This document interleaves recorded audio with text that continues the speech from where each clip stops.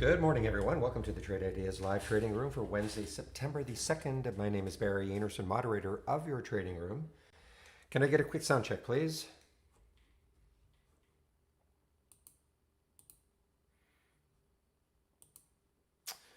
All right. Well, lots to get to this morning, starting with, I missed this move yesterday late, but this, my goodness, look at SHLL, one of the SPACs, and the SPACs are going, some of them are going crazy. Kind of missed this move right here. Look at the end of the last hour or so. Actually, probably 2 hours with SHLL, and then a little holding after hours, and still up there in the pre-market. This is one of those SPACs. Graph is another one. Our friend GK, if he's in the room right now, he's probably happy. Graph is another one. I keep waiting on that FMCI.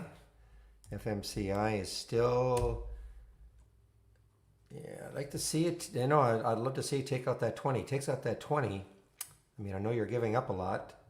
Not a lot, but a dollar. But a lot of these SPACs now are really starting to heat up. And I think one of them, the Graph is supposedly sometime this September, excuse me, maybe finalizing that deal. Anyway, and a lot more to get to too. AMC is up. I guess the news is that 70% of the theaters are going to be open this, I guess for the weekend, the holiday weekend. And so along AMC, along with that is CNK. And I have an alert set for CNK right at the high of this week, right around 1565 or so.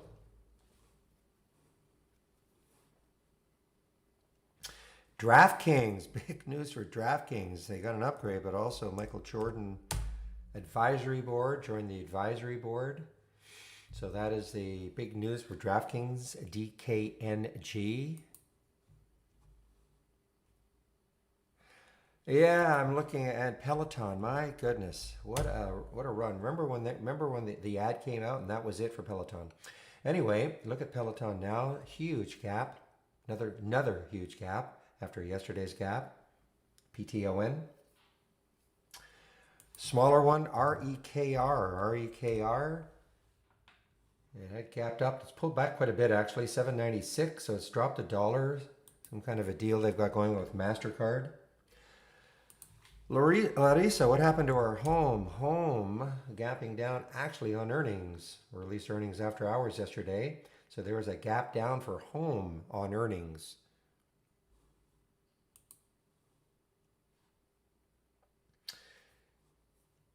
Yeah, the other smaller one, smaller SPAC, FEAC, it is gapping up. Excuse me, there is news. A SPAC with Skills, a mobile gaming platform, and they'll be doing a merger. So that is FEAC. Big gap up. In fact, this is an all-time high. So there's another SPAC, FEAC.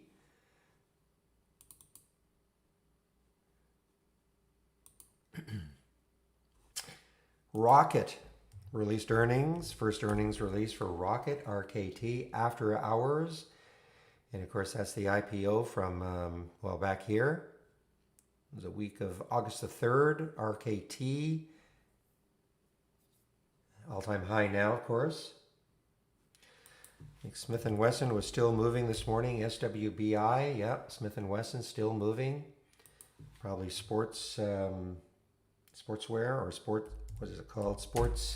Sportsman's Warehouse.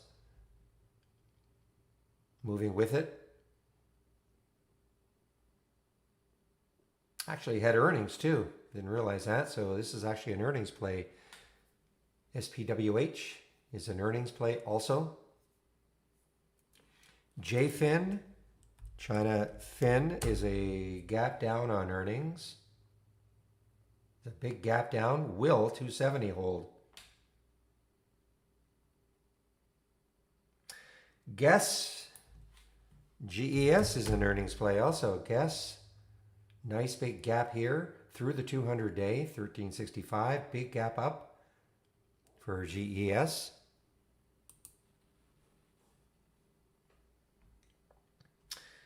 Zuo continues. Zuo, they actually have earnings after hours today.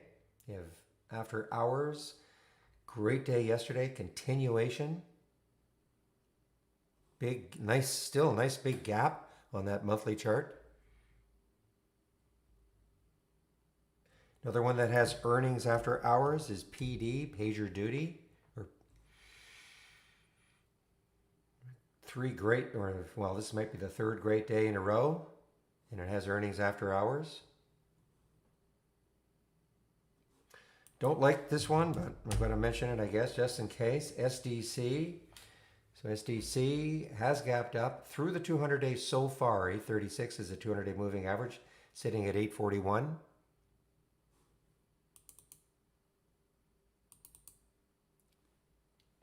Another earnings play. Quite a few earnings plays. GSX is an earnings play, education stock out of China. Now, big area to try to hold is right here. Now it's kind of right just a little bit below. It's at $80. Big area right here on that daily chart. Look at the weekly chart. It's already given up 15%. Man, RKT continues to move here. ADTX is a financing. It's way below, if I'm reading this correctly, way below the financing price. 2.4 million shares at $4, so it's way below. Another earnings play, Vera Bradley, VRA, is gapped up on earnings. There's a 200-day moving average, so that could stall it. But look at the gap if it can possibly continue. VRA.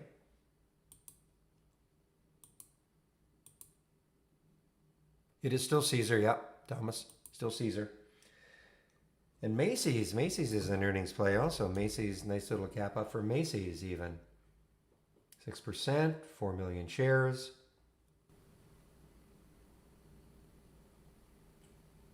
So a lot of, this one is, I don't think there's any volume, but I mentioned this one yesterday. Yeah, it was up a little bit. It was up here. There's no volume yet. 2,000 shares, INSU. Just looks like it wants to continue. More expensive one, CrowdStrike. An earnings play. Big gap up for it, 8%, 8.5%, up $12. Another one, I mean, look at these moves, all these tech stocks.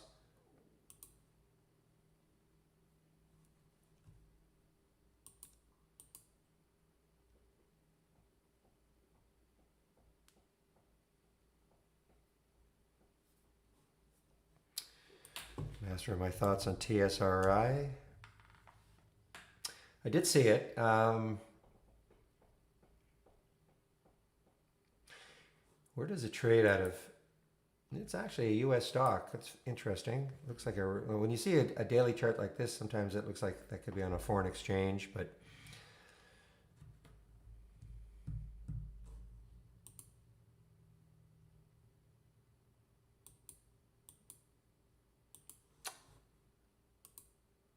just trying to see if there's any news.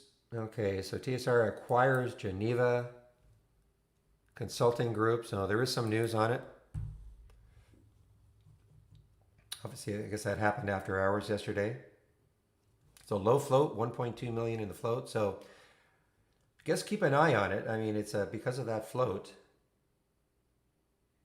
We got up to $7 after hours yesterday, and even this morning, I guess it got up to just 707. It's pulled back a little bit, quite a bit actually, percentage-wise. So had some decent volume yesterday. It doesn't trade very much, obviously. You can just look there at 500,000 shares. You know, look at the previous days, hardly anything.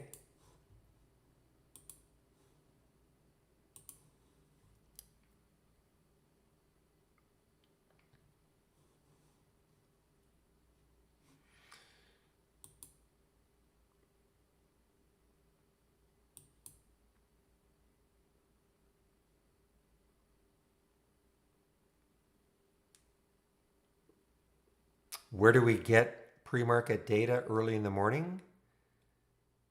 Are you talk? I don't understand. I mean, you're in the Trade Ideas trading room, so this is a pre-market active scan. That when you say where do we get it, I'm not sure I understand what you mean by that.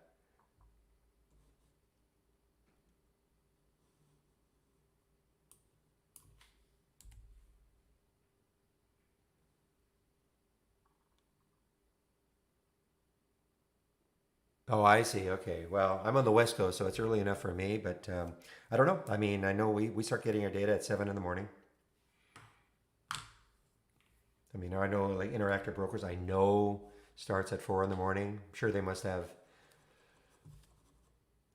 news also. Yeah, CLNE. I just was going to mention that one. CLNE. It's a not a low float. I think 800 buses or something in New York City.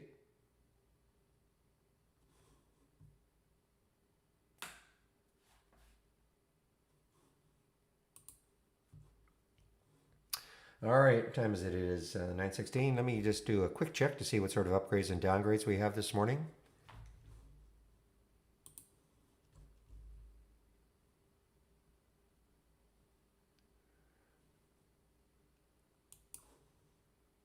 I hear this PSV is taking signs it might want to take out a dollar. This is one from yesterday. It did gap up, or a couple of days ago, gapped up to 150. Yesterday got up to 140 for it pulled all the way back to 59. I mean, that's a terrible, terrible looking daily candle, but remains to be seen what's going to happen today.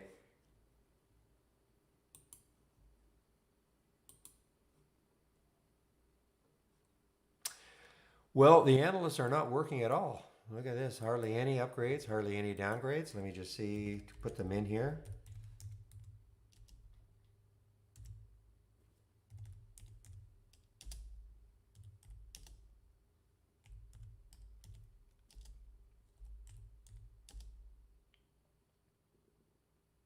Zuo continues. A lot of people betting good release after hours for earnings. ZUO.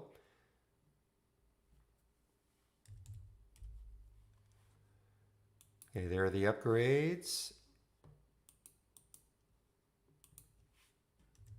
And here are some of the downgrades.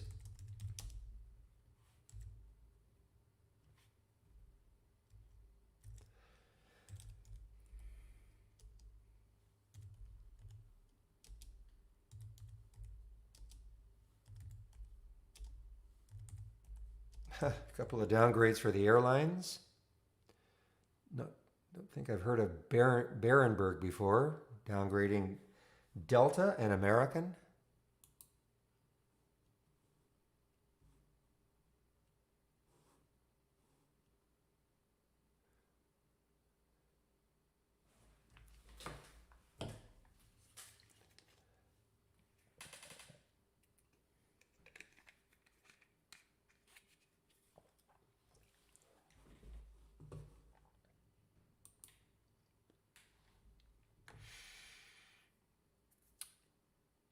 Keep an eye on this one. This is, again, I know there's no profile on this one. I'm pretty sure this is a Canadian stock that called it a pseudo IPO last week. But I'm pretty sure this trades in the Canadian exchanges, GP.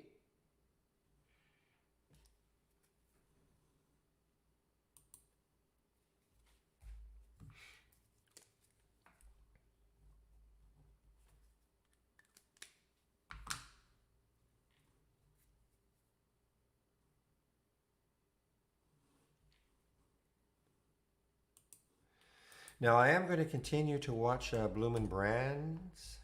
I want to see if this takes out this high right here of yesterday. Not doing too much in the pre-market. Had a great day yesterday. Big gap up through that 200-day moving average. Let's see if it has any continuation left in it. I mean, obviously look left on that weekly chart. It still has room.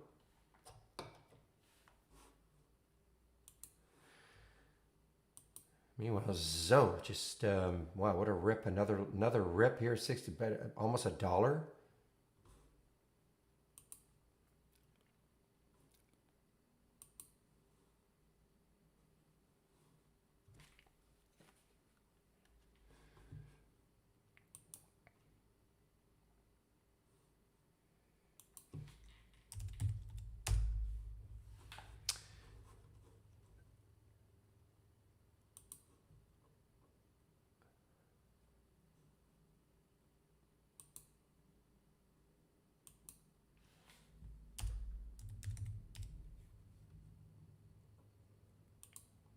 All right, so if you want to watch my, get rid of these right here. If you want to watch my watch list up and down and the repeating, just click from the channel, from the toolbar, click on New, Channel Bar, and then my watch list, Barry's watch lists.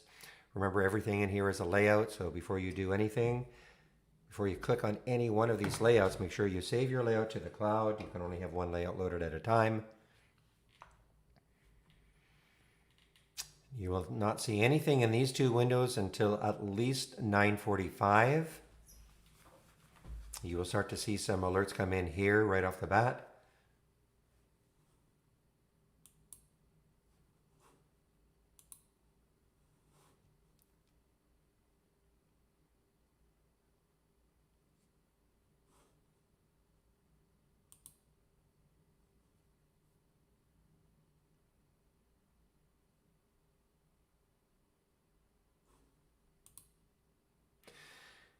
Well, this one, I mean, this FEAC, with all the SPACs that are going crazy now, especially the SHLL, but I mean, even Graph though.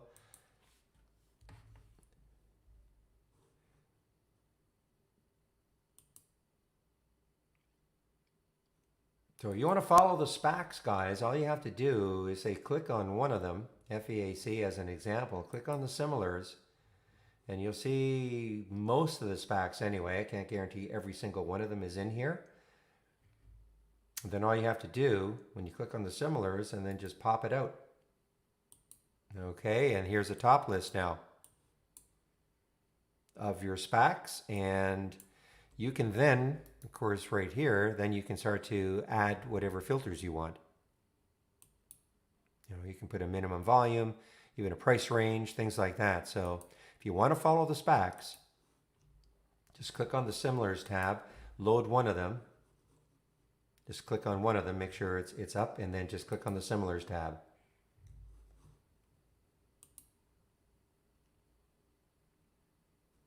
SPAC.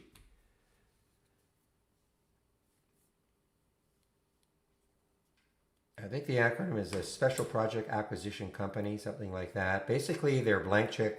Well, if you read profile, they have no business. All they're doing is looking. It's like the old days. If you guys remember, way back, not way back, but in the 90s, late 90s, early 2000s, a lot of companies would go public by buying one of these OTC shells, and it was kind of sketchy, very sketchy. Reorganize, get rid of a lot of shares, and then foregoing really the painstaking operation of trying to go public. Anyway, this is a little more legit. So that's what these SPACs are, and it's the new IPO.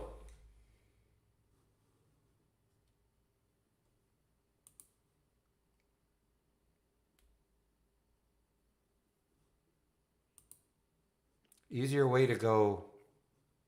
Just an easier way for companies to go public. Of course, DraftKings, DKNG, Space. I mean, a lot of them have done it. I mean, some big names have done it. So, and have done very well. NKLA.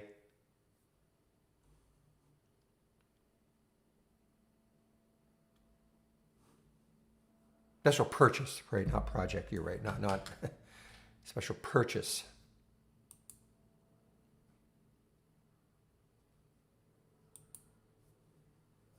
Well, yeah, they don't have a problem, but they're looking. I mean, they have an eye on a merger, and that's typically. I mean, look at the.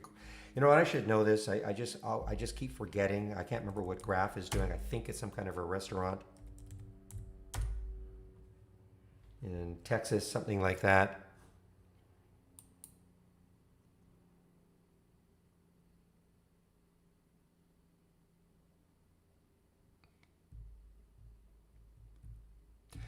You know what, Chris? I have tried the same thing. You're right. It just doesn't seem to. Every time I load trade ideas, it goes into surf mode. It's a bit of a pain. I just pause it. That's it. I know what you're saying. Should be able to save your layout with it paused and load it, but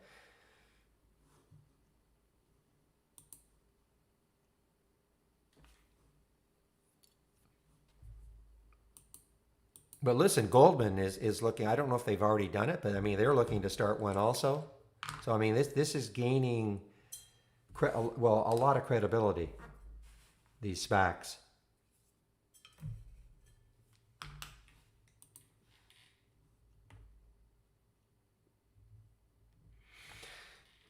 No, I think what he's talking about is when you save your layout and it's paused, and or your low trade ideas and it's paused. It for me it always launches into surfing. Never can save the pause mode. I mean it's a minor pain.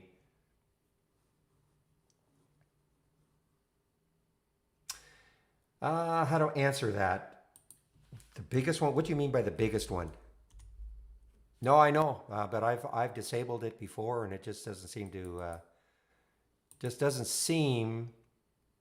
I've disabled it. You know. Anyway, again, it's not a huge deal.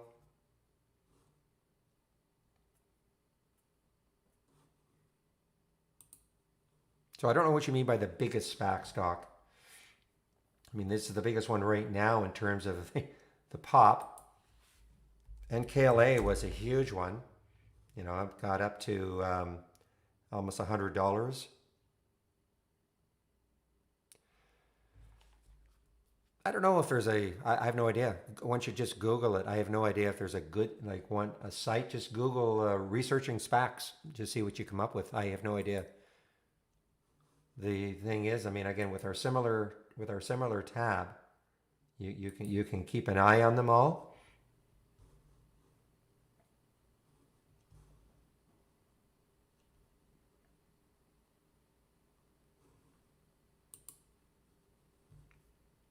Well, it's not so much the government; it's the even though I did say that Goldman was looking maybe to create their own SPAC, I think that's what I read. I mean, look, these IPOs, they're obviously hugely profitable for these for the Goldmans and the JP Morgans, etc. They can bypass it going using a SPAC of some sort. I mean, that cuts into their revenues.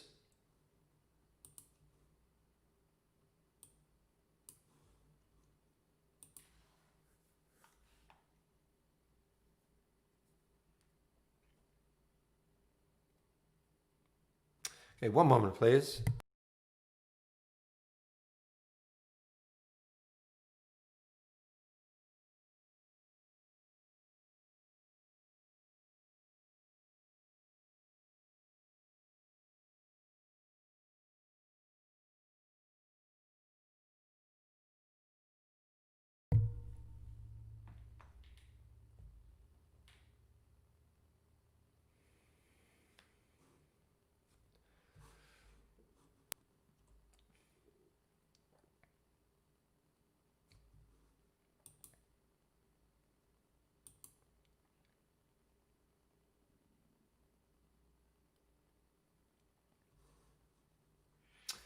Just don't trust this SDC. I know it's up 8%, great volume. I'm not sure what the news is today for insider buys, I guess. I guess that's the news.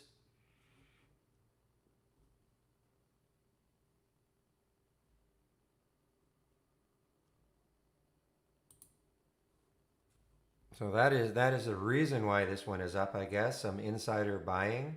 There's the 200-day moving average, 836.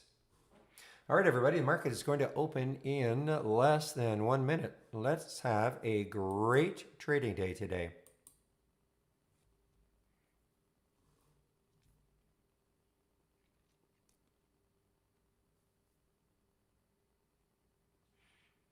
Oh, okay, so that's it. The 2 million shares at $8. Is that what you're saying? For 16 million total? That's a whack. That is a whack, I have to admit.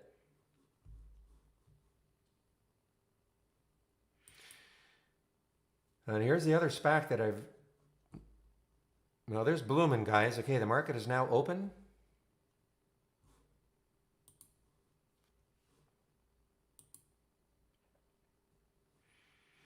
Typically, I don't trade in the first 15 minutes. Let things settle down a little bit.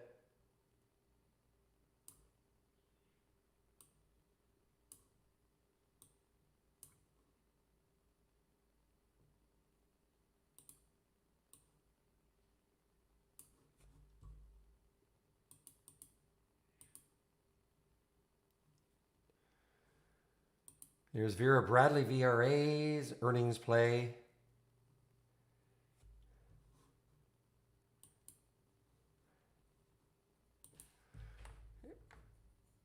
Or is it XONE? Did you hit the M instead of the N? Yeah, I think you meant XONE. All right, well there it is, guys. Okay, so there is your news. I mean, SDC.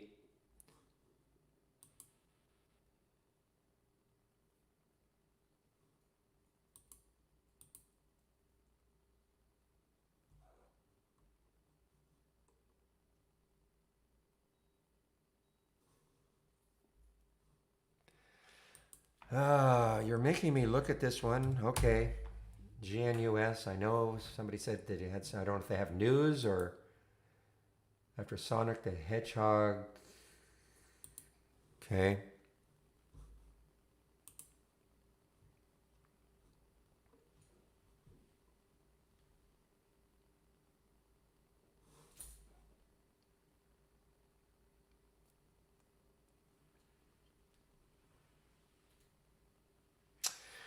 Well, there's the 200-day moving average for this one, Genius Brands, 109. So it was basically sitting right on it.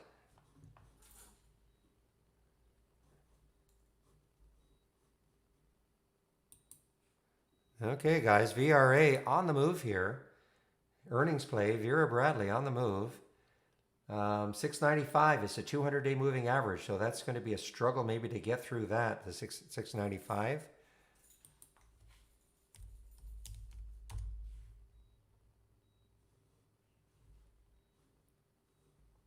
Okay, one moment, please.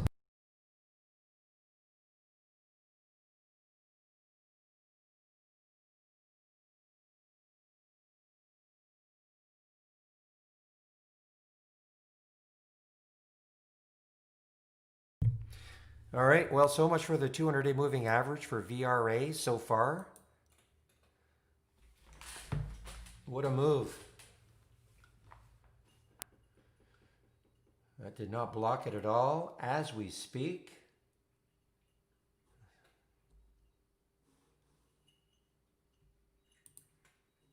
And it just got halted. VRA just got halted.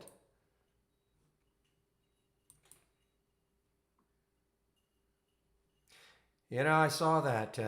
That's that. Yeah, all they do is try to beat Apple VHC, their patents.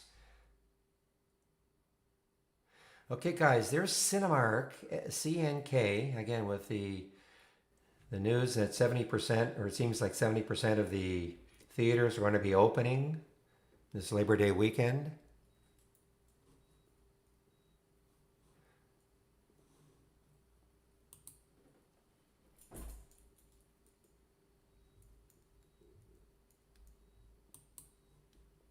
We do, don't we, Danny boy?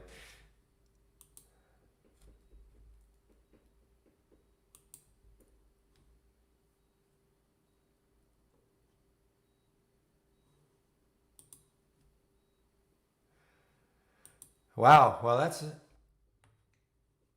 that's a big move now for STC. You would think there's going to be a lot of resistance right around 930 ish.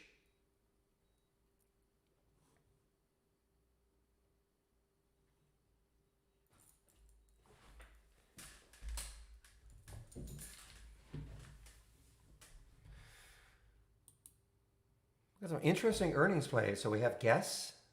You know, when I say interesting, these stocks that companies that people know about, of course, Guess. Even to a certain extent, Vera Bradley, which has been halted.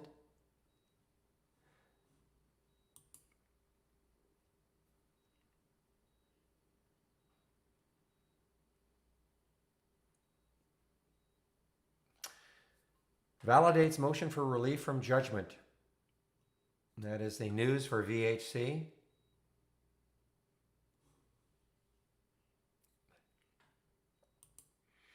There goes CNK, guys. Can it take out 16? Again, on the piggybacking on AMC or vice versa. Who's got bigger float here? CNK. Let's take a look at CNK. What's the float? 98 million versus AMC is 51 million. So this has a lower float. AMC has a lower float.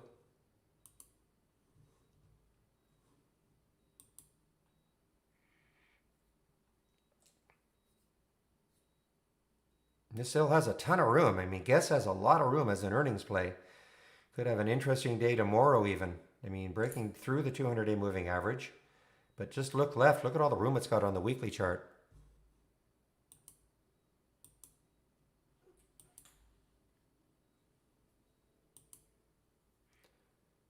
Here's another SPAC, guys. I believe it's a SPAC. Yeah, this is another SPAC. It's not in the business associations, but it is a SPAC, GMHI.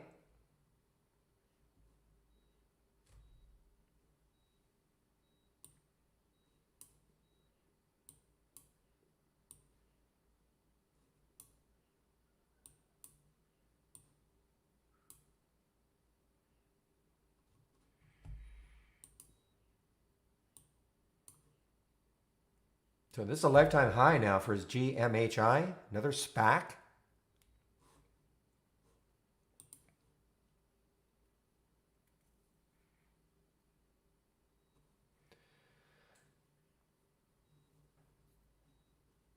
If you look it up, you'll see exactly what it all means. Well, SPAC is also a ticker. Obviously it is SPAC. I mean, that's the acronym. Wow, SDC. It just surprised me. I didn't realize. Thank you for posting that news. I didn't. I see now here. Yeah. So the CEO. Okay. Well, actually, he purchased 12.8 million shares. That's what it says. 12. These are companies. They're what they call blank check companies. They're looking for companies to acquire. Okay.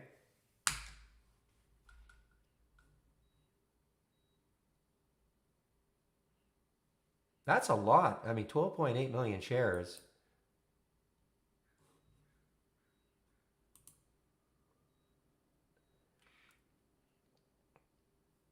Well, I wish I'd known that. Because that is a lot of shares, guys. I mean, he's sunk a lot of money in.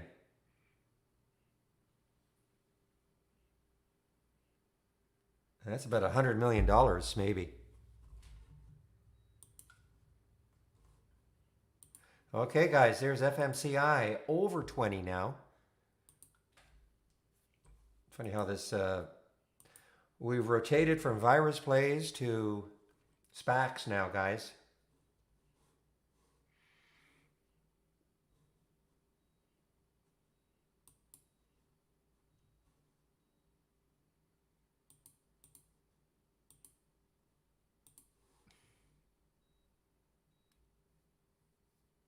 So all-time high now for FMCI.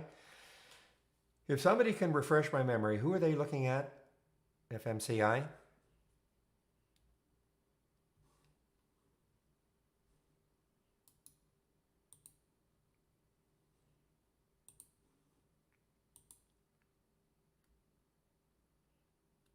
Meanwhile, ICLK taking a header here. Vera Bradley opened, did not move higher. Okay, one moment, please.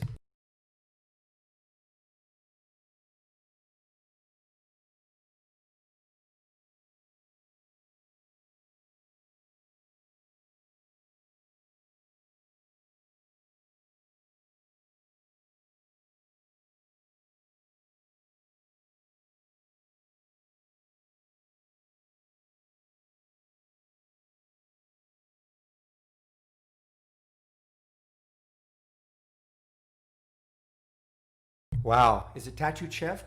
Chef, thank you. A Tattooed Chef, yes. Thank you very, very much. That's I think it's a big chain in Texas. They may be in other states, but I think it's a big chain in Texas.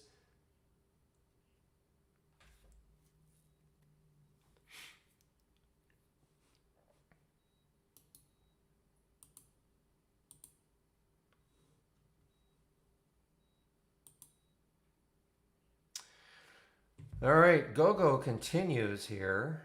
A big day yesterday. There's the high yesterday was $8.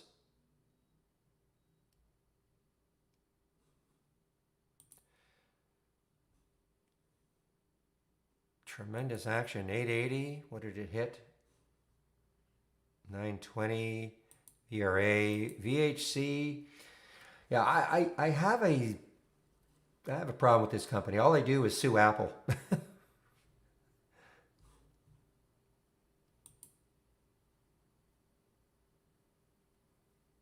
I'm not an Apple defender. I'm just saying that that's all they seem to do.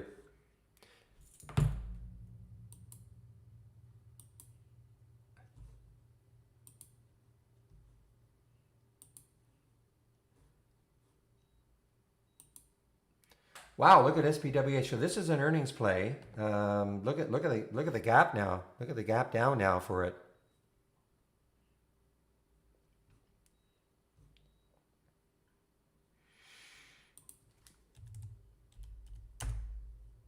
And also Smith and Wesson, SWBI.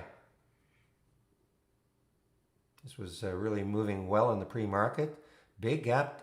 Like look at that candle.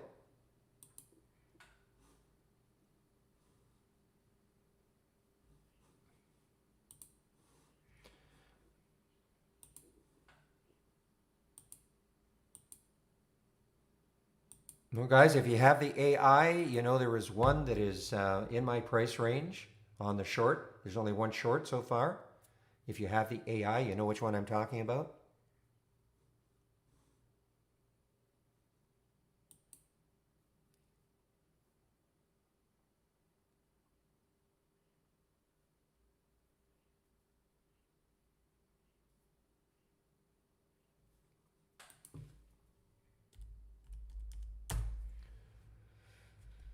Okay, well, Bloomin did not take this out, or briefly took it out. I'm going to stick my alert there again. All right, AMC still moving well on that news. 70% of theaters to be opened. Now, I don't know what capacity they're going to be at, but 70% of the theaters are going to be opened.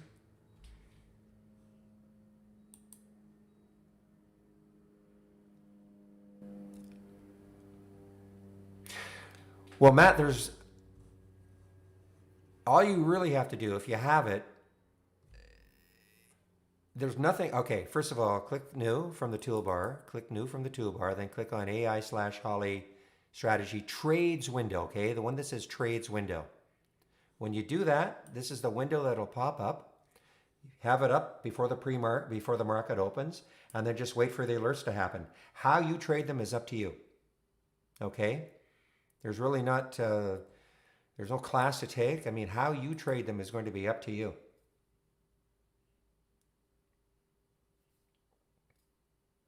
So, I mean, you get the real-time alert, you have a stop price, and again, how you trade them is going to be up to you.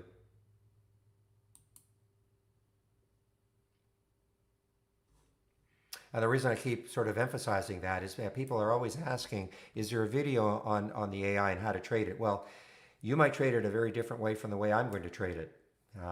And, you know, the next guy could be different, the next guy. So it's really how I use it. It's a great watch list for the day. I'm not auto trading. I'm not getting into auto trading at all.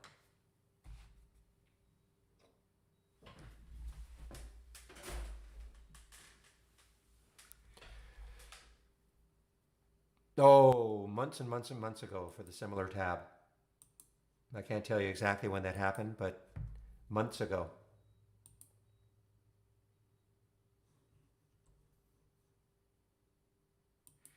Yeah, I used to have it displayed right here. I will once I get my monitor. Hopefully it's coming on by Friday.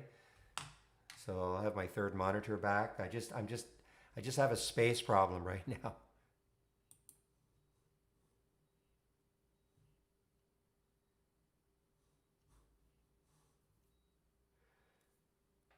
Meanwhile, rippage in the market, Dow up, of course tech is up, SPY is up.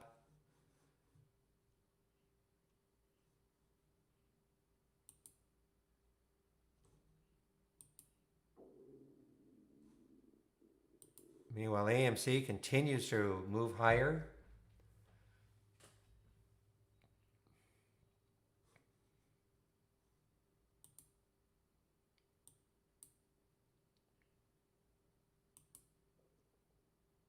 Looking at some of the ones that are moving down now, Cannabis Play, ACB. It's like it's not quite an all-time low, but ACB moving down.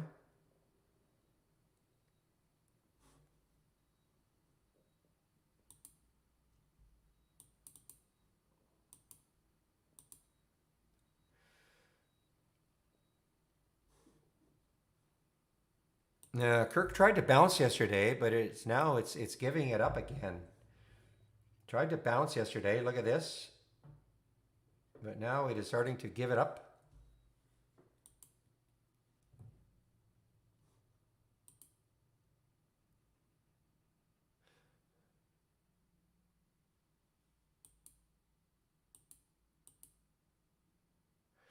I was and I'm out. Right, I was and I'm out. As it got right back up.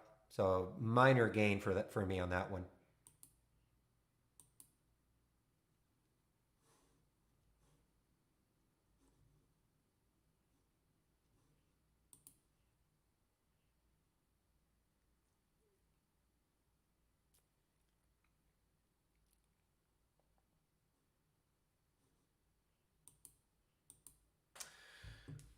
All right, Matador, MTDR on the way down here also. And we just have okay, BRN. Okay, this is a cheap one.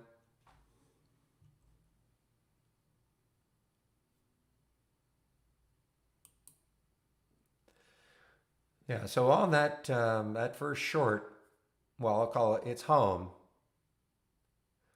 You had to be quick on it. Could have made some money on it, but it completely reversed.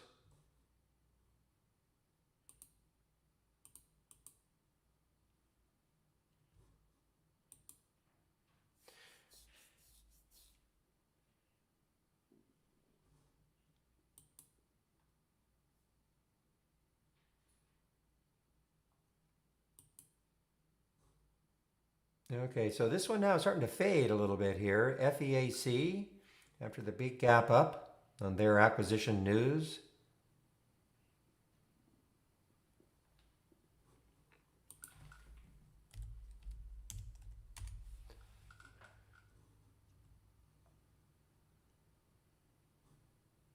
All right, let's see if this can get back over 20, the FMCI.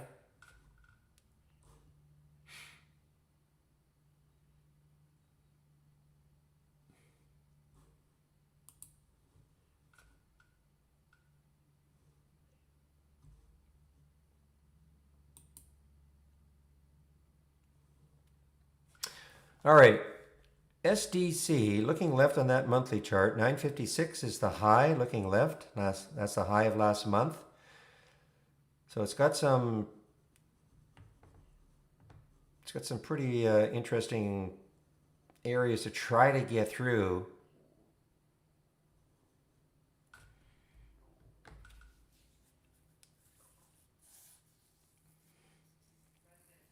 I haven't seen an inside purchase like that in quite a while. I mean, that is a long, that's a big whack of stock to take.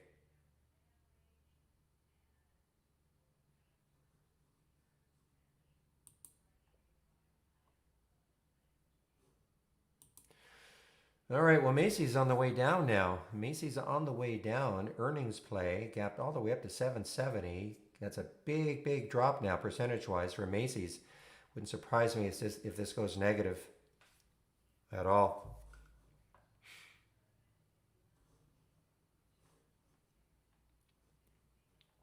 Well, that's why I don't guess on earnings. That's for sure, Torps.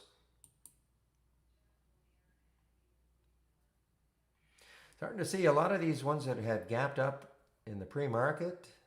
Just Cloudera, that was a nice gap up. So this is actually, I didn't realize it. This is actually an earnings play. I'm sorry, it is not an earnings play. After hours today for Cloudera, CLDR. Make sure that that's correct.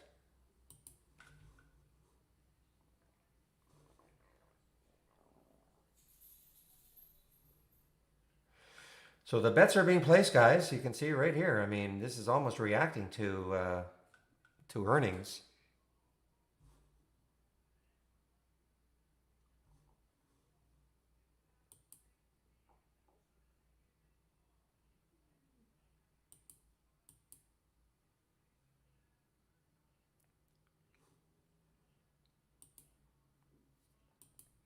This is almost like a pre-release or something. I'm gonna make sure it hasn't released. No, it still says it's scheduled for after hours. But boy, this is a big drop now for Cloudera.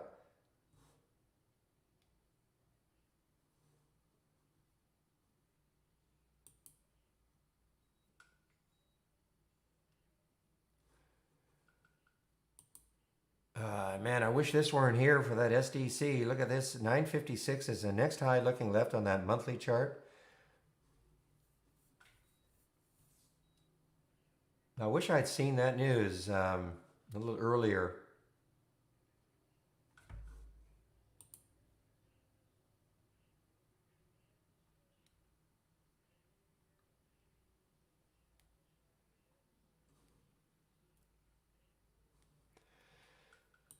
Well, I saw it had a downgrade from somebody I don't really know. Well, I mean, the low yesterday was what, 1267? I mean, whether that holds.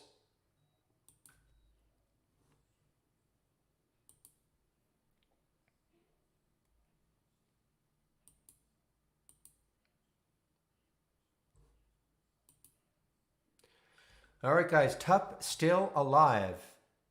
TUP still alive here. 1933 looking left is the next high looking left.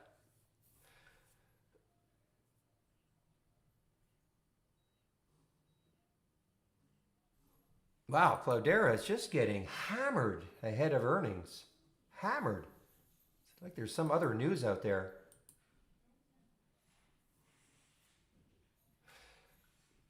Well, the airlines to me, I mean, they're like the cruisers. They're up, down, up, down, up, down.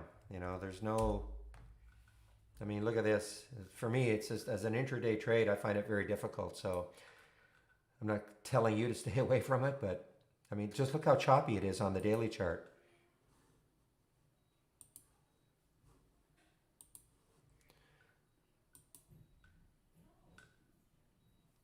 The SDC continues, guys, off that alert 923. TUP continues from 841.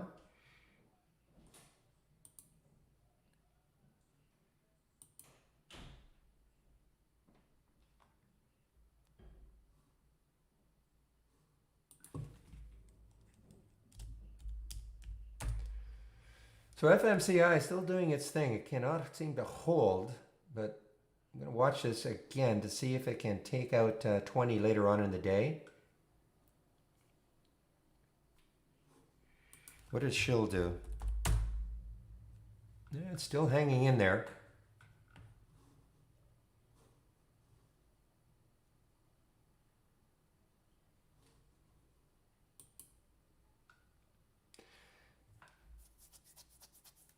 What are the rest of them doing? What are the other EVs doing? Yeah, look at this.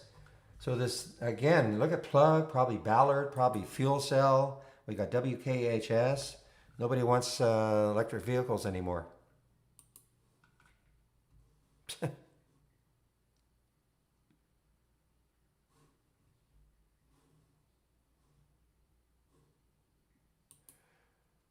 And now look at Zoe. Boy, wild action, guys. That's why I don't like trading in the first 15, but even in the first 15, wild action, or after 15, wild action.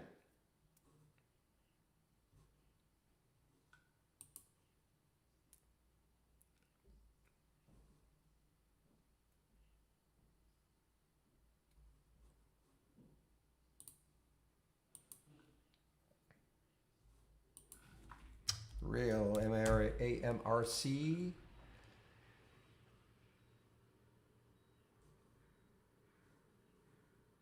Boy, what to say about SDC?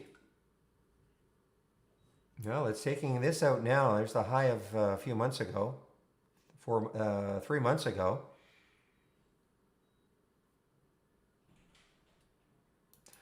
Well, I'm going to stick an alert just over $10. See if it takes it out sometime today or maybe tomorrow. If it does, I mean, it's got a lot of room still. I know I'm.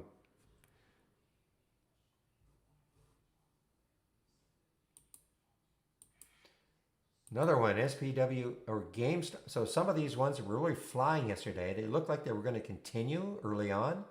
starting to give it up. GME, SBWH, Smith and Wesson.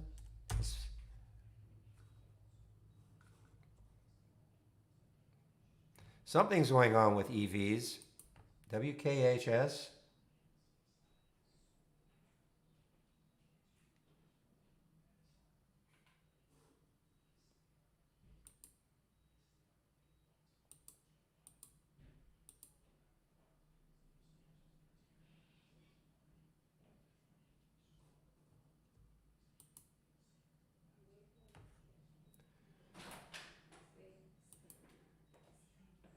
And look at Tup. Holy smokes. I mean, look at this guy. These are wild moves. 1868, and it just drops to 1818, just like that. Not that much volume, but yeah, there's just looks to be like tremendous profit taking or something's going on. I mean, the market, yeah, it's putting in a red bar, but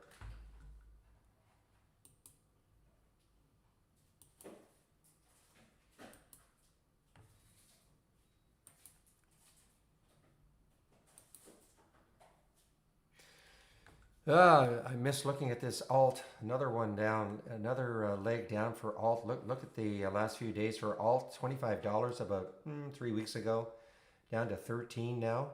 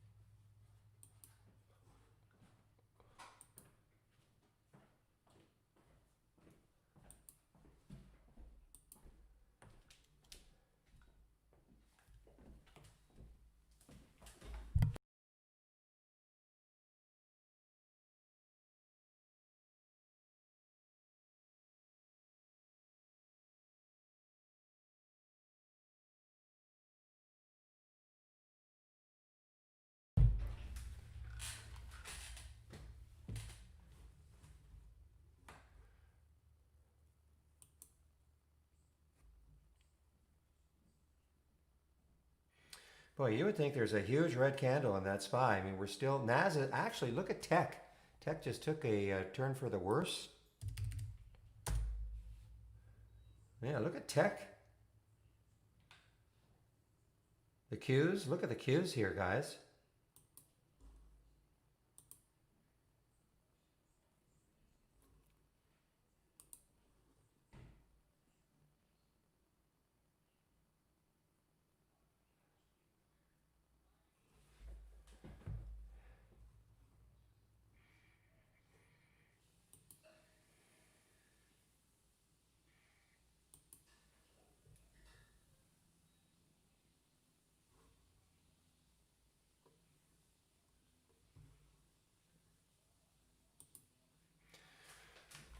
Well, if you recall yesterday, so many of the ones that I was looking at anyway, from my new highs and the watch list, beautiful trends for most of the day. So far, again, for the ones that I'm looking at, we're not seeing that.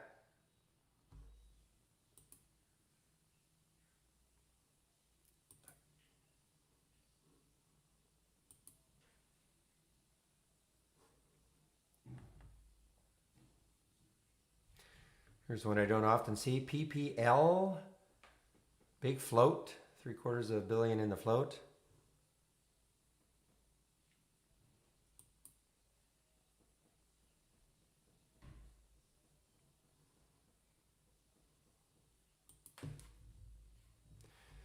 All right, so this one got halted. MDIA got halted and just resumed. A little gap down, so it got halted. It looked like it got halted on the way down, actually.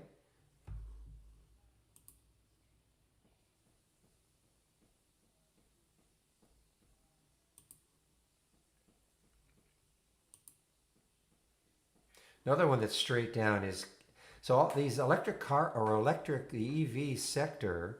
Look at this one. I mean, this gives up 630. It has no support. KNDI.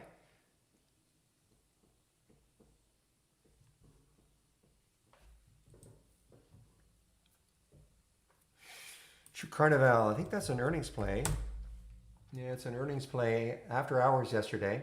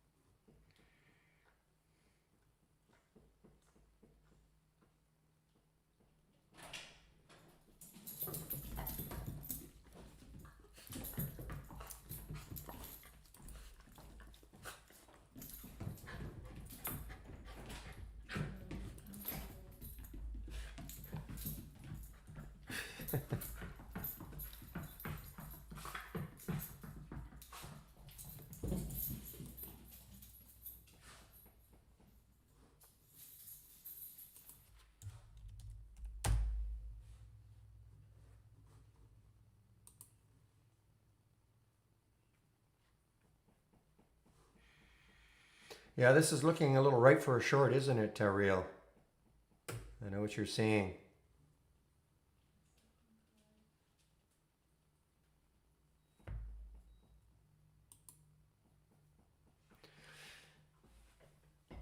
Well, another one that's just tanking here, CPE. Look at this on the daily chart. Looks like this is the all-time low down here, around $4 for CPE.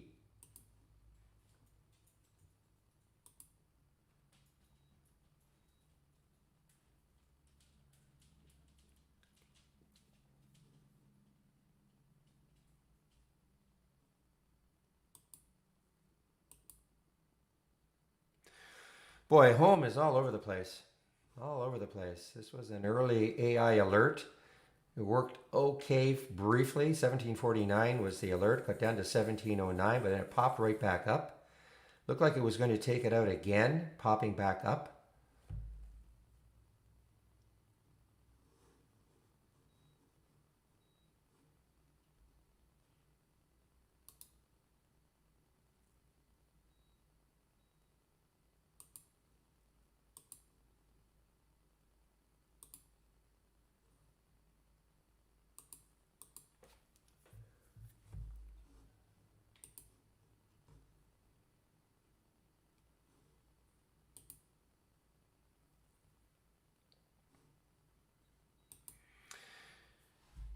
Man, this is not giving it up. SDC, another new high for SDC.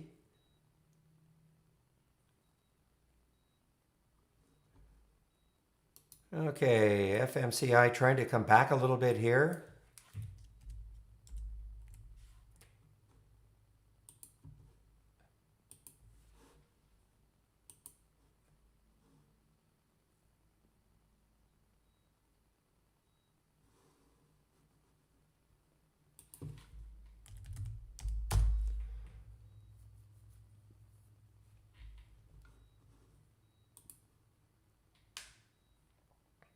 So there is a situation where it really paid to look at what the news was.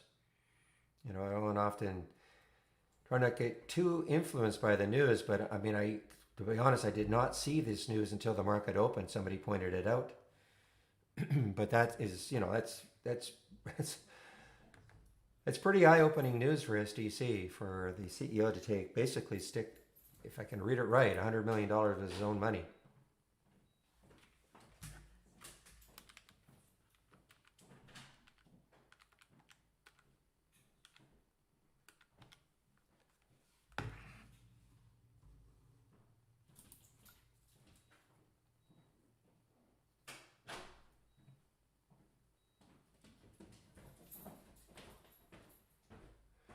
Well, I don't have for, I mean, it says here, it says a purchase of 12.8 million shares between 780, between 763 and 825. I mean, that's what it says.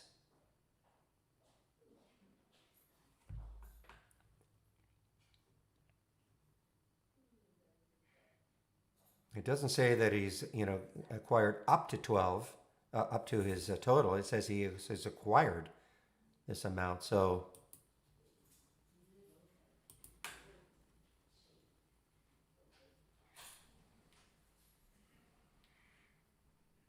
oh, I see. But you're talking about but now you're talking about a director.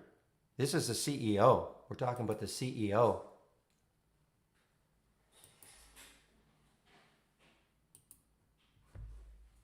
And I will agree.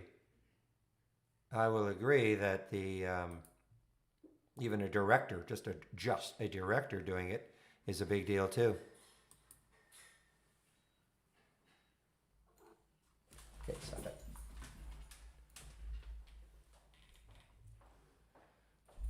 What is this one doing? This is basically isn't this the bankrupt company?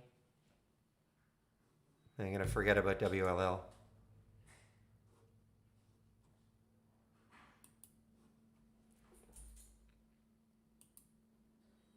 Did they actually come out of bankruptcy?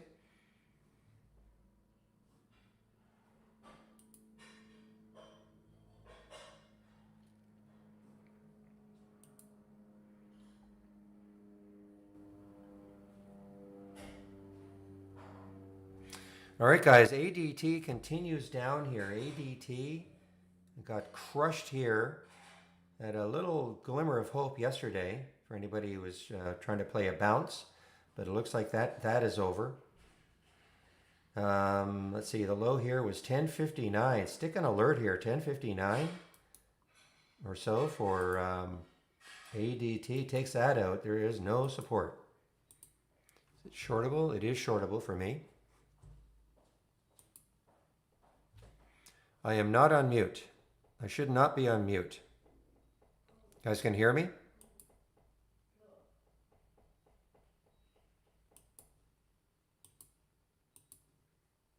Okay, so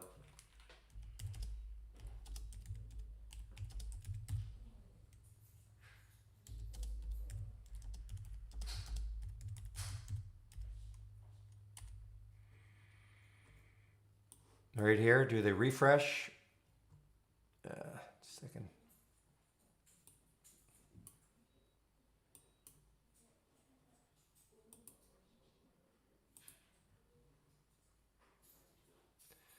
Oh, I need my other monitor.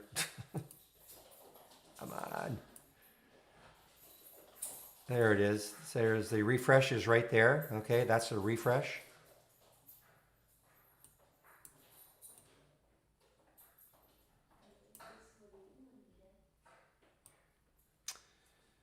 The mic keeps breaking up, really?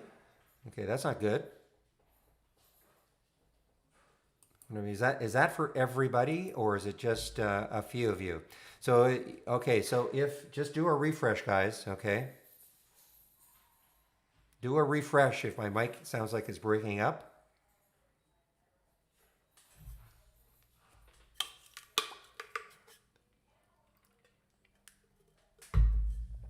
All right, now Bloomin' right back up, guys. Bloomin' is right back up. Look at the look. I mean, look where it got down to 1574. So this had a great day yesterday, and through the 200-day moving average. And if you look left, it has room. So this is sort of that potential swing.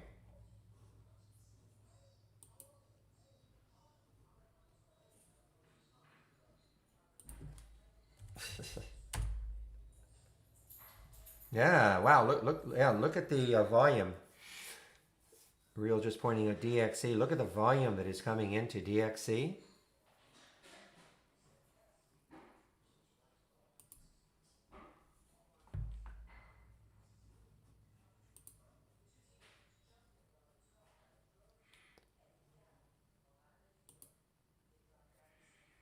So remember gas pre-market, look at the move it had pre-market. Now it's almost given up about $1.50.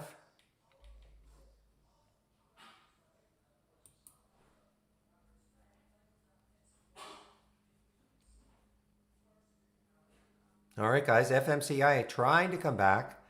See if it gets back over 20.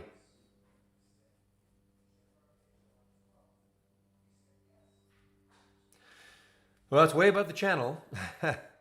Real, and I'm sure you're aware. DXE.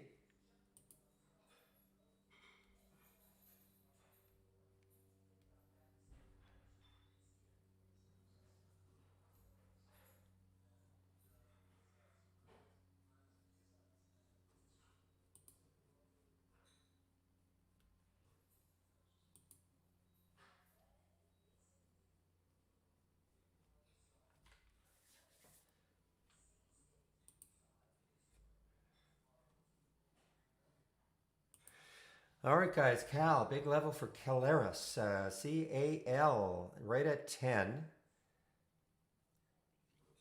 It's actually an earnings play. Did not really see it. It's an earnings play. Released earnings after hours yesterday.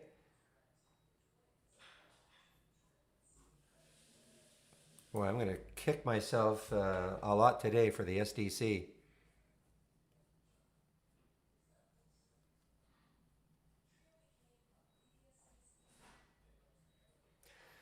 Just goes to show sometimes you have to just put your biases away. I've seen this one so many times before on a gap up in the pre-market, and they just give it up. I really thought it was not gonna hold that 200 day, but I didn't see that news in time.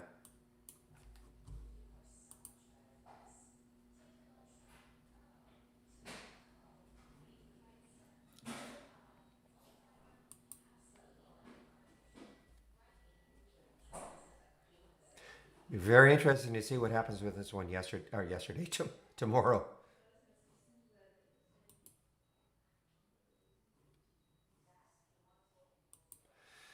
All right, Cal through 10 now. Looking left on that weekly chart. The next high is around 11.12, so it does have some room on the weekly chart. That's an earnings play. Relatively low float, 37 million in the float.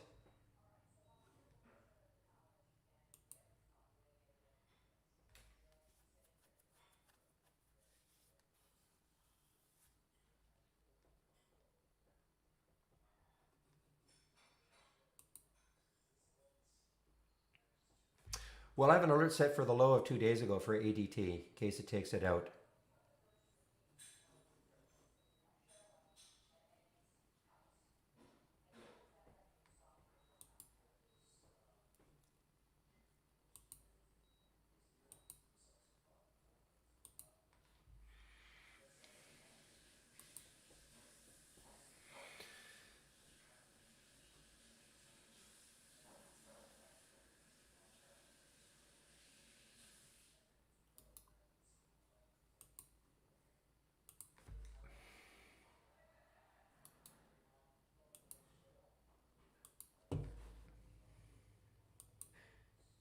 Another one, guys, Red Robin. Now, keep an eye on this. I mean, just over the whole number, had earnings, sorry, it was on the 11th, but had a great day yesterday.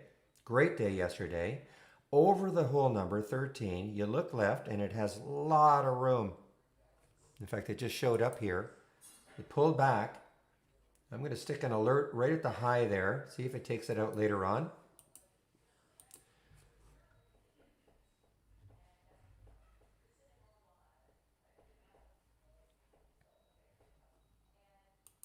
Well, so far 10 has not deterred Cal.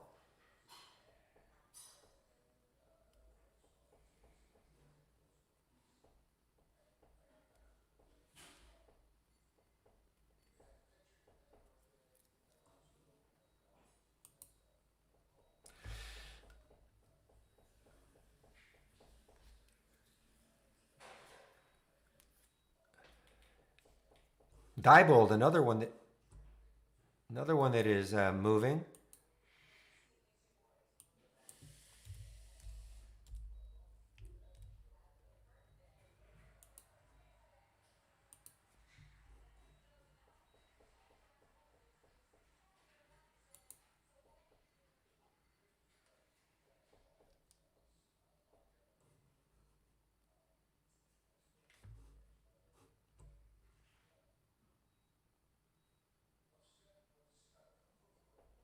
No, I think it's already had earnings. I think. Yeah, it released before the market opened today. Right here. RKT. At least that's what we have.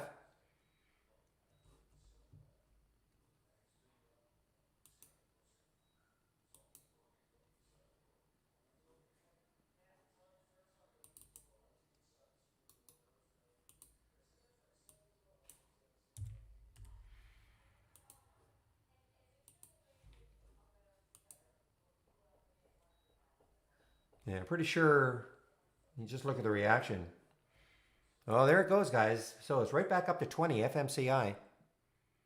Really? Okay.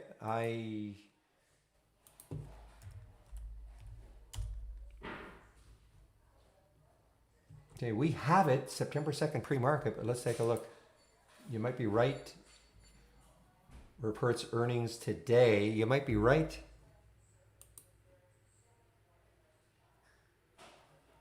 Okay. Thank you. You're gonna have to let somebody know about that.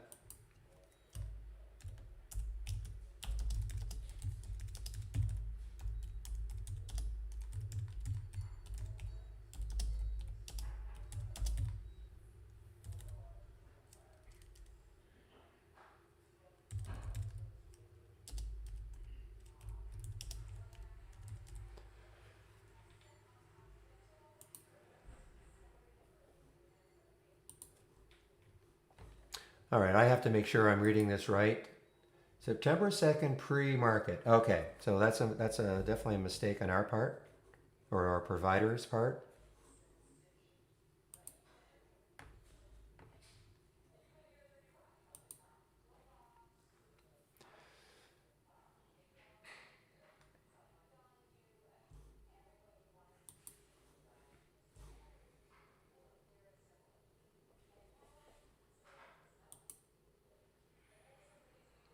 Now Bloomin' is it's not easy right now. They have some topping tails, but it sure looks good as a potential swing for those of you who are inclined to do so.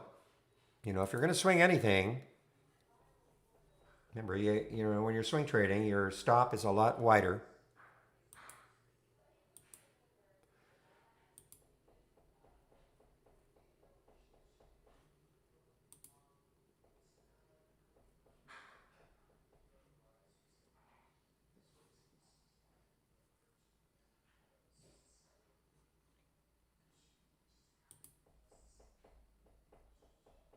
All right, so you can see, yeah, the home got stopped out, I think.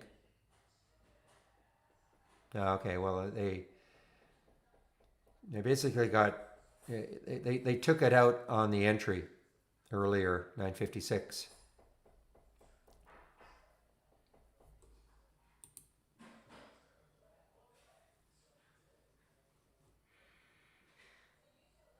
Yeah, this is Amazon Web Services, okay, AWS, okay. A couple of guys in our at Trade Ideas uses it.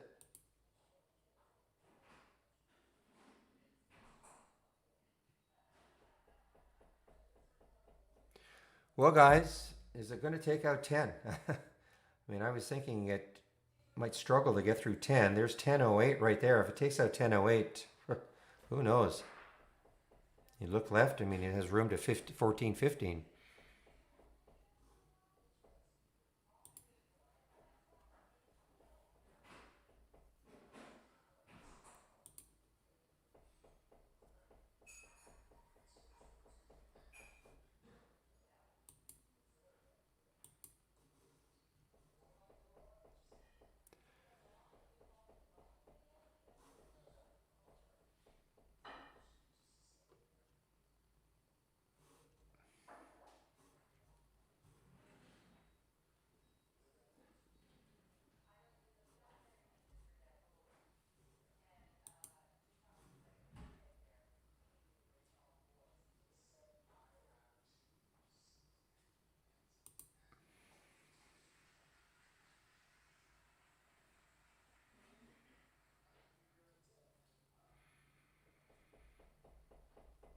Well, I'm thinking about it, William. I just,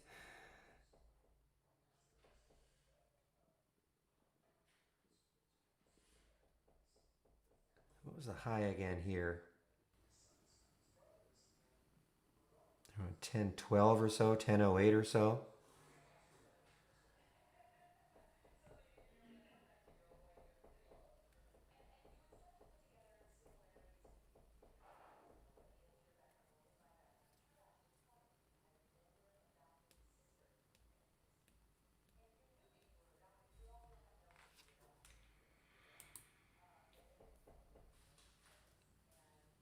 I am thinking of shorting it, yeah, but it still looks strong. It looks like it wants to take out 10 again.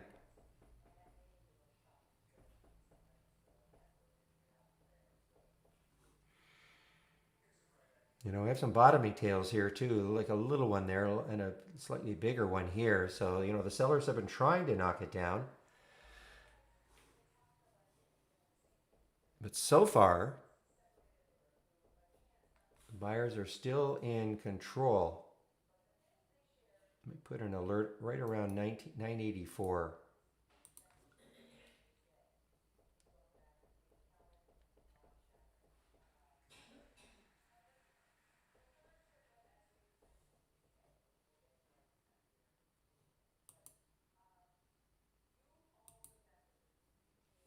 Oh, look at these topping tails for Bloomin'.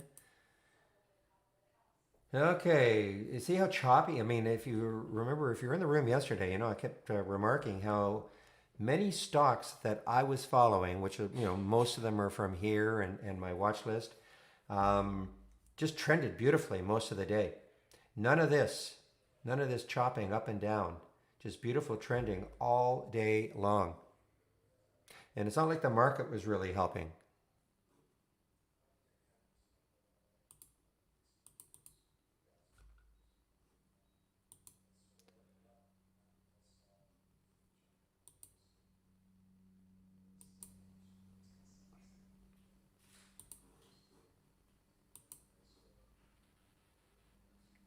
Okay, you better just do a refresh, Vicky. Lost the audio? I don't know what's going on. Just have to do a refresh then if you've lost the audio. Okay, I'm in this one, guys. I don't know. Might be just a scalp short, but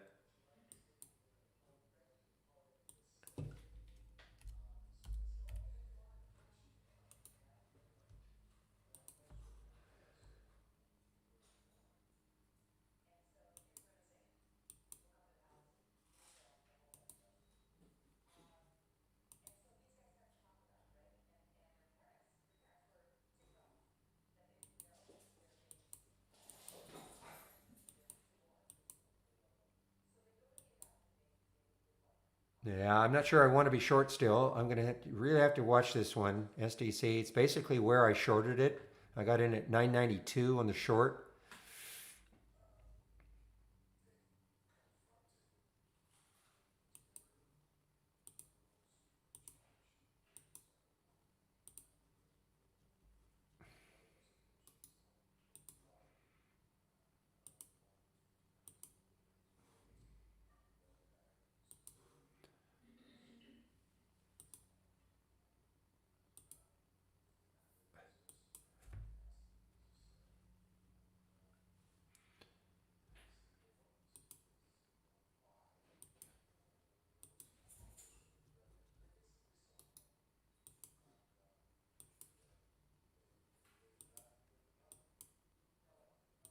Okay, I'm out of it, guys. I might reshort it if it gets down below the 980s.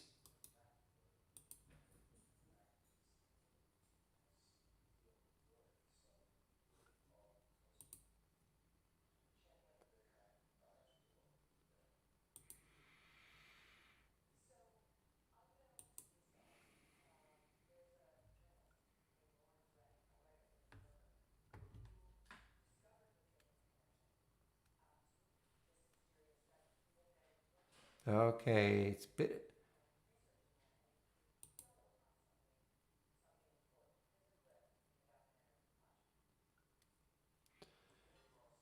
Yeah, I made it just a little bit on the SDC short, just a little bit. I'm looking to see if it gets underneath 980. I'm going to stick an alert right around here, say 975, 976, See if it takes that out again. It's a very, very minor gain for me so far.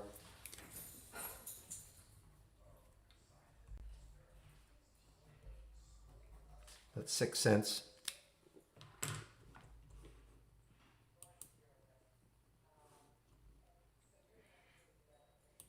Okay, well, guess what? Back in. So let's see what happens now.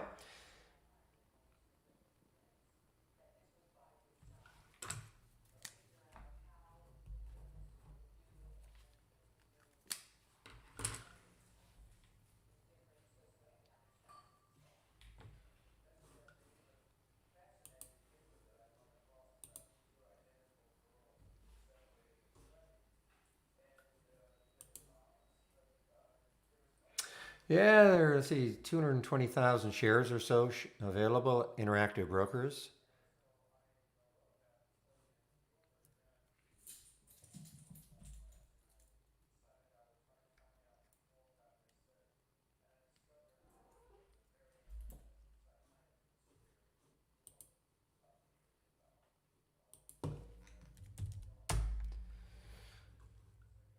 Yikes, no kidding.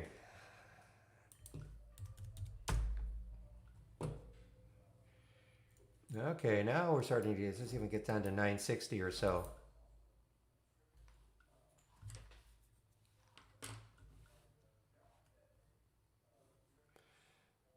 All right, meanwhile, Cal is on the way up again. And now you would think, well, okay, that's far enough away. I'm looking at the weekly chart, 1112 or so.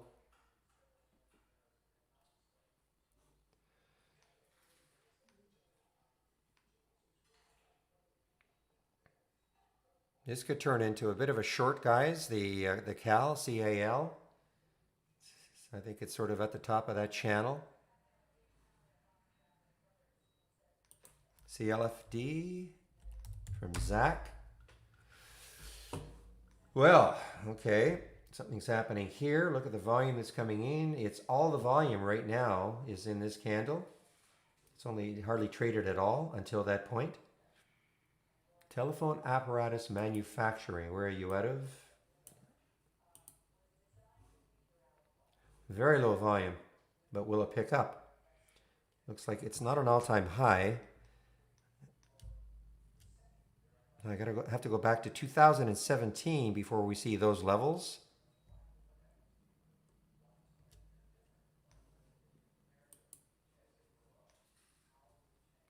Boy, with that low volume,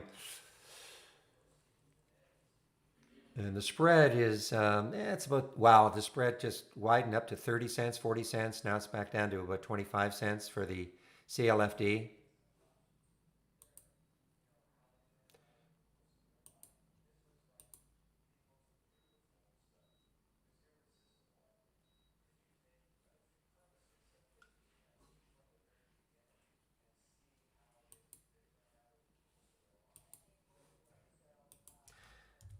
Well, guys, I've just been kind of scalping this one. So I'm out of it again. Got down to 965.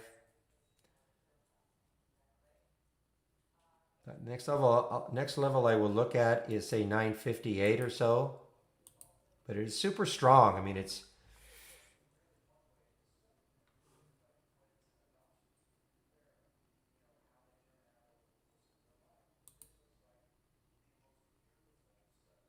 now this one could be interesting as a short. I mean, look at the resistance here. GNTX, this is shortable for me. Look at the resistance here.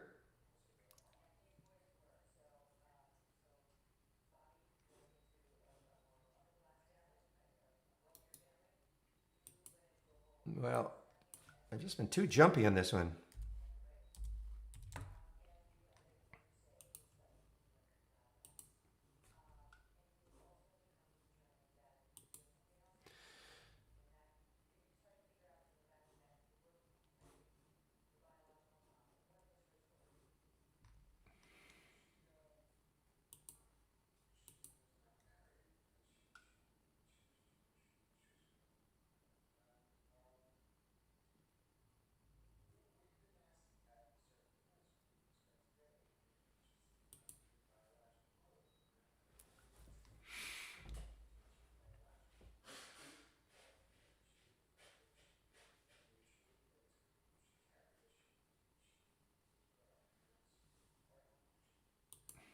Yeah, I see the same thing, Real. I mean, it's getting so close.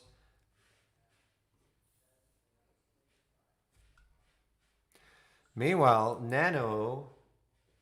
nanoviricides and NVC in mini rip mode here, guys. Only 9.5 million in the float, but $5 is pretty close.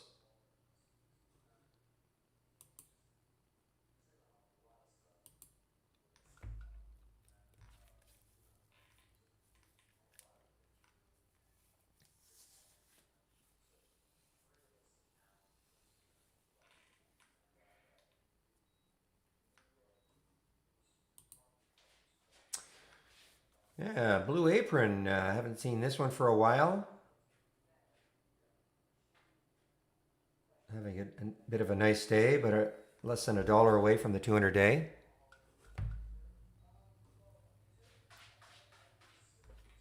Something's putting a charge into it though. APRN.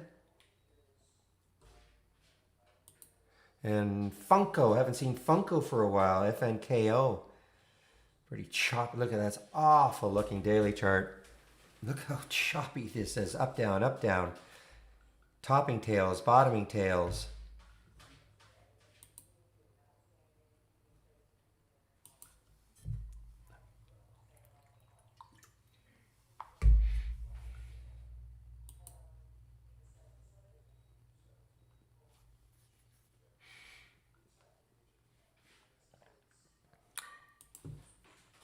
All right, well, reset my alert for FMCI. See if it gets back over 20 again later on.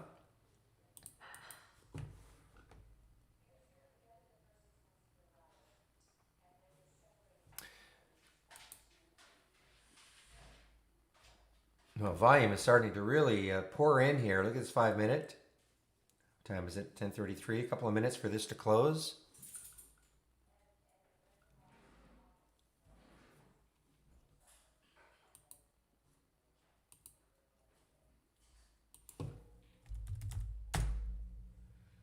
The graph is holding here.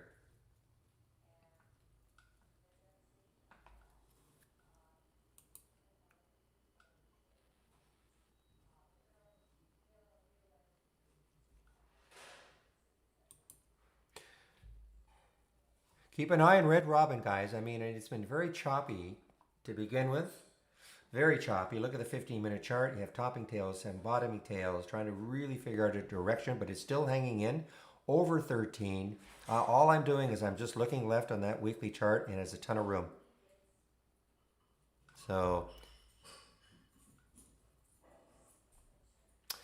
wow, what a fast morning at 10:34 already. So, first of all, welcome to the room, everybody. If you're brand new to the room, this is the format, Monday to Friday, from 9 a.m. to 3 p.m. Eastern Time.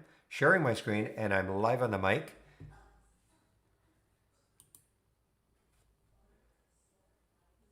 If you have trade ideas, and I'm sharing a lot of scans, two ways to get them. Click on the Scans tab. Here are all the scans. If you're in the YouTube feed, when you logged in, you should see a lot of links. Okay, and they're all the scans that I'm sharing for those of you who are following me in YouTube.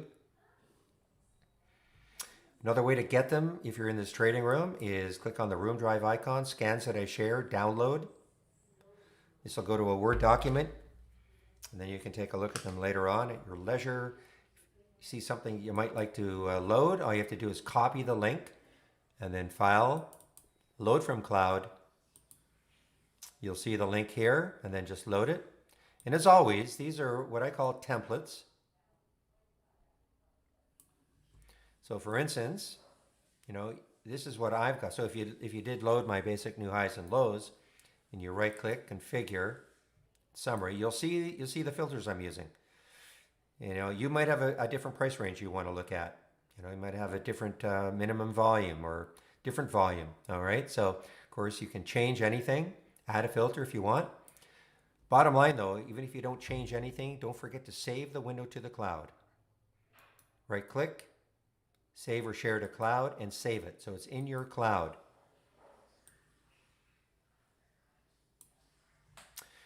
If you'd like to take out a subscription to Trade Ideas, I'm going to get a couple of links here.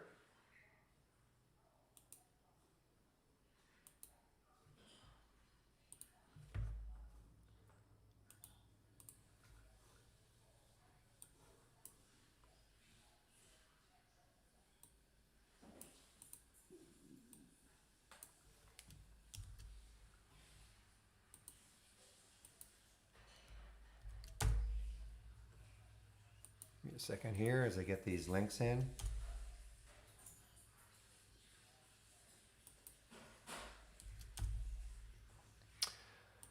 Okay, so I would encourage you to actually click on my homepage link. It's got a lot of other links in other than just the subscription link. When you click on that, there's the promo code, Barry for Alpha, 15% off the first month only, which I'm going to have to add the only, or the full year of trade ideas. And when you click on Get Trade Ideas, this is what you'll see.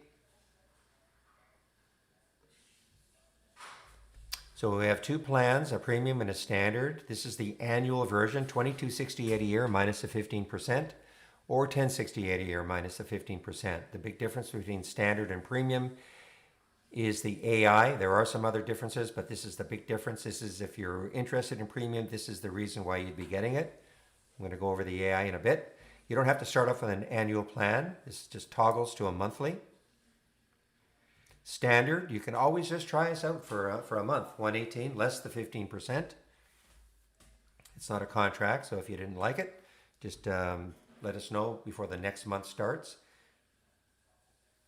It's 30 days, okay? So if you take out a subscription today on the 2nd of September, that will run to October 1st. You could try out the premium also, 228 less the 15%. If you decide you want to upgrade, from standard to premium or from a monthly to an annual, we'll honor the 15% promo code.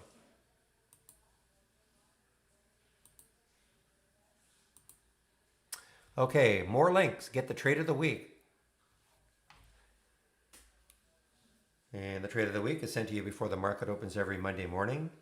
I do a daily recap. Usually I do it between about 105 and 120, kind of a recap what's happened in the trading room up to that point.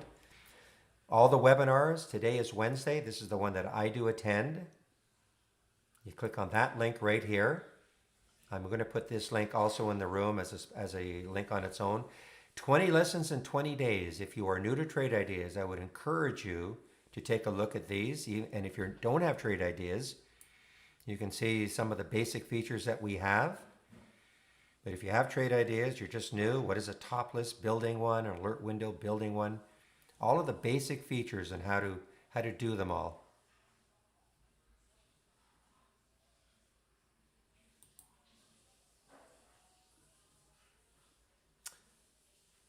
And also down here, this is the webinar link that I was talking about. You can sign up for them all right here.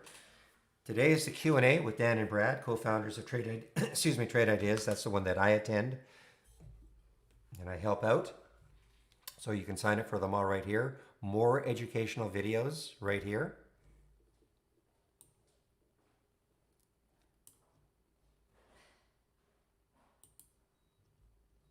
And this is still kind of a bit of redundancy. Again, the 20 lessons in 20 days. I do want to put that link in on its own. I really think it's an important link for everybody. So give me a second here while I get it.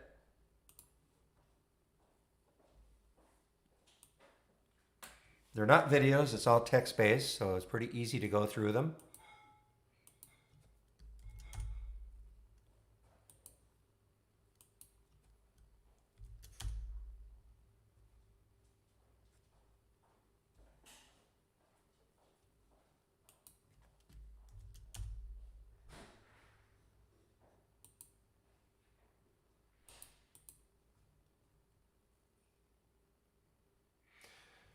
All right, so again, if you're having difficulty listening to me, I'm on a mic. I don't have it, there's no battery in it, so you would just have to do a refresh. Hopefully that helps if you're having issues on the audio, with the audio.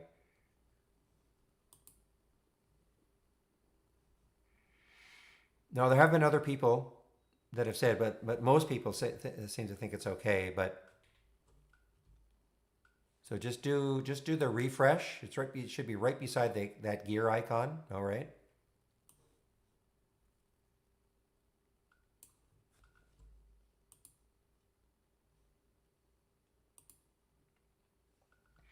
All right. Let me go over the AI. AI is not having, let's see, a very indifferent day so far.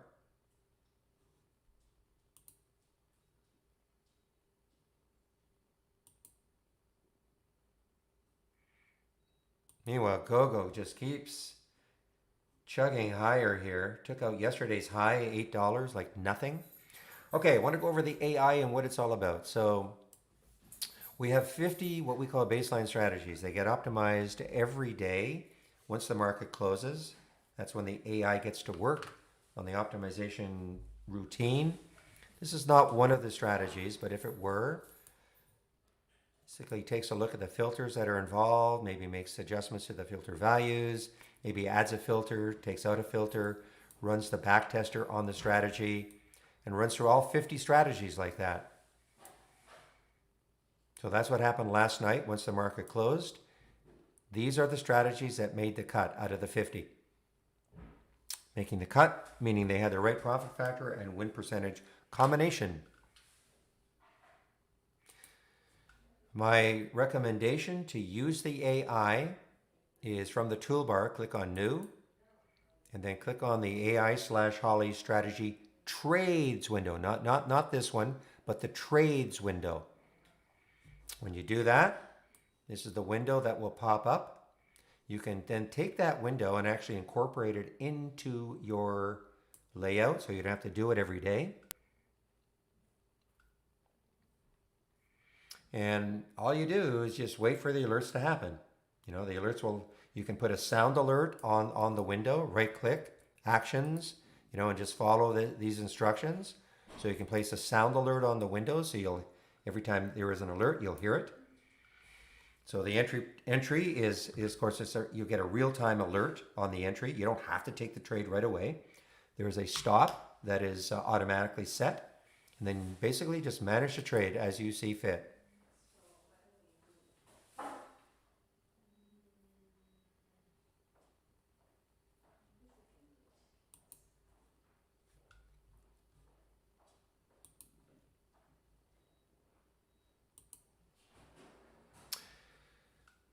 Okay, the next thing I want to go over now is this window you see right here called Brokerage Plus.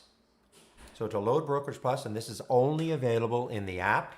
If you're using the web-based version, it's not available.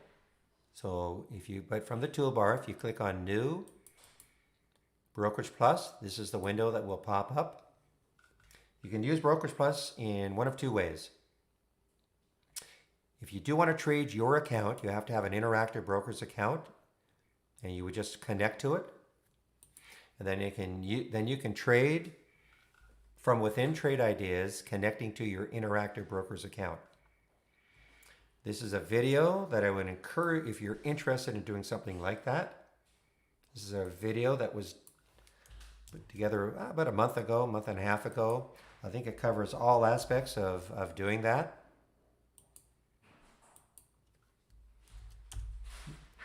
I know, GK. How come you dropped the K?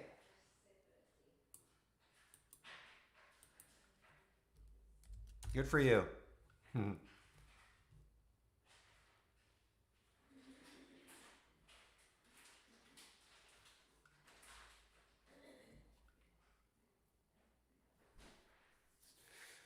Who knows? Maybe a shill. I'm still kind of looking at the FMCI. Okay, so again, if you want to trade your account, yeah, I did not get back into SDC. Too bad.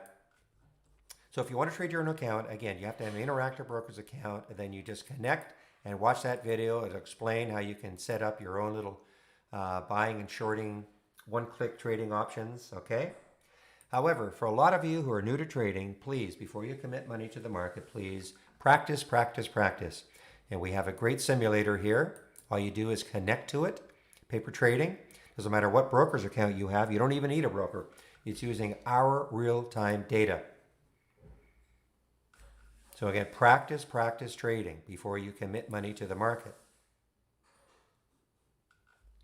So how would that work? Well, you just click on an alert. Notice how the symbol will show up in the box. Pick how many shares you want to trade. Pick the price you want to go in at.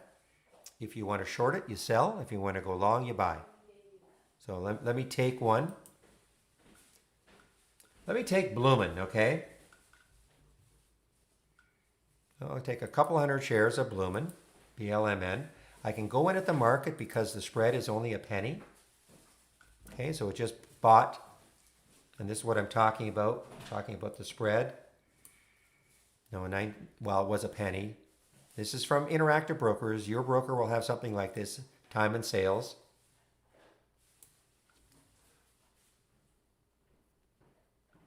So to access the simulator from the tool, now only if you have the app, okay, KK. If you're on the web-based version, you don't have access to Brokerage Plus. But from the toolbar, click on New, and then Brokerage Plus. The window will pop up. Okay, so from the toolbar, click on New, Brokerage Plus, and this is your window. And then then where it says Connected, check Simulated Trading. Okay, so I took that trade. So now I can put a stop in. I'll put a stop in around 1624, the low here. You know what? I'm going to put a lower stop in. I mean, you should always know what your stop is ahead of time. Just showing you mechanically how you can do it. So you can right click, add the stop order. Let me just put the whole number, okay? So I just added it, and you're going to see how it appears right on the chart. See how it appeared right on the chart? So if I allow this stock to go down to 16, it would take me out at $81. Can also use this like a trailing stop. So if the trade really starts working well, I can just start moving that stop up. I can put a target if I want. Right click again, add target. So let's just put 17. And add that. And you see how it just appeared right on the screen. So there's my target. So again, if I allow this to run automatically, gets to 17, it'll take me out for a $119 gain. And the stop at 1607, I must have just moved it up for a $67 loss.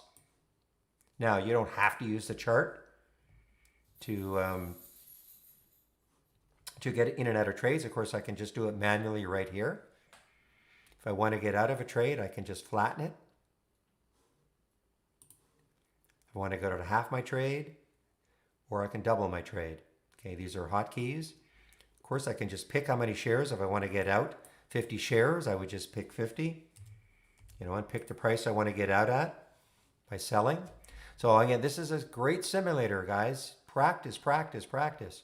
You can also use it for swing trading. If I don't close this trade out at the end of the day, then it will carry over tomorrow. And for as long as I keep it in Brokerage Plus. You start off with $100,000 in the account.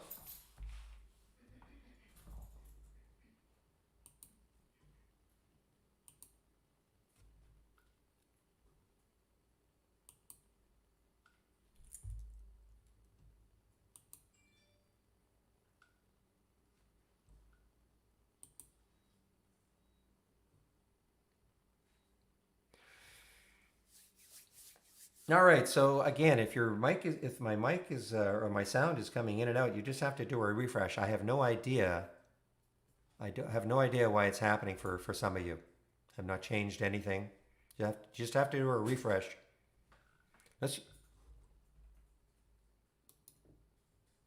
Okay, there's the FMCI back up. Trader does not have 10-second charts. I mean, I have no idea who uses a 10-second chart, but I'm not saying there's nobody in the world that doesn't, but we don't have 10-second charts. We have minute, we go down to a minute and that's it.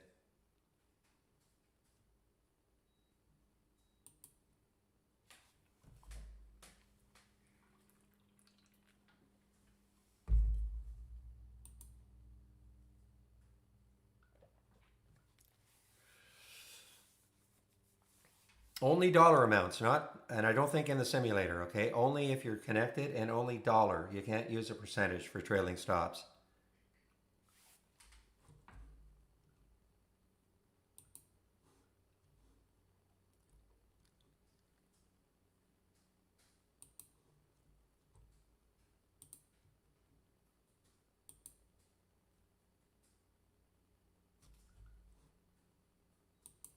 How many trades are you in at one time, JB, as an example? There goes FMCI, guys. Way. How many trades are you in at one time typically? Okay. So this is what I would do, JB. If you're only one or two trades at a time, why not put your stop on the chart and then use the line, as I was saying, as your trailing stop? If you're only in one or two at a time, doesn't it make more sense? It makes more sense to me. Oh, okay. Well, that makes more sense to me because why wouldn't you put your stop on areas on the chart that make sense? So when you see some, a support area on the chart, maybe put the stop just underneath it because if it took that out, that's where you'd want to get out. Instead of using an artificial percentage or dollar value for your trailing stop, which to me, it doesn't make any sense to me to do that if you can actually set your stops on areas in the chart that make sense. Now I understand if you're in 10 trades at a time, it'd be maybe difficult to monitor all the charts. But if you're only in one or two, that's what I'd be doing anyway.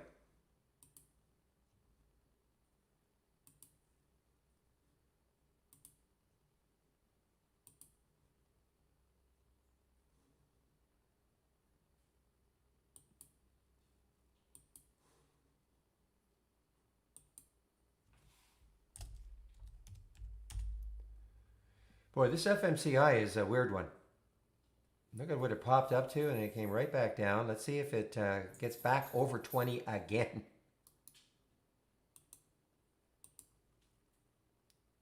Good volume came in also.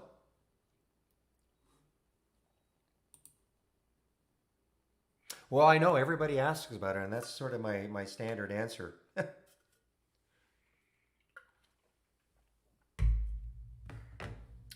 I have personally never used, not that you guys don't have to follow what I do, but rarely am I in more than two trades at a time. So it's not hard for me to manage my trades, but I've never used a trailing stop in my life. Now, if I had 10 trades going at the same time and, I was going to be away from my system, perhaps, maybe.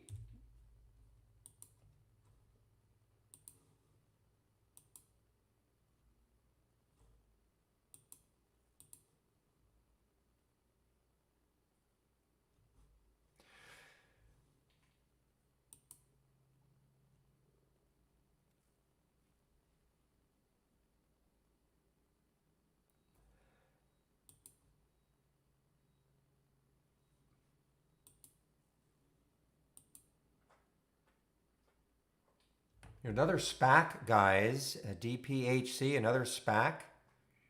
Just watching forum merger again to see if it can take out 20. I mean, I'm really itching to take that one.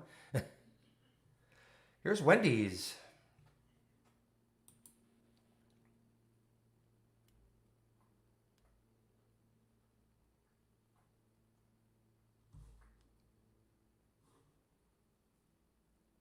So did you mean 361 and 371? Are you talking about the levels that it could fall to, real, for the BXRX? Normally you're putting I guess those are fib levels. So I'm assuming you meant 361 and 371.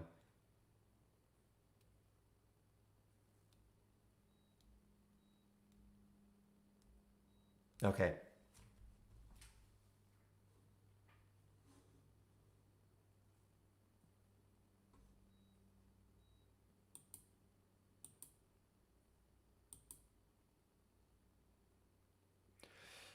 I'm not looking to a short FMCI, John. I'm really looking to somehow find a way to get in it and hold it, and see if it can take advantage of these, and hold it for weeks.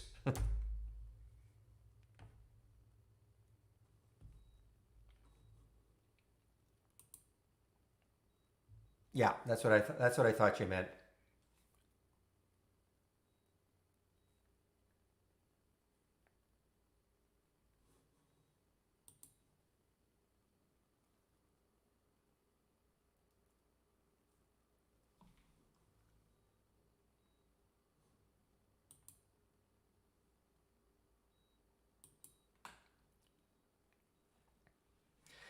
Well, you would think it's coming into some resistance anyway, right around here, based on that daily chart.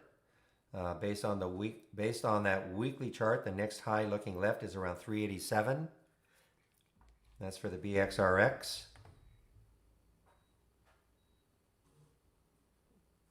Maybe that's it.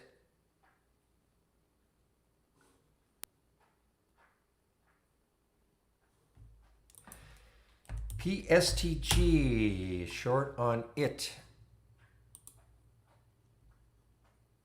Yeah, I don't see it near the top of the channel at all.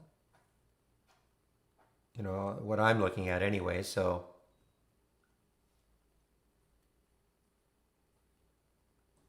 If that's what you're looking at.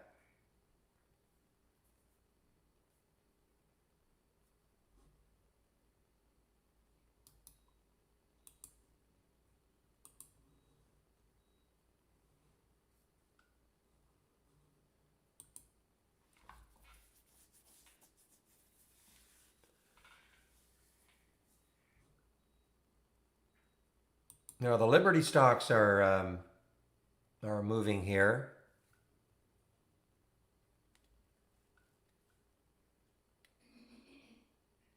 Now, that's an interesting level. So looking left on that daily chart, the next high is 20. That's fairly close, 2361 for LBTYK.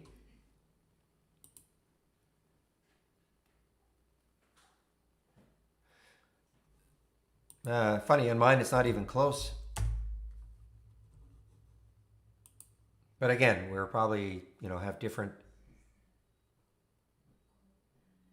let's have different parameters or something, but it's not even close on mine. In fact, it's more like in the middle.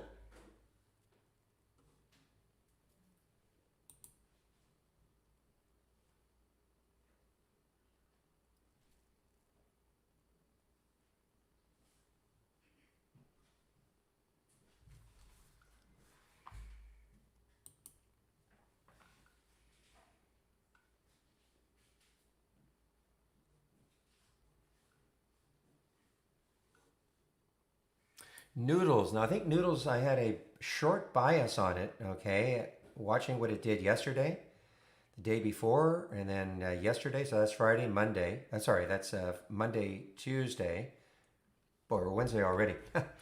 So I had a short bias on this, but it is now trying to bounce a bit here. That's the NDLS.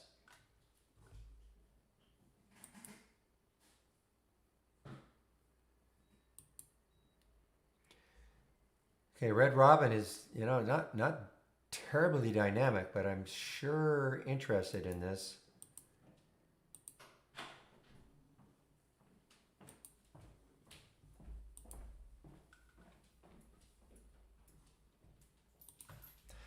Fortunately, while I was doing my, yeah, that's a great short. While I was doing my stuff on subscriptions, etc., I have missed this one, the Cal.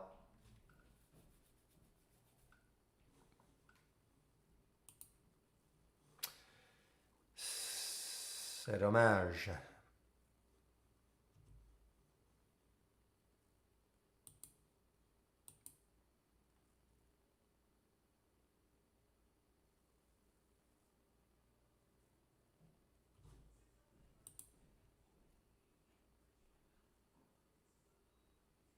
Yeah, please don't.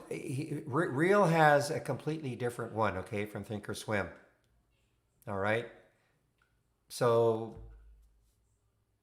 I don't know what to say, but he's not going to be able to answer. Okay.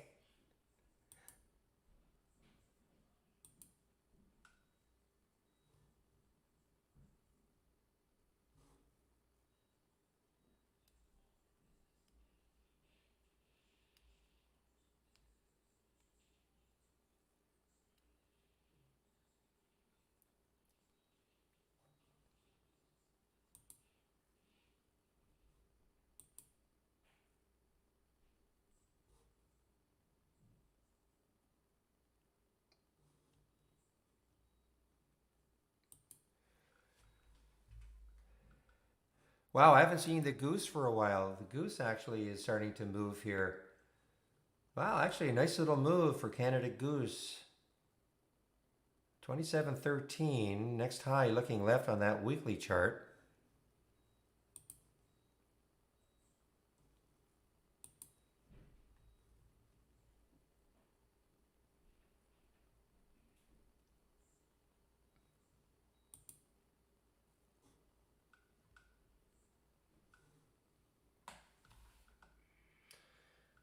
So there's a trend. Go-go. That's a lot like some of the ones we saw yesterday.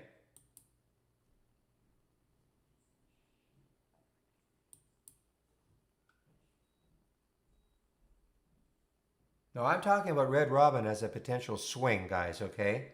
Not necessarily for me. I'm just trying to point out an opportunity, all right? There's the 200. Sorry, that's on what? I don't know why that green line's there, to be honest. That's not, to be honest. Oh, this is the, this was my price alert. I thought it was my, but I mean, you know, it's up to you guys, but you know, this is what I'm looking at. So these are just a potential swing.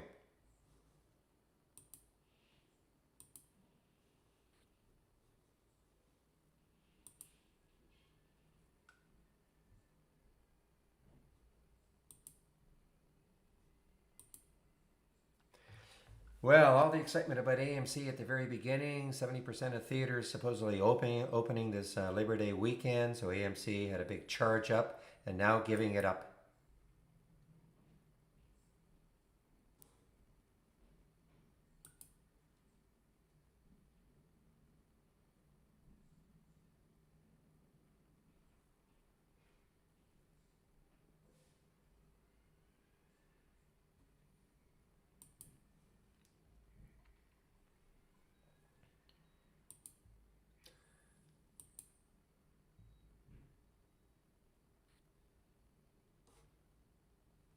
Well, I don't know. GoGo seems to be at the top of these channels, but wow.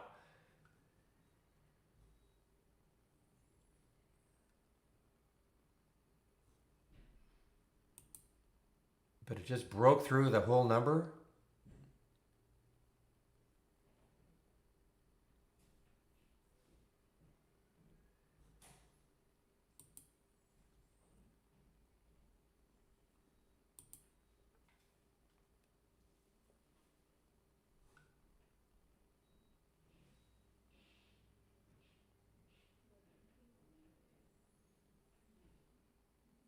Market is completely flattened out.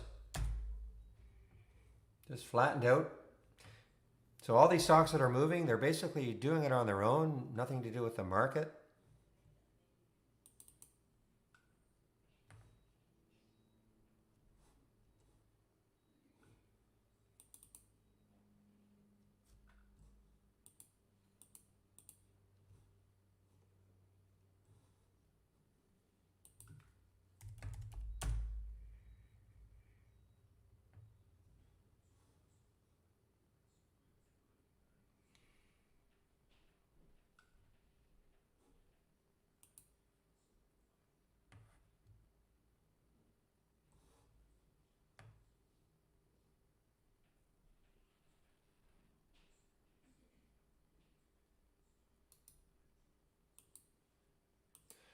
All right, I'm sticking an alert for a go-go just underneath that whole number. See if it takes it out.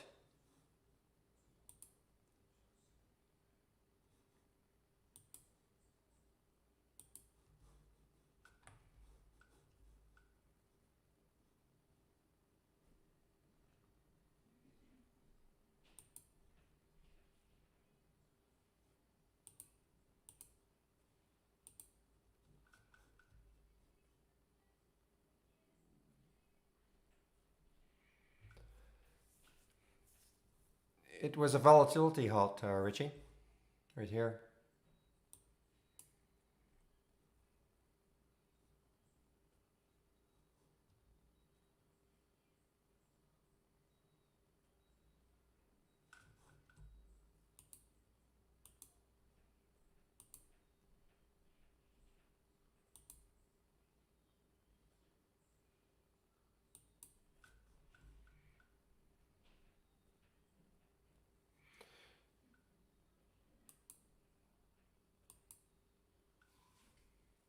Watching go-go here. Okay, it broke down below 9 briefly. Let's see if it does it again.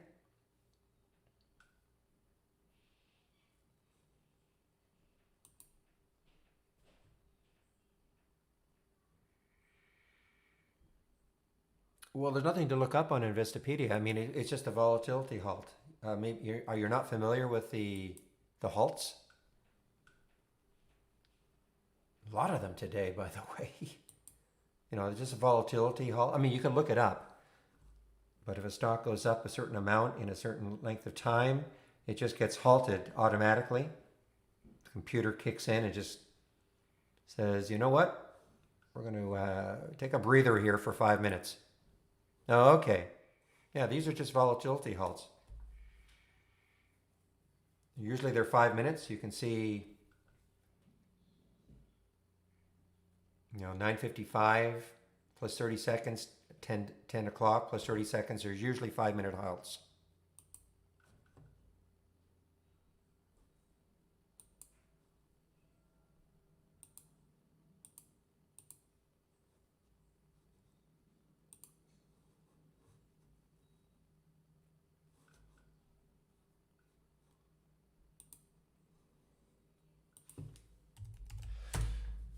All right, well, go-go is still strong.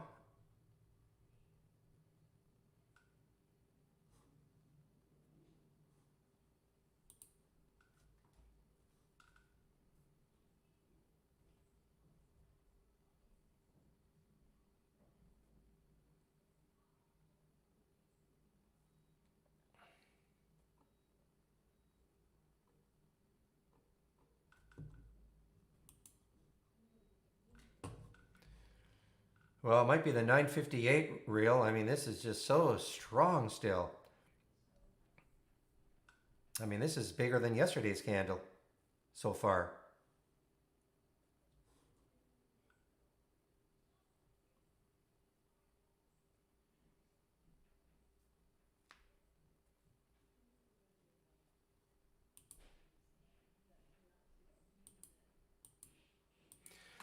You too, Danny boy.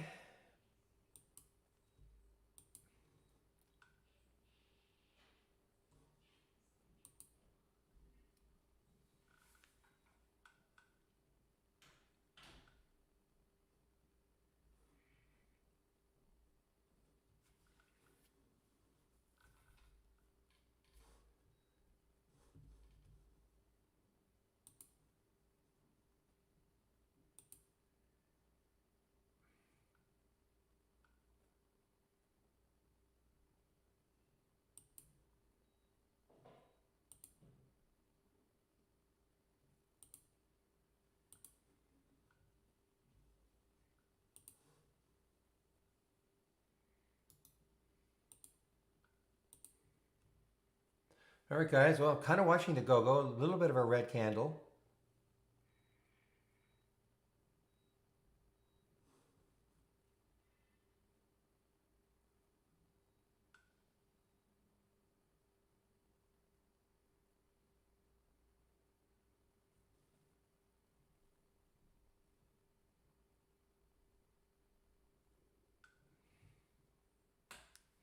423. Wow.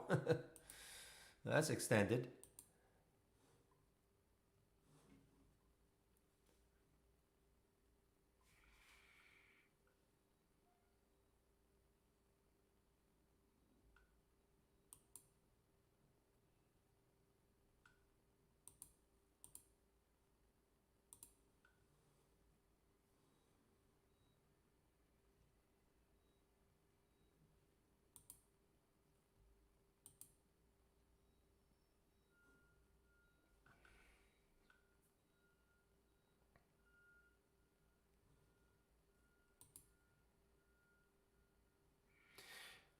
Well, not really.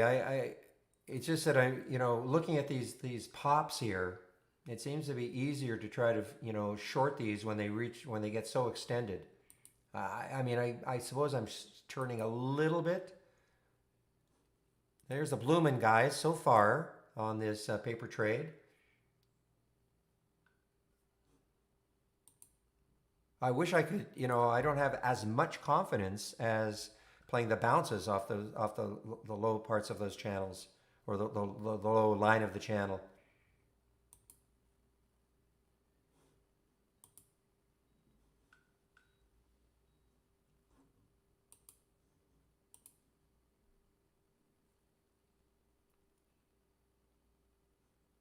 Yeah, right.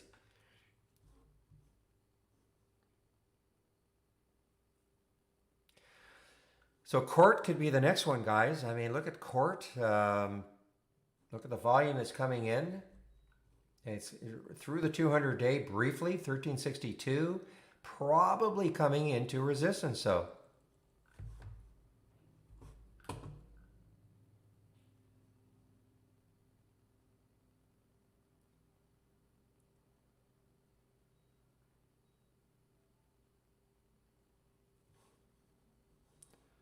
what is the spread like? 78, 80. So it's a good spread, getting close to that whole number. It's a little bit through that 200 day, but a lot of resistance right here for court, CORT.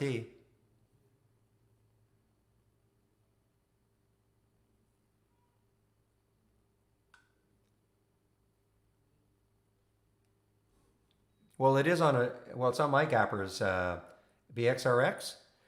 I don't know. You see, when you ask a question, I'm talking to somebody in the YouTube feed. Depends on what, like, I don't know what screen you're looking at, okay? But BXRX, it was on my daily, my pre-market gappers. So I don't know what screen you're looking at, because it did gap up right here. Close at 286. It was at 314. That's a big enough gap. So it was on mine. Don't know what you're looking at. Which one you were looking at?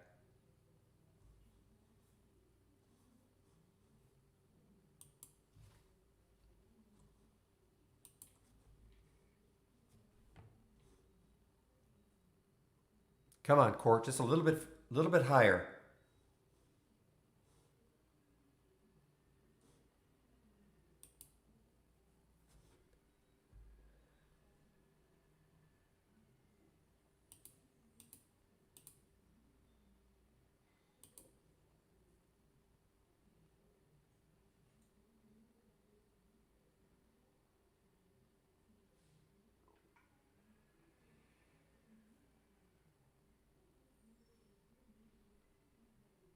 You can't add it to our charts. You have to have another charting program. Probably your broker. Your broker might have that.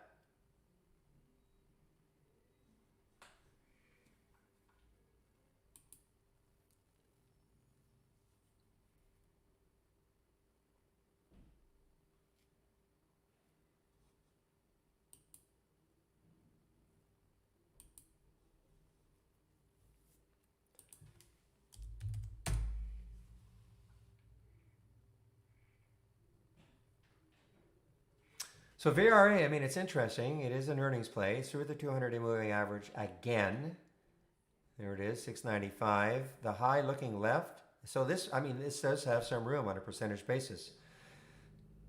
So, the longer it holds over 7, then it is an earnings play, so it should be active all day.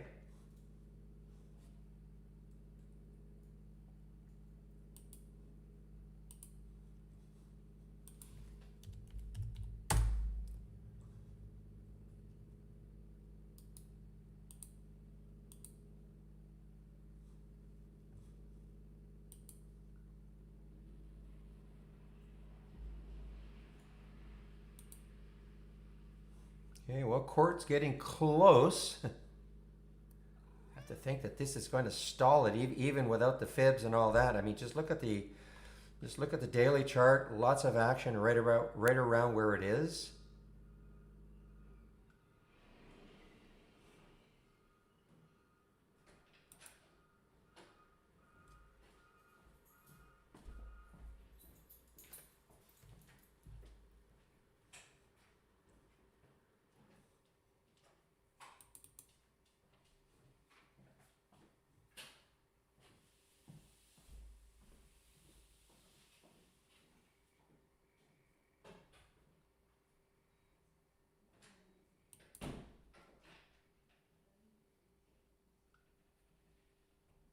So another one that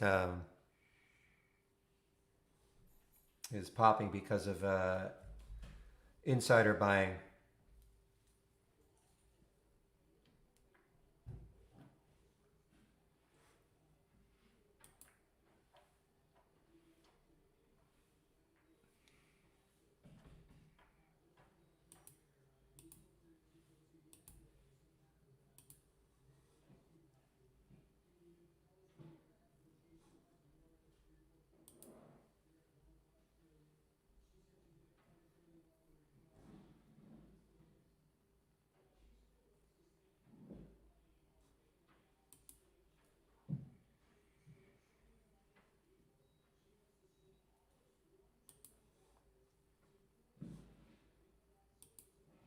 Well, Cord is now through that 1401. So again, with his insider buying,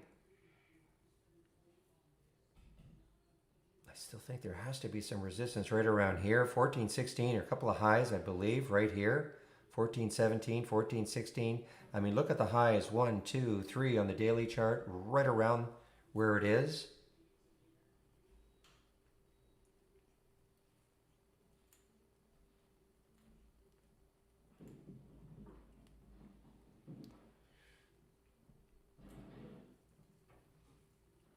Well, I mean, you'd have to. I mean, I'm thinking that this could finally stop it.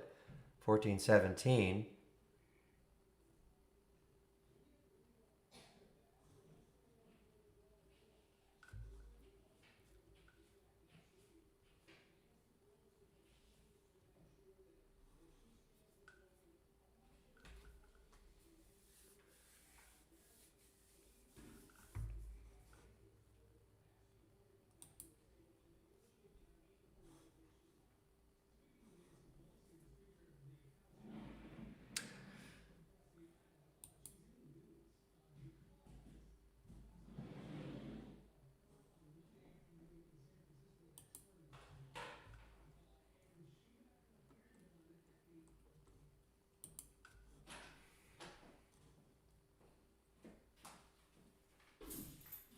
Well, it's a test of wills right now on the court.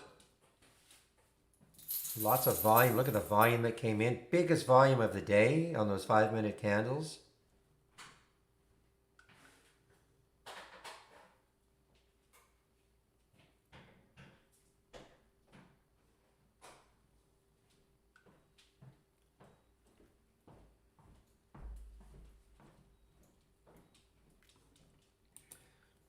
The goose continues to move here. GOOS, Canada Goose. Now that's coming into the 200-day moving average also, 26.60. So it's not that far away, 24 cents away from the 200-day moving average. I mean, that could stall it.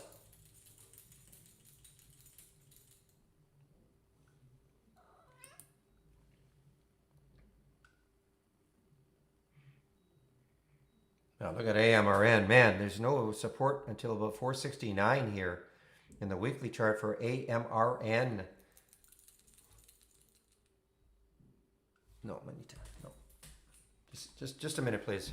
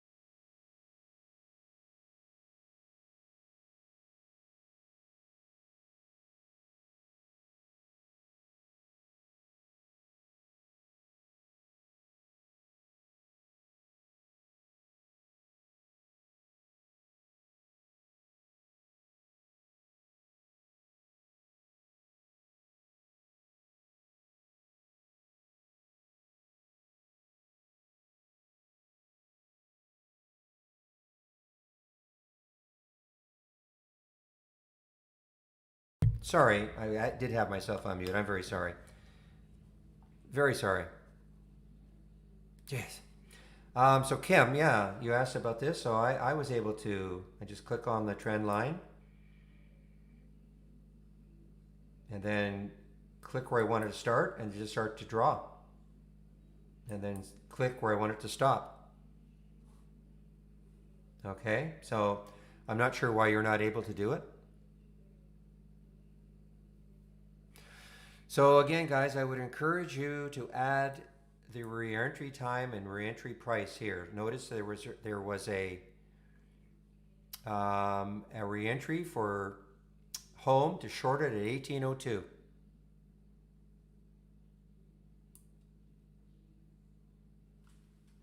You did hear a meow. Yes, Ozzy.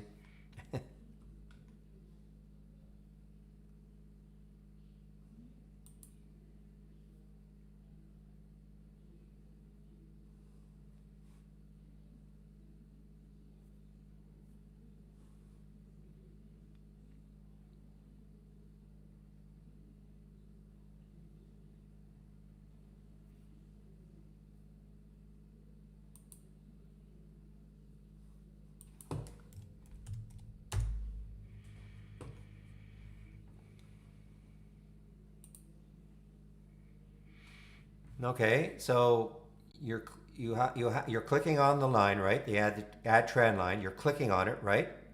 Click on it, and you should get the crosshair coming up, and then just wherever you want to start it, click again, and then just drag it. You see what I'm doing? And then wherever you want it to stop, click again, and then that's it.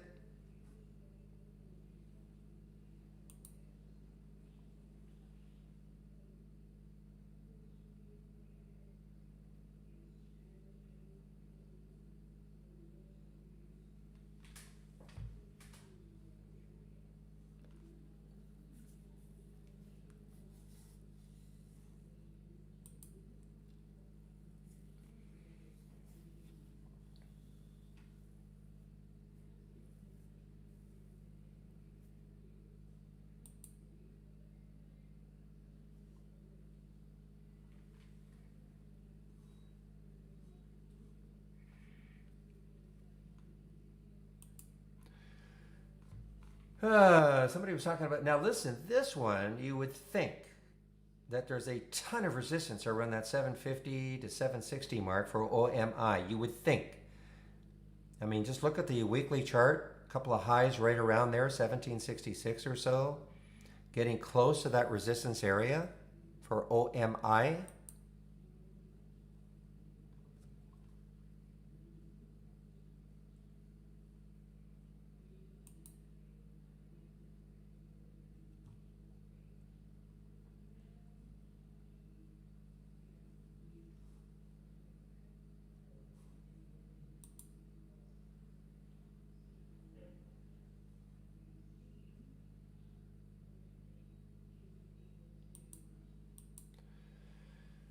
Man, there's nothing stopping this go-go still.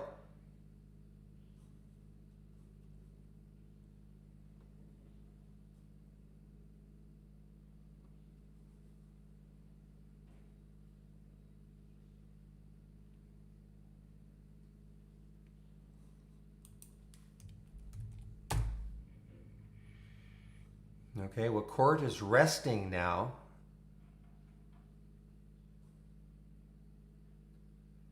Kind of right in this area here on that daily chart.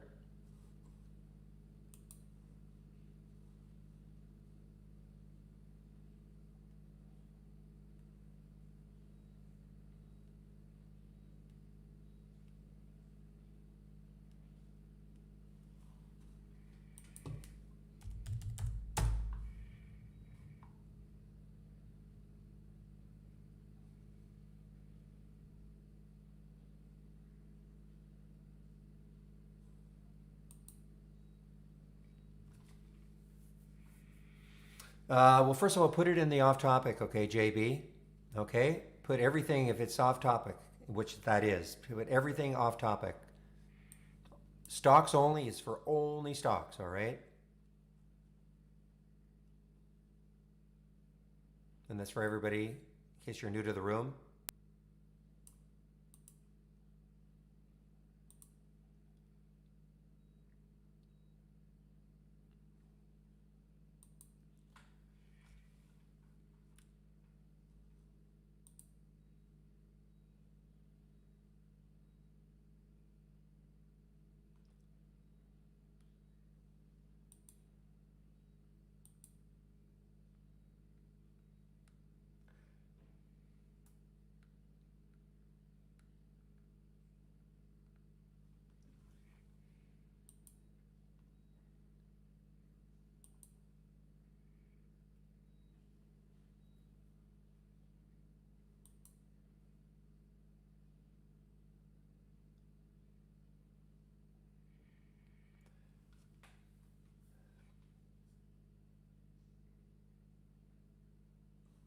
I have to admit, I'm rather stunned by this candle here. I figured that would be it for go-go.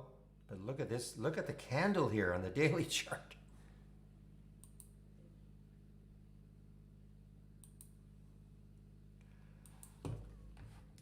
Well, plug was really sinking. You mean why is solo lagging, not down, you mean? I don't know. I mean, no enthusiasm for it at all. Look at the daily chart, just chopping all around. After these 2 weeks here, remember now, these 2 weeks here, the EVs, that EV sector was just going crazy.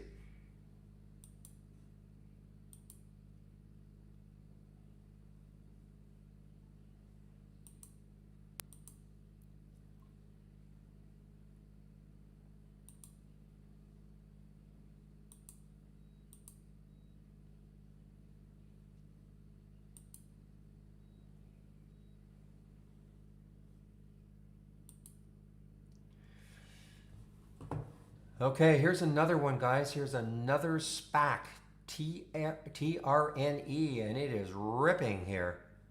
It has not had a pullback at all today. TRNE, big volume.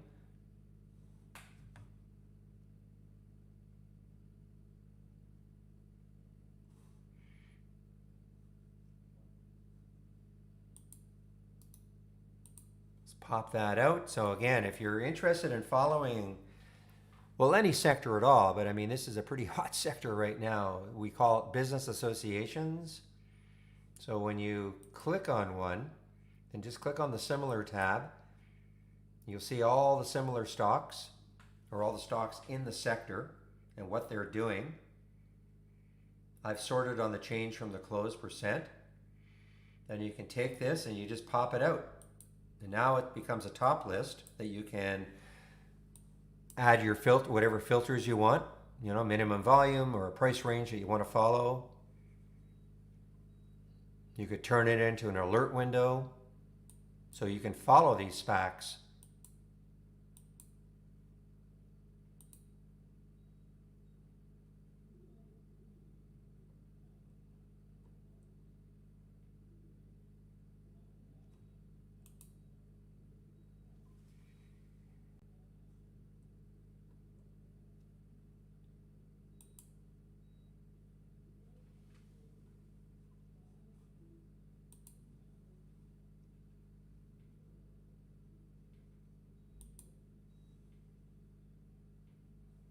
My watch list from the channel bar, new channel bar, and then my watch list, Barry's watch list. Remember, it's a layout. It's a layout. Before you click on it, make sure you save your layout to the cloud.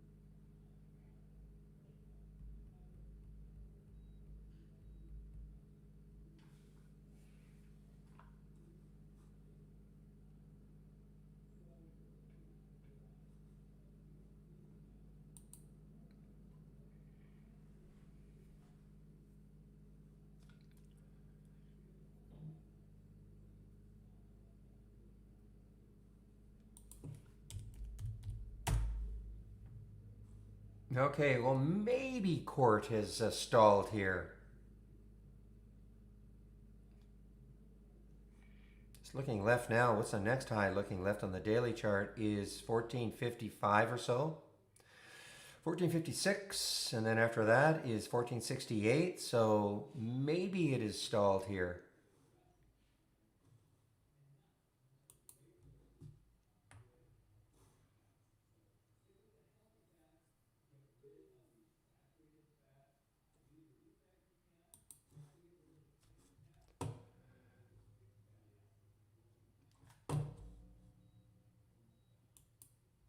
I think I've missed it. I wanted to get it earlier than that if I was going to short it. 1423. Yeah, I wanted to get it earlier than this.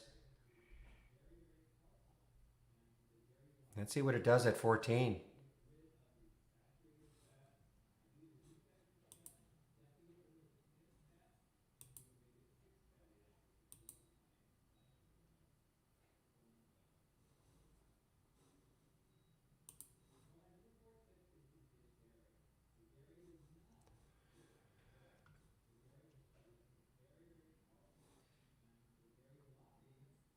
Car, another one. Look how now this is another what a trend this one's gone. KAR. This is a little bit like yesterday. A lot of ones that I saw. A lot looking like this.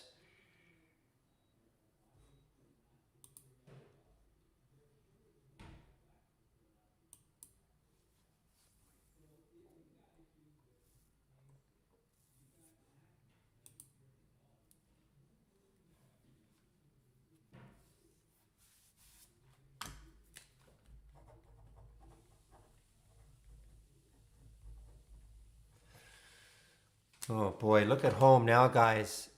I hope you heard. I'm just going to go over it again. If you have the AI, you should have these two columns. They're reentry time and reentry price. Just to go over them very quickly, you'll notice that there is a reentry price is always the minute we get an alert. And this is good too. This is a wow. How did I miss this NNVC? The minute you get an alert, there is going to be a reentry price automatically calculated, just halfway between the entry and the stop. Okay, so that's pretty simple. If at any point during the day the stock hits the stop price, I'm not talking about necessarily getting stopped out, but just hits the stop price. For instance, this NNVC, what if it went down to 401 later on, and then it came back up to 427, you'd get an alert for a re-entry. Okay, so look what happened with the home. Home, there was the re-entry, 1802.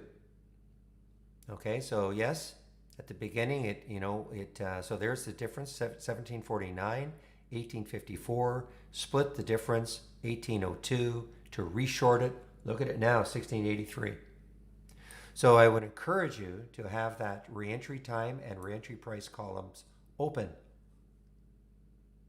And it's just a matter of, if you don't have them, just click on any one of the column headers, right click, columns, and there they are. It's in alphabetical order, so just add them. We also, when you have the audible alert set on this, that will also give you an audible alert if it hits the reentry. Meanwhile, NNVC is just ripping here now. 453 was the alert, 498 now.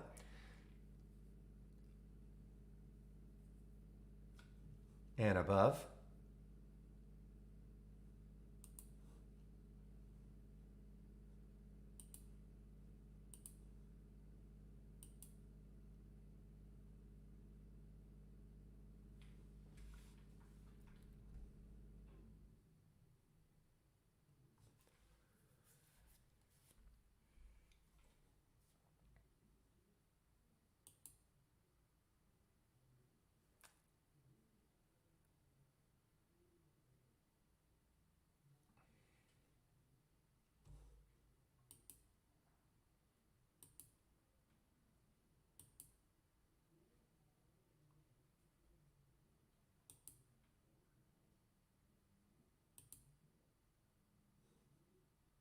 So let's do a little backtracking why I have this in this version. This is a non-repeating version. SDC 923. So what did it hit? It got all the way up to 1006. Pretty good. Very good. Tupperware TUP 1841. It's at 1902. This one 1629. It did get up to 1665. I don't think Red Robin really moved too much off the 1325. Ah, wow. I mean, it got up to 1368. And Noodles NDLS 777. So not bad. So actually, every one of these worked to a certain extent.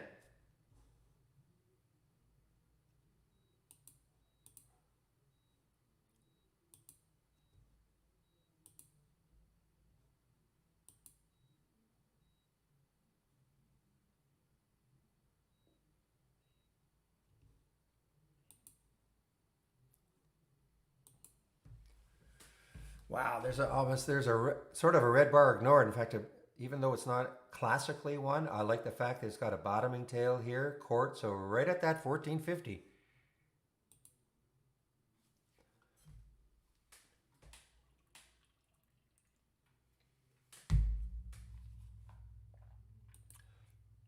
What a wow! It's a great alert, guys. And lots of time to get in. 453.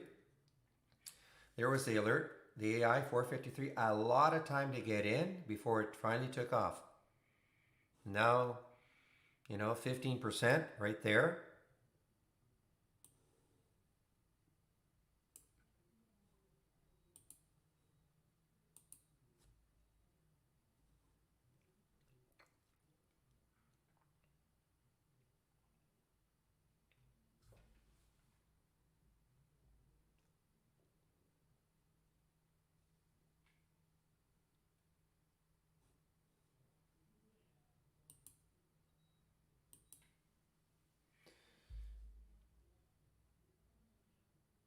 Okay, off the top of anybody's head, anybody know what these guys are looking at? Or are they looking at anybody in particular? TRNE as a SPAC. Okay, give me a moment, please.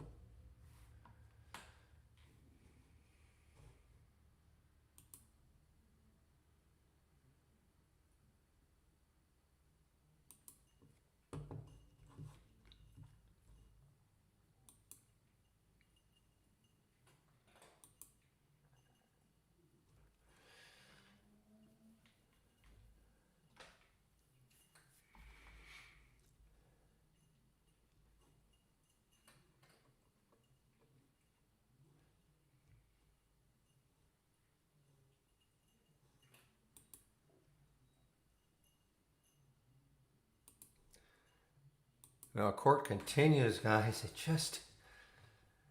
I mean, maybe the next high is 1460. Yeah, 1468 looking left.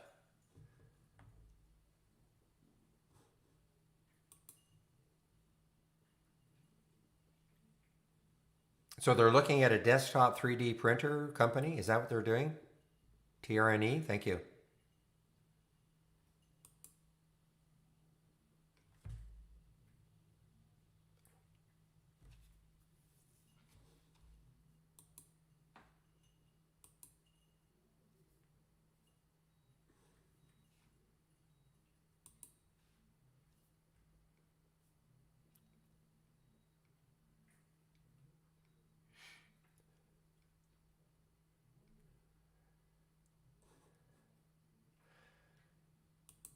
Okay, I got to find out who. Michael is on vacation, so normally he does the 12 to 1 stint in the YouTube feed, but he's on vacation this week, so I have to find out who is taking over.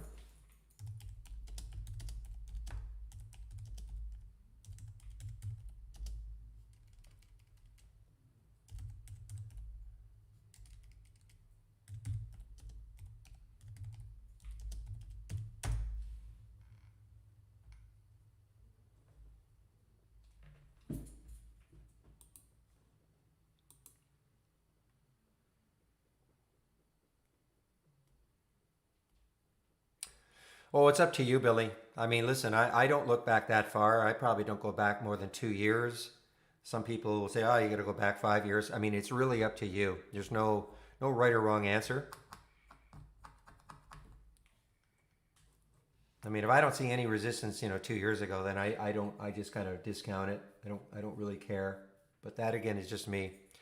How do you turn on an audible alert? On any alert, okay, an alert window, just right click, properties, actions. Okay, and then you just follow this. Click the play sound, set up the sound. You can pick one of them, text to speech. Remember, the whole idea is putting a different sound alert on the different window, so when you hear it, you know what window to look at. So you can use the custom sound, select the sound. We have 3 folders here for you. Click on one of the folders. You'll see some sound alerts. You can click on one of them. You can open it and then you can play it. If you like the sound of it, then you say okay a couple of times and then that will get it attached to that alert window, okay? And it's the same thing with the AI. It's exactly the same. Right click, actions, and just follow this. All right, so what I, as an Alucia, sorry if I'm mispronouncing it, Alucia, what I would do,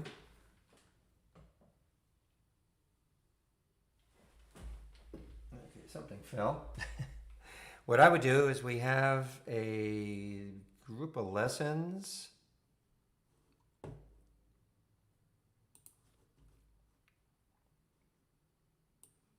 "20 short lessons," okay?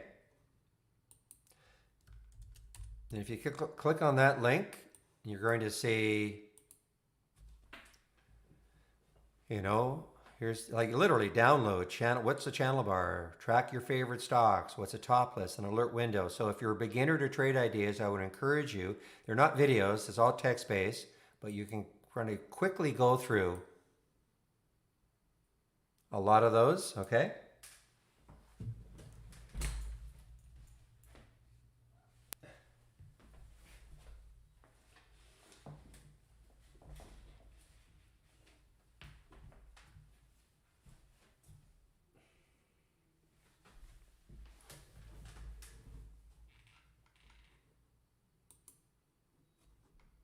Boy, court.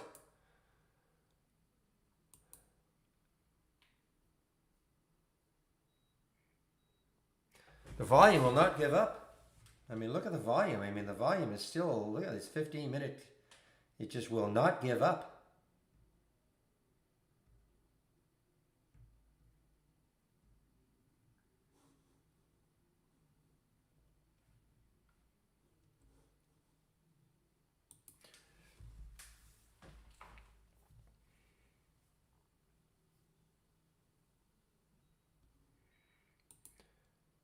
Well, I don't know. I mean, real today is a day in which these momentum trades are, I'm finding difficult to predict the top. Fibs or no fibs. These are just absolutely screaming. I mean, obviously at some point they're going to reverse, but this is sort of like the old days. Do not short strong stocks, regardless of what these channels are. Some of them, obviously. I mean, not all of them, but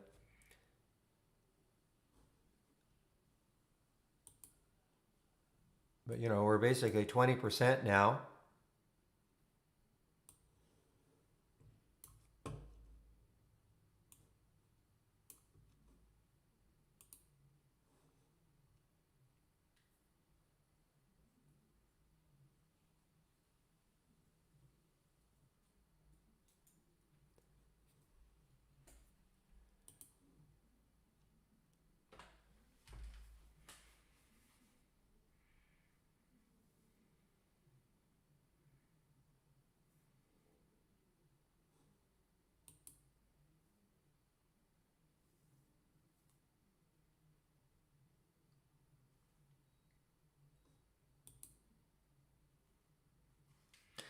Well, I mean, I'd love to short this one at some point, but no way can I do it. I'm going on my break. This is going to be way, way, way, way too whippy. I think if it once it starts to fall, if it ever does. So I'll be going on my break in about 5 minutes or so.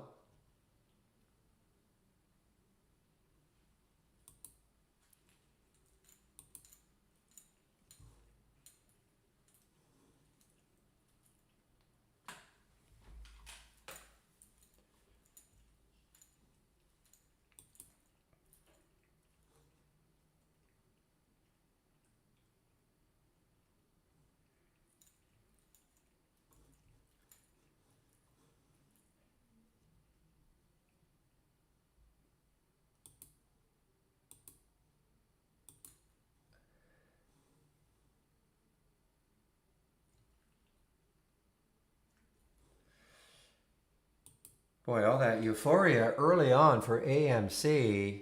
Look at this. I mean, just basically opens and just fades after that. That's the second. Yeah, that's the second 15-minute candle. Gets up to 772 and just from there just drops. AMC. I'm sure CNK probably did the same thing. Actually, it didn't. So CNK is a lot stronger than AMC. A lot stronger.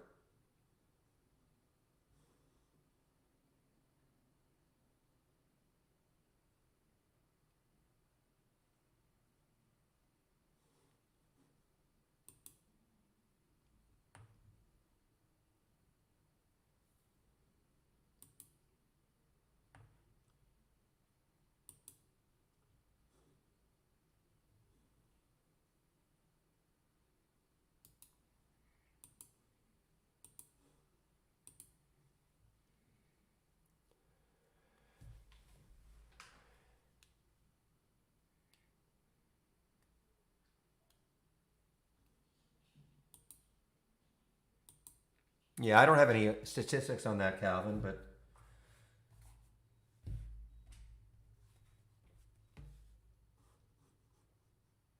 it would seem that you're right, though, that on any given day you're seeing a lot of stocks, or at least several, doing the 15 to 20%, like nothing.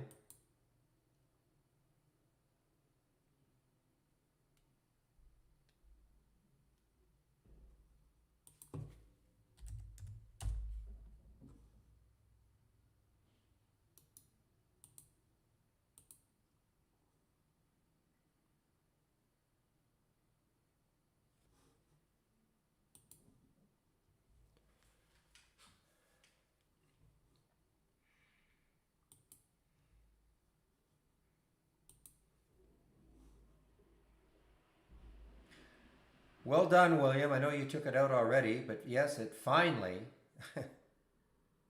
got beaten down. The NNVC.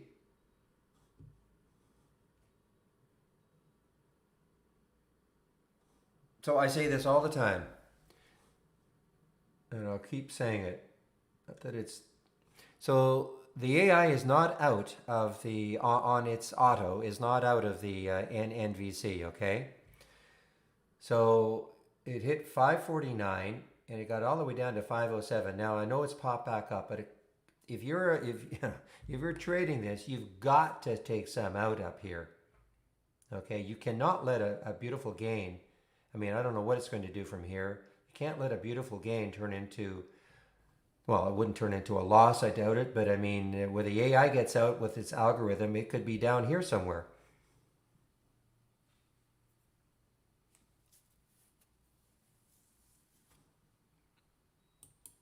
So that's why I'm always saying manage the exits. Oh, guess, guys, guess now back through down through that 200-day moving average.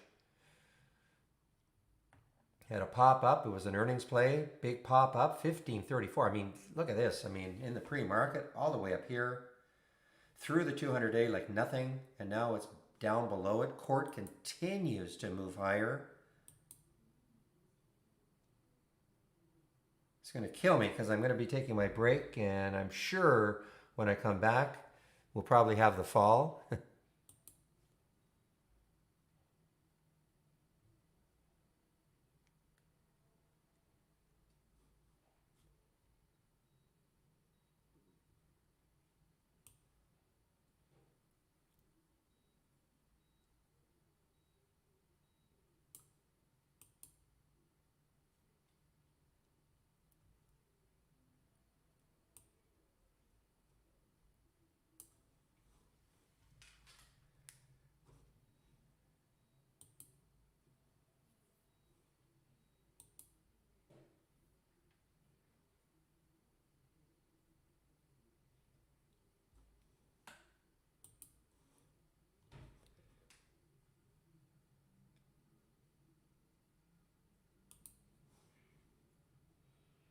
All right, Jamie, I see you're going to start. Okay, I got to get my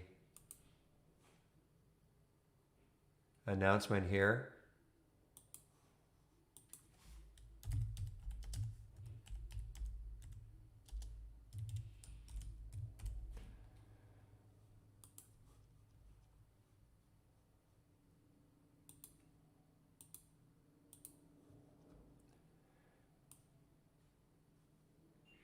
All right, Jamie, I think you're probably streaming. I want to make sure though.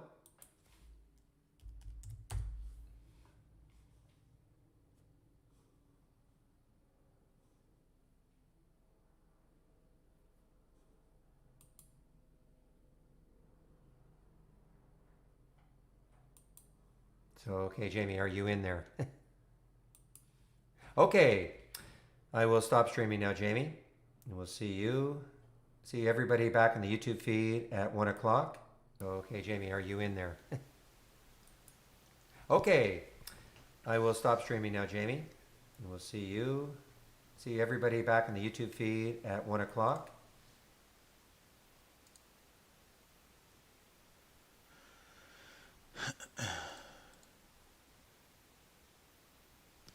Okay, I believe I am live. I think everybody can see my screen. I can see my screen.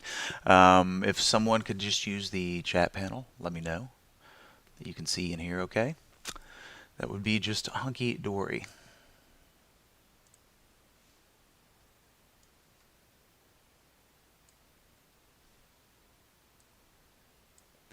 Anyone?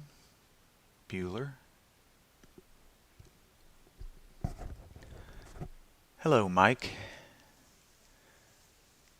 The question is, can you see and hear okay? Anybody?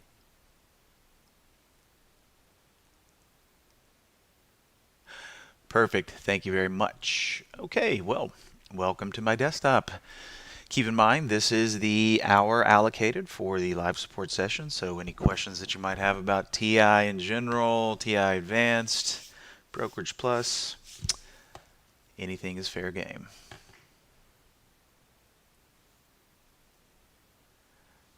All right, so questions panel is open. Just going to be taking a look at some of the things I've been stalking today. Boy, this court, just a beautiful little breakout there, nice and tight. The only other one I've seen on par with this one would be Go-Go today. Beautiful little tight breakout from the opening range there. Right at the 790 level. You know, even if we caught the top of that bar, we're at the $8 level. Making a run all the way up to 10.05 before capitulating a little bit before, well, actually we're looking at the 5 there. I think we're going to see the same thing on the 15 perhaps. Nope. Going down to catch. 10 period test time.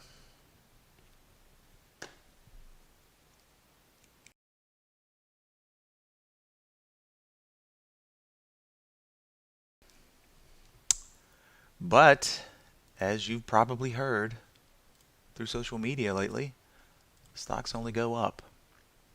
And that's what we're seeing here so far. Since we broke this level, 1, 2, 3, 4, 5, 6, 7, 8 days ago, it's been up and away. A brief little consolidation here over the past 2.5, 3 days, and then boom, higher highs again. We got NASDAQ. How ironic. Breaking out to all-time highs. Just this morning, a nice little break above that 135.60-ish level.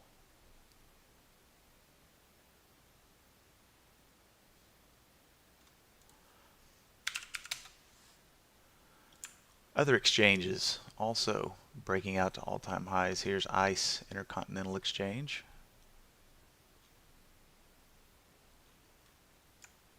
What about the other guys? The SIBO, nope, and the CME. Different types of exchanges, but wow. These guys got a long way to go before they're tickling all-time highs. All right, good little crowd in here.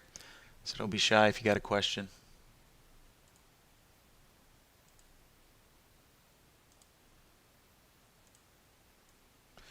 Usually we have Mr. Michael Noss on the mic on Wednesdays, but he is off on what he would call a quote-unquote vacation. But big congratulations out to Michael. He is a newlywed and taking a well-deserved vacation. What other people might what other people might refer to as a honeymoon. He'll be back with us next week.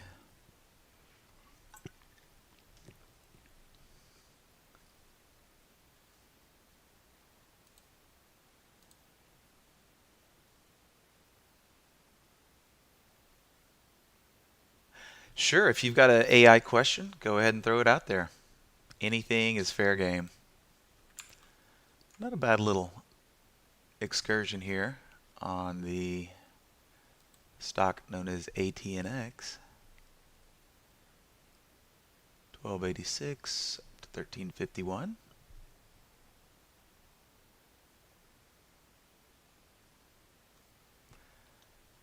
A lot of yellow symbols coming through the all-time high ticker, just indicating a lower market cap.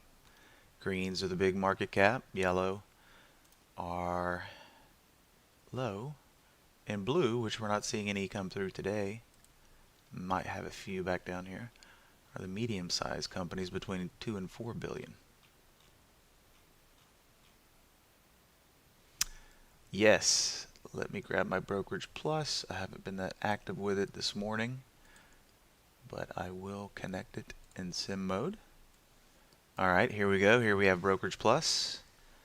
I'm connected in our sim mode, so fire away with any of those questions. And while I'm waiting for that, how is the AI for swing trades coming along?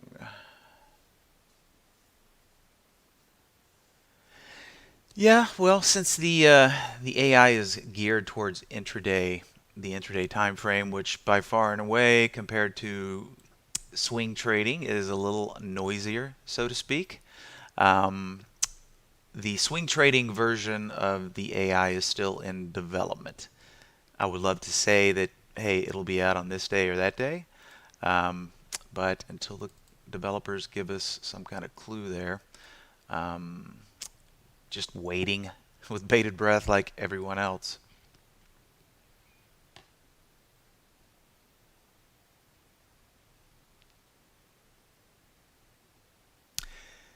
And I don't know how long you've been watching the AI, Chris, but it does take a little getting used to, just like anything else. I mean, a lot of people, there is the allure of automating the AI, but, there are several factors that play out in real world execution that we can't necessarily see in a backtest. And although the AI is coming to us with flawless statistical probability each and every day, that by no means guarantees success. You have to look at the AI as another high quality information stream. And in the beginnings, when you're first getting used to it, you might want to treat it just like any other high quality alert or top list window that you like to watch. See how the patterns are playing out. Know that you have the statistical probability on your side with each and every play. But as humans, we don't exist in a 100% statistical world because we all like to look at charts. Okay, so the best piece of advice I could give to someone who is new or fairly new to the AI is observe. Okay, imagine you're watching a trader trade with statistical perfection.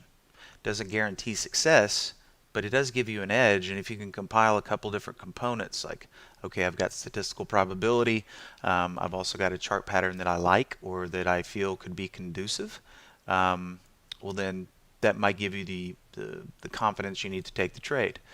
In VC, I just pulled up at random. It's up a nice percentage here from the AI price of 453. But when the AI pulls this up, my eyes are automatically drawn to this level right here. Nice tight little consolidation. We had a little excursion up here. It came back down. Sometimes these wicks, and I tell you what, let me grab my pin here. Forgot I didn't have it up. There we go. A lot of time these wicks right here, it's telegraphing, Hey, buyers took it up here, couldn't really keep it up there, slammed it back down. Then we get the AI signal right here. So look at this nice tight consolidation that we had going on before the AI issued the signal here. I really like the look of this, and we can see once we got out of that range one more time, came up here. Once we cracked that level right there, it was off to the races. But really, I would have been focusing on the bodies of these candles here as a breakpoint. Looking very similar to what I was pointing out earlier, in GoGo.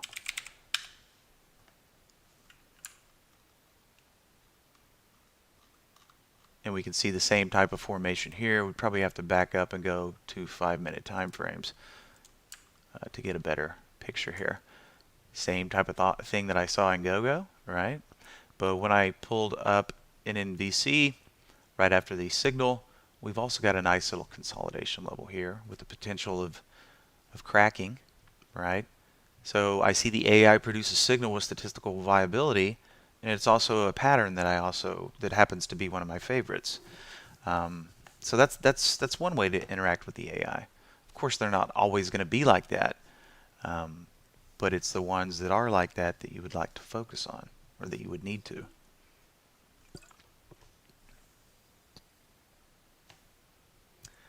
Okay, getting back to the other question about Brokerage Plus. Average profit trade today. And that is a column, I'm assuming.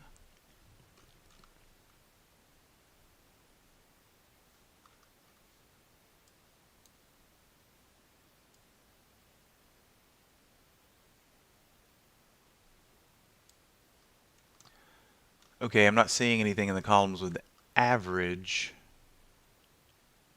profit day trade. Okay, can you elaborate a little bit more? Because I'm not seeing an average profit here. So not Brokerage Plus, but you're referring to here. Okay, well, let's go back in here and see if I can find that column. Because when you say average,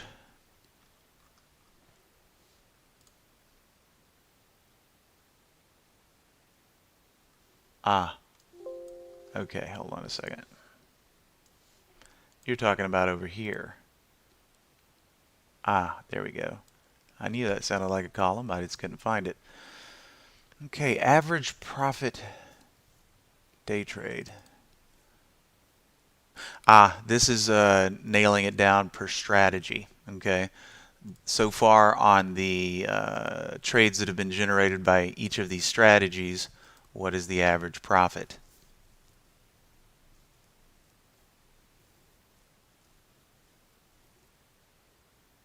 So far today, pullback long has generated 2 trades, and the average profit is 45.68.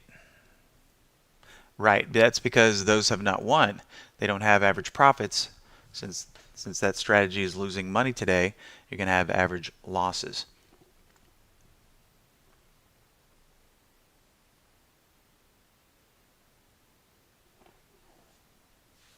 Breakout long, if we take a peek down here, we can see it is losing money today on 2 trades. So if you take what it's down and divide by 2, that's what you're going to get right here.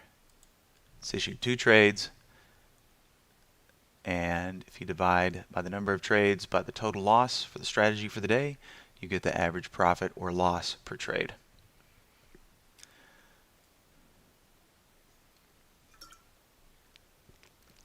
So that's what we have going on there.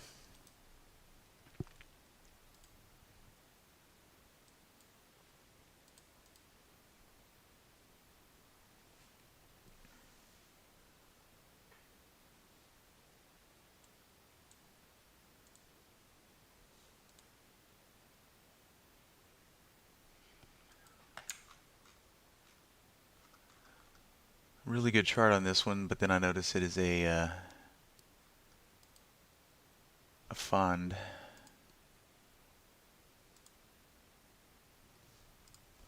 And not necessarily an equity.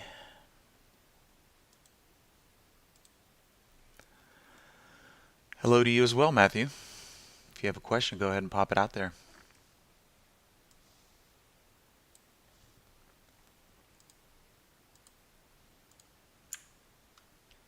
And this court just refusing to back off.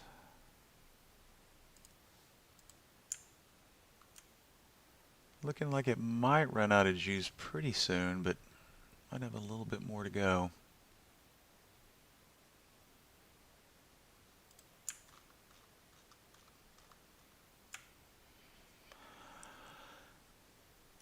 And it feels kind of quiet out there, but take note of the volume that we're seeing in the SPY tracking ETF today. Still well above average, 1.47, Qs almost 2x. So a lot of action out there, even though we're just kind of inchworming around currently, but always just a hair away from all-time highs.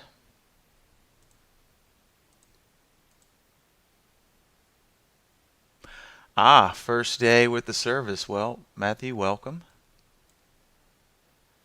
Welcome to the TI family.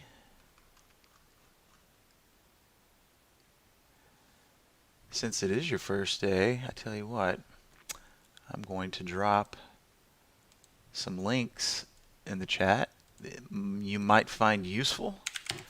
Since you're a new person, we've got some nice videos to bestow upon you.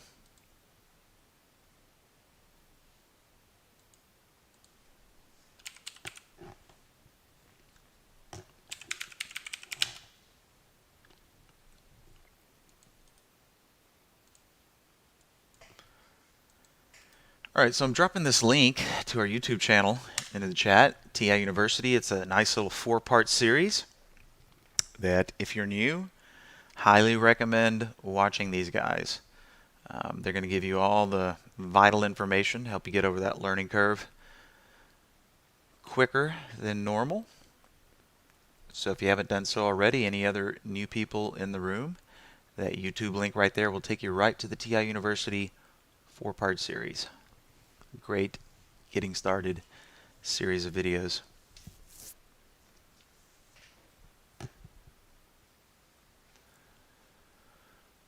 All right.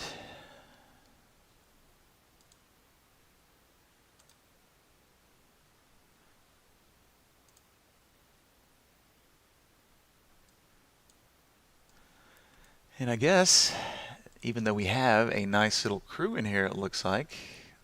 Let me see how many people. Oh yeah, we got a pretty heavy crowd in here. So while I'm waiting for any questions to roll in here, I'm going to explore an alert real quick here via the back tester. I've been playing around with it. It might have some promise. We don't know yet. But it's an older alert, one that I haven't really paid attention to in a very long time. But I'm going to do a little exploring here. We're going to be exploring the unusual number of prints alert. And we're just going to see what might be out there.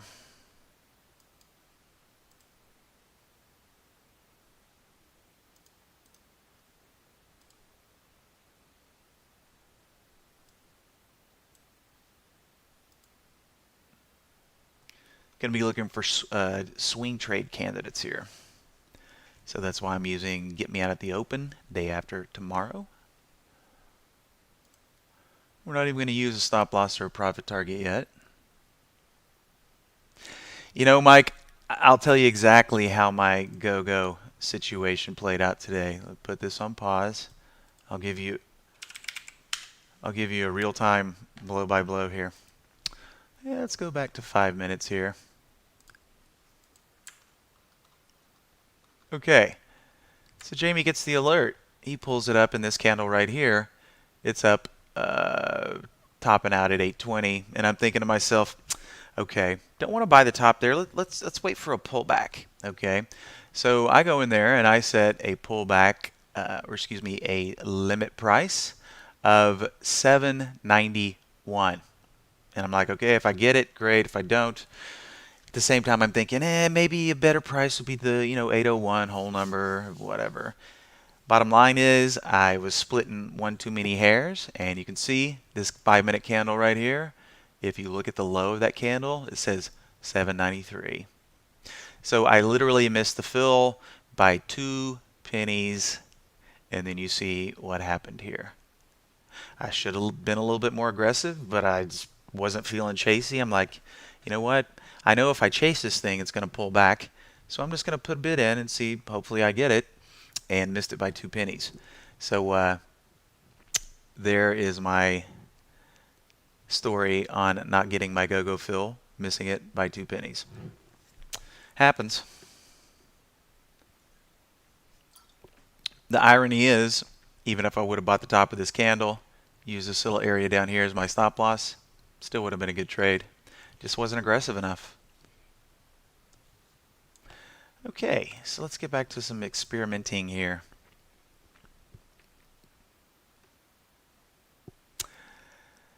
All right, so we're just going to run kind of a blanket back test here. We're going to test 40 days. Notice I don't have a lot of filtering in place. We just kind of want to see if there's anything out there.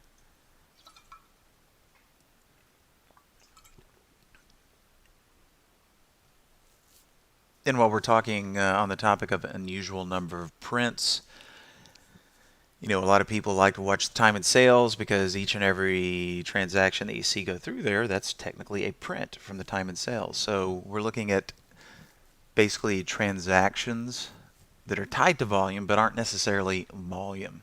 Okay, so what I kind of expected here on a large bulk scan, we just back tested 3,483 trades, and while we are winning more than a coin flip, our average winner is larger than our average loser, so that's not a good sign. What are we looking like on the daily here? All right, kind of just an even keel here. Looks like almost an even amount of winning days versus losing days. So now we just have to see if there's anything that we can do to improve the situation.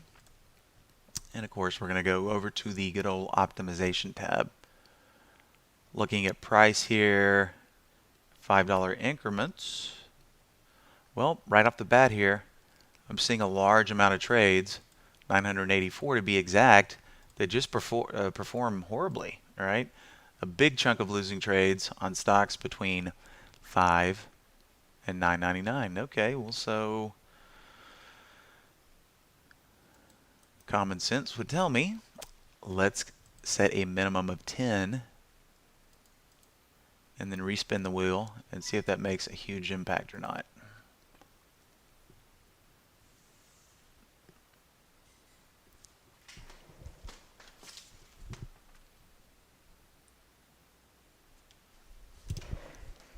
All right. We've still got a good winning percentage. We've still got a gap between average winner and loser to the side that we don't want to see. Let's pop back in here and see if we notice anything else as far as price goes. Okay, so now that we eliminated the sub 10s, we do have a nice chunk of green here. And then once we get past $29.99, seems like the wheels start to fall off. But I tell you what, let's put on a little bit larger of a magnifying glass and see what we might be able to see here. Okay, so we've got a nice little period of green here, and we've got a nice little period of green up here. It seems that for some reason or another, this alert is leaning towards the lower dollar stocks as far as potential goes. Well, I'm not one to argue with numbers, which this little grouping right here really falls off as far as success rate and potentiality as far as profit factor. So let's just do this. Let's cap it at $15.99 and just see what we can see. Spin it one more time.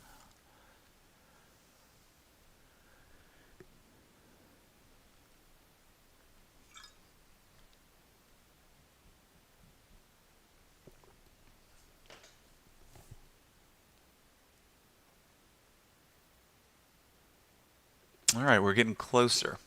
We still have a rather large trade sample up here. Nice winning percentage, which is nice, but it's not everything.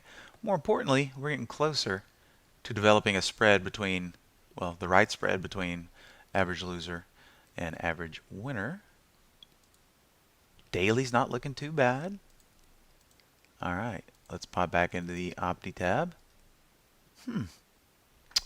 Interesting. Okay. Since we've narrowed the price down to only 10 and 15.99, interesting. Looking at $1 increments now. That is a big chunk of trades. That is a big chunk of trades. All right, I don't want to beat the price optimization to death, but we're going to do it one more time here, and then we'll leave it be.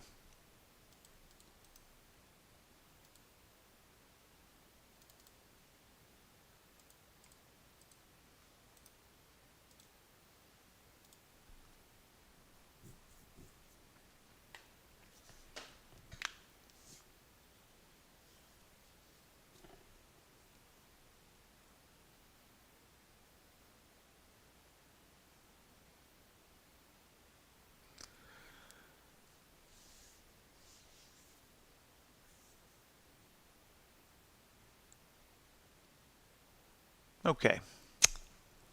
Actually added a penny here. Woohoo! Still got a nice number of trades to analyze here. And I was hoping we wouldn't see any red. Okay, so when we're looking at dollar increments, we're all pretty green here. So no, we're not going to worry about sub-dollar values there. Now we look at the time of the day. And clearly after the 9:44 mark Central Standard Time, things seem to go off the rails pretty quickly here. Of course, we're looking at 15-minute intervals there. Let's go a little bit deeper here.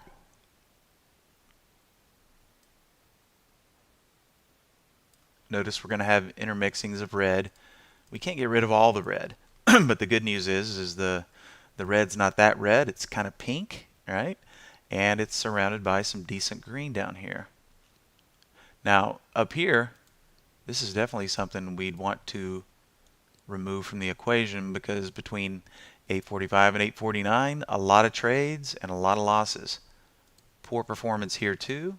So it would make sense to move the start time to 8:55 and probably go with a stop time of 10:24. 8:55.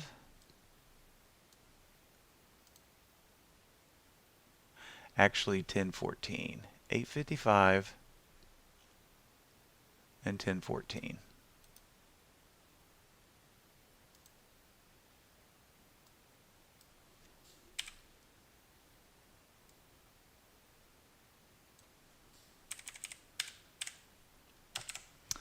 Now let's see what happens.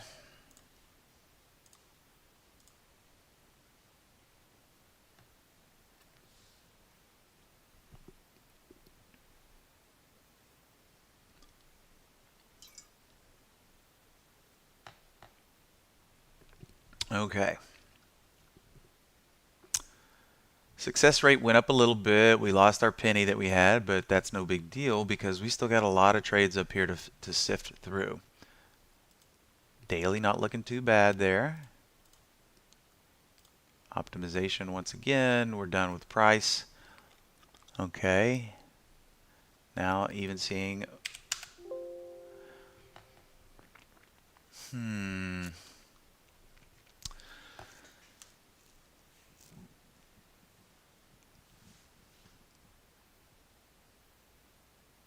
a nice little chunk of losers down here, and now I'm thinking, maybe we just analyze this time between 10 and 10:14,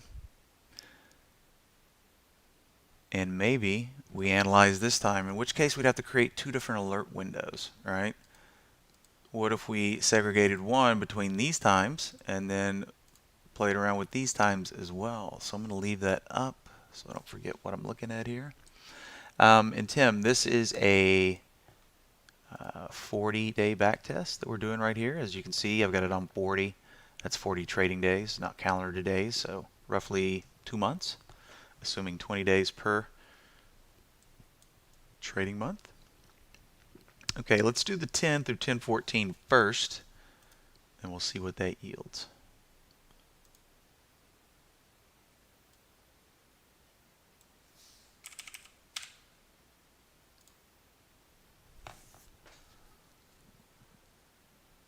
Nope, we went backwards on the average winner and loser on that one. I tell you what, instead of trying to shrink it up that much, we're just going to keep the same times, 855 and 10. Tell you what, 855 and 944.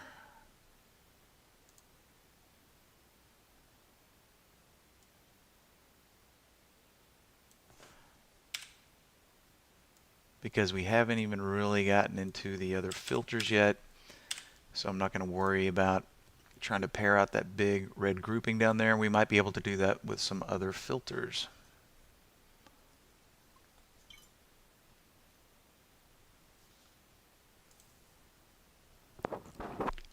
Okay, now let's go back in. Going to forget about price and time of day for now, and we're just going to go into the filter list. And let's scroll down to our position in range filters.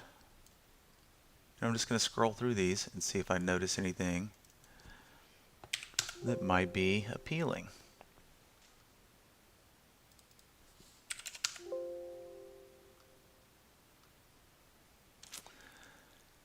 All right, just kind of perusing the 10-day range here. Notice we're looking at increments of 10%. We do get a nice little smattering of green starting about right here and going down to about right here. Everything else kind of falls off after that. So this is 10-day range. But before I make any changes there, take a look at 20-day range first. And we're seeing something very similar here. Alright, so let's apply the 10 first.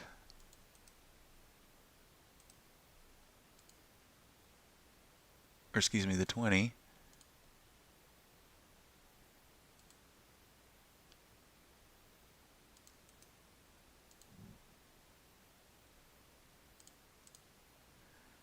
And then we're going to back it up.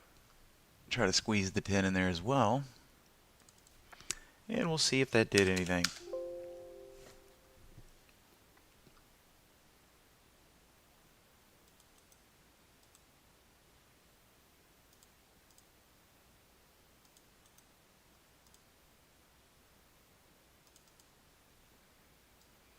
Alright, just going to make sure those changes stuck.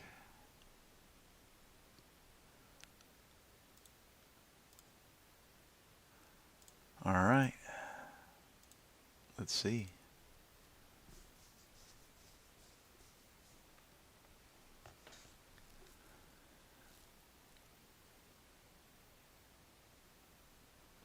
Ooh, we got our penny spread back, but nothing earth-shattering by any means.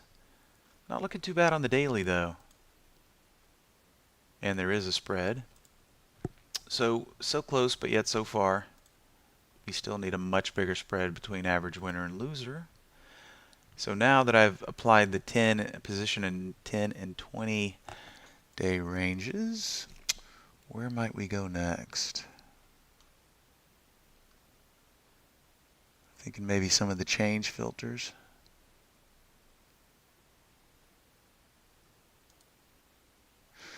Let's take a look at the fast line, the 10 period on the 15 minute.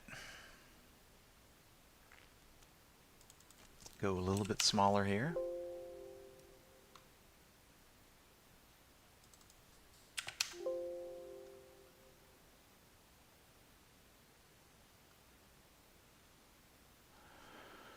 All right, we've got a nice little smattering of green.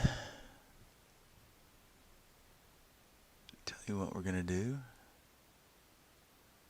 We'll do this.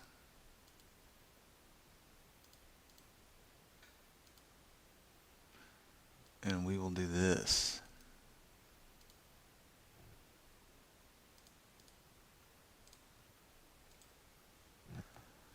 All right, don't see any new questions coming through.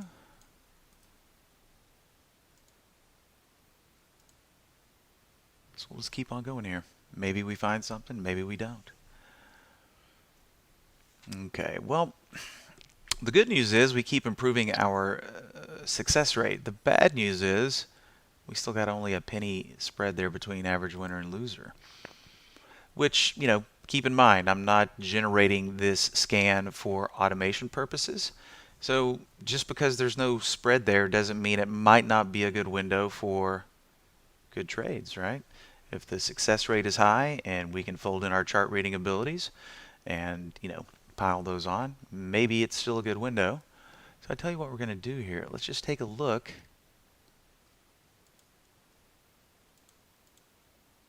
at some of the plays that are coming through here. And of course, we would only want to look during the time of goodness that we have here, 8:55 to 9:44.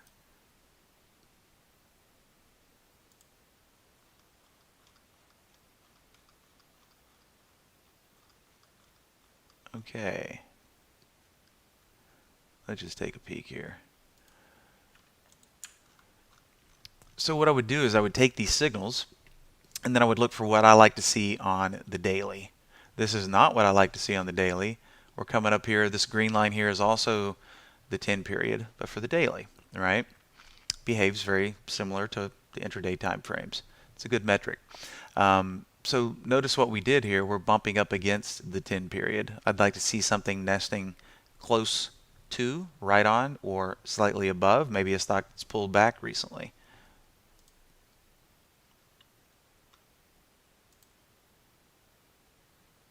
And this is also a great way to generate a watch list. MYN.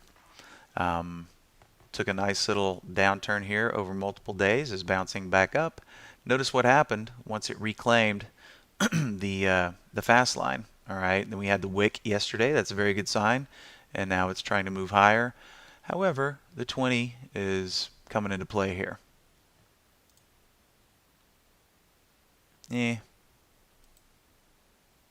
Okay, this one looks kind of interesting. Okay, downturn as well. Of course, check out the once again. When I've been exploring this alert, for some reason, it's pulling up some charts that I have interest in, but they're all these muni income funds and strange funds and such. So, don't know exactly why there's a high number of prints going off in all these funds. It's not like volume is off the charts today. It's 1.36 on the relative side, but just an interesting observation. But check out what it's doing right here. A little doji action, trying to reclaim that 10 period. So the point I'm trying to make here is just because we don't get what we want on the back test doesn't necessarily mean that we can't create a window that's worth watching. Soxel, let's pull up Soxel. All right, here we have it on the intraday, and notice what Soxel is doing. Let's see, that's not ATH, but notice what it's been doing. It's been surfing the fast line pretty well, starting to elevate now. And, when we get a lot of air between the price and the 10-day, obviously if you're positioned back here, great action. But the further and further we get away from that fast line, probably the more and more imminent some type of pullback is. And we kind of have to eyeball the daily and, go, well, okay, we're up to this critical level here. This area here might act as some potential supply, right? In this little chop zone right here. It's gotten above this level here. If it gets a strong close today, well then, I'd say anything in this range is going to be fair game in the next few days if it can stay strong and close up there. Behaving pretty well on the intraday here. And notice The 10 period seems to be in control on the 15-minute intraday as well. A little bleedy right here, but a quick recovery. Close below, or excuse me, close below here, close above, and then moving up to potentially test highs for the day.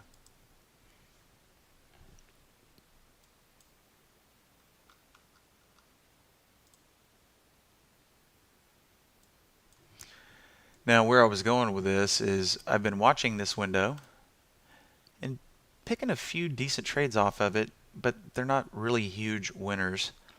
And I will show you what I'm talking about here.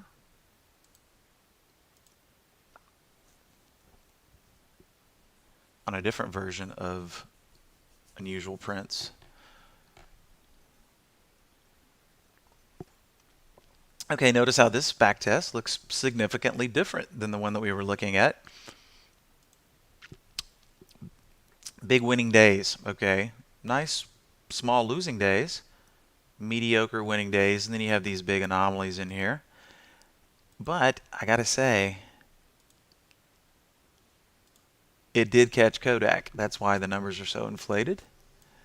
And it caught Kodak on a, I mean, too bad I wasn't watching this window back then, because here's where it flagged after the first gap up on Kodak.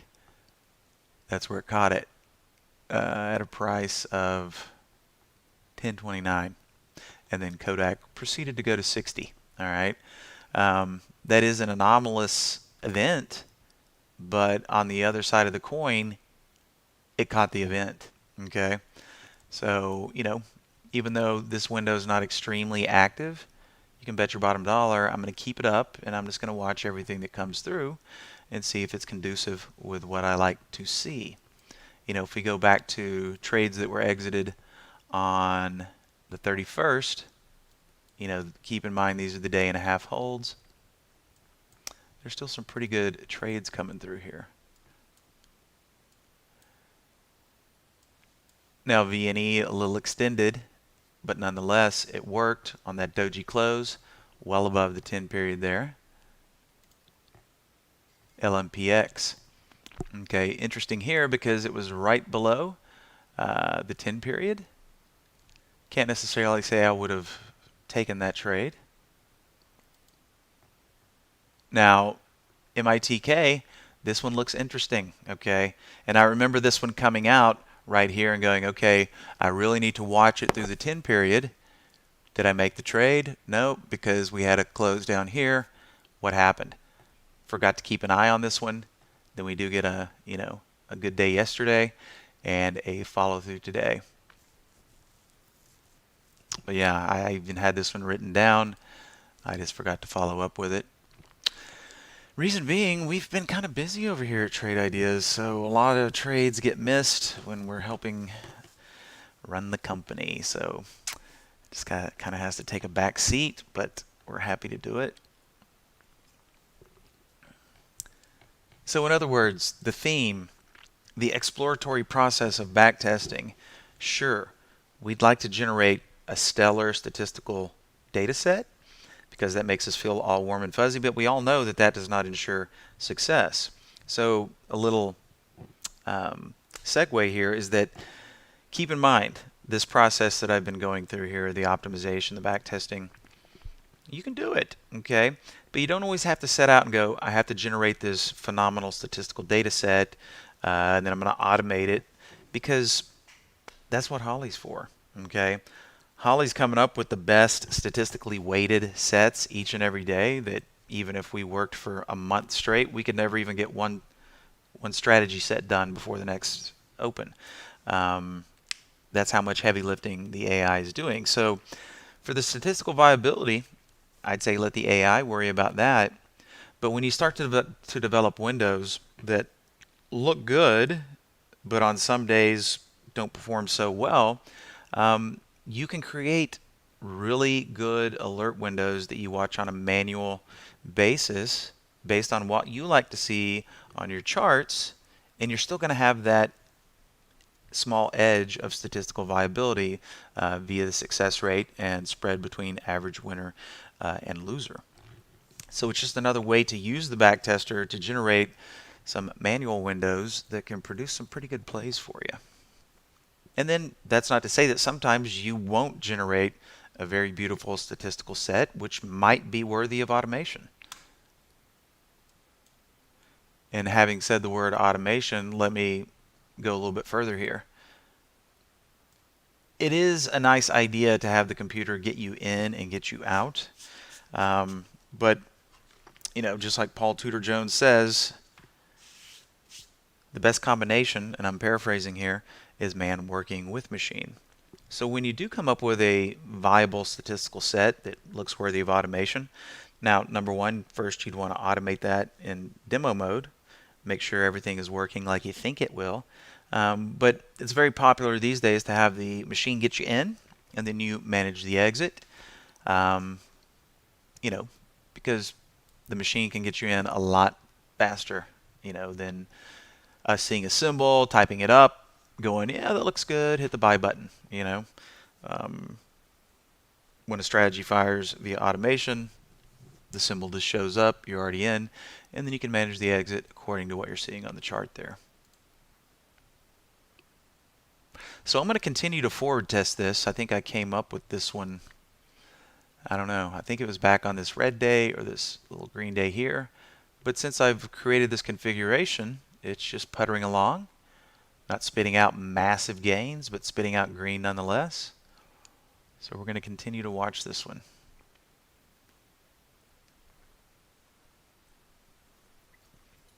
All right, little time check here. Okay, 45 minutes have vanished. Got about 15 more minutes till Barry comes back and takes the helm. So any questions you guys might have, go ahead and fire them out there.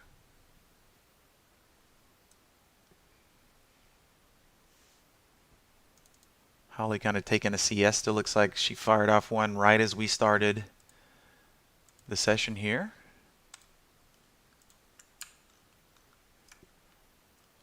Pushing through resistance. And this is another correlation. Notice the high that was up here. Notice we put in a low down here.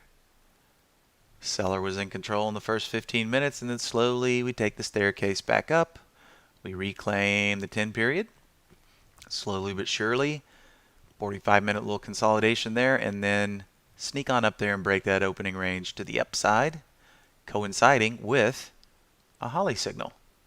So pushing through resistance, we do have breakout long and breakdown short, and a lot of the times, let's look at the MDLA, not necessarily showing us that on the 15-minute, maybe it was 5 minutes.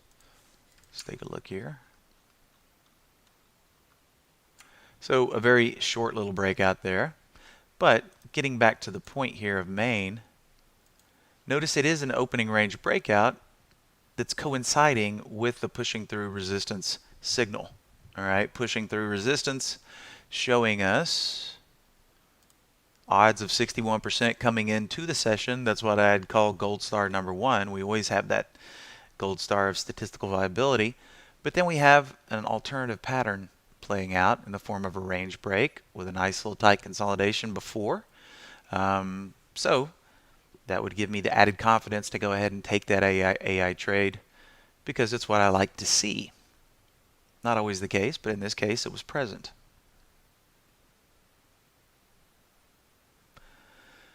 Does the long strategies go until the market closes, or what is the time frame for a long? That's a good question, Joanne. So we'd have to reference the strategy panel down here. Notice that each strategy has its own time stop here. So we can see for breakdown short, it's 120-minute hold time, 2 hours basically.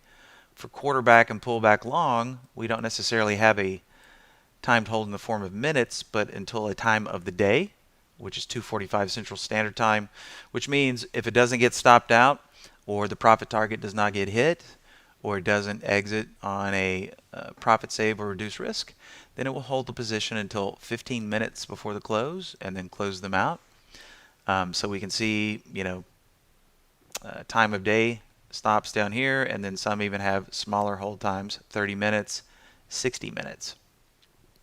So while we're on that topic, in conservative mode, it's whichever one occurs first, right? And it's always going to show us the reason for the exit right over here.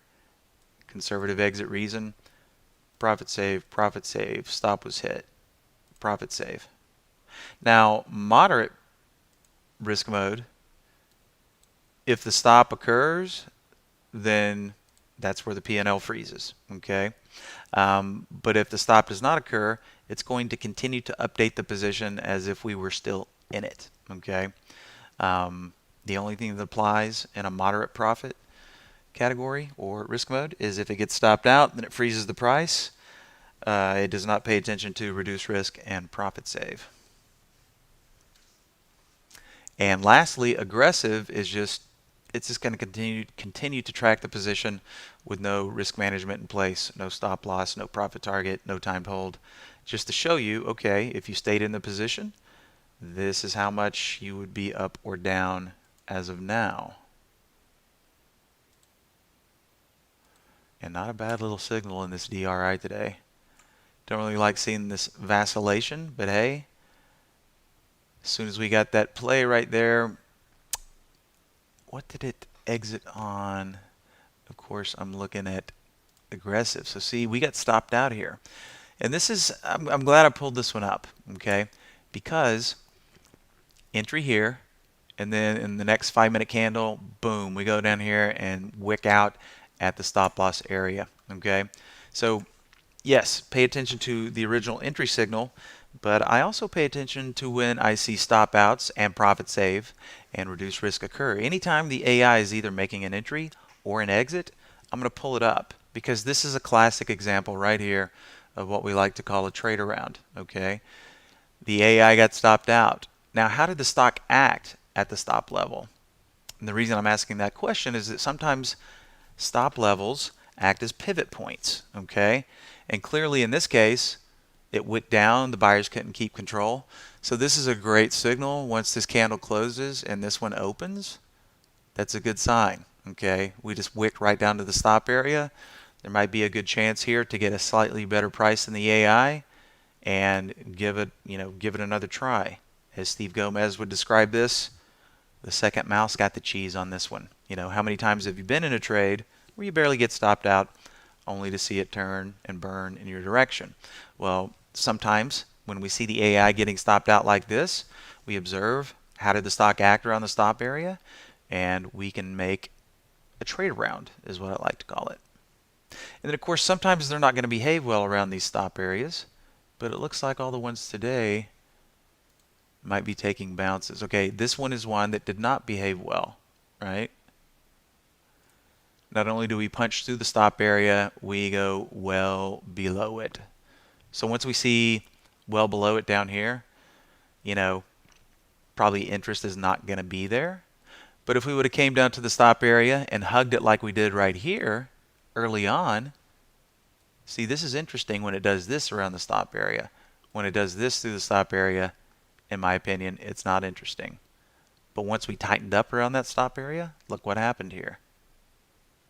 So just remember, it's not always the original entry signal. Sometimes Holly either makes money or loses money, but it brings a specific pattern to our attention, which we can then capitalize on.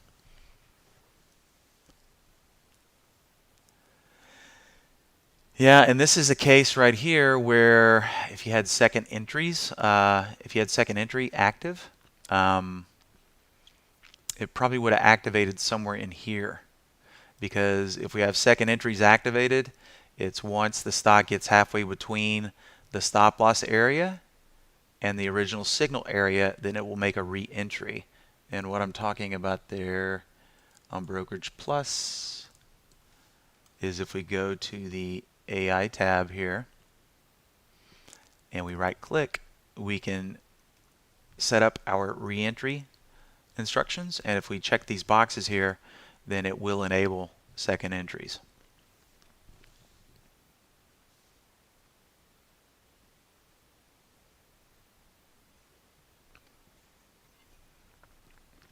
Yeah, and Chris, I'd say, if you're relatively new, just pull the reins back, um, and just take it a little slower.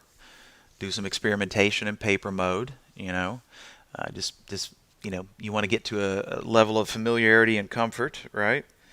And of course, we want to do the same things over and over and make minute changes as we proceed.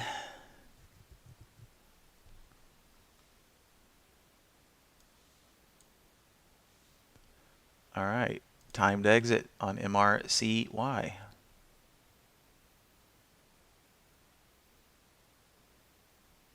Not knocking the cover off there, up what, 26 cents or so? What's this guy look like on the daily? Little congestion back here, right through here that we're butting up against. Let's see what our volume's like. Pretty lackluster on the relative scale here.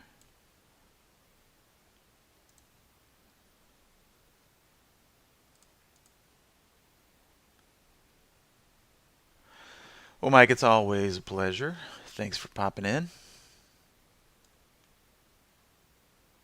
And people keep coming through the door. More viewers than we had when we started, which is a good sign.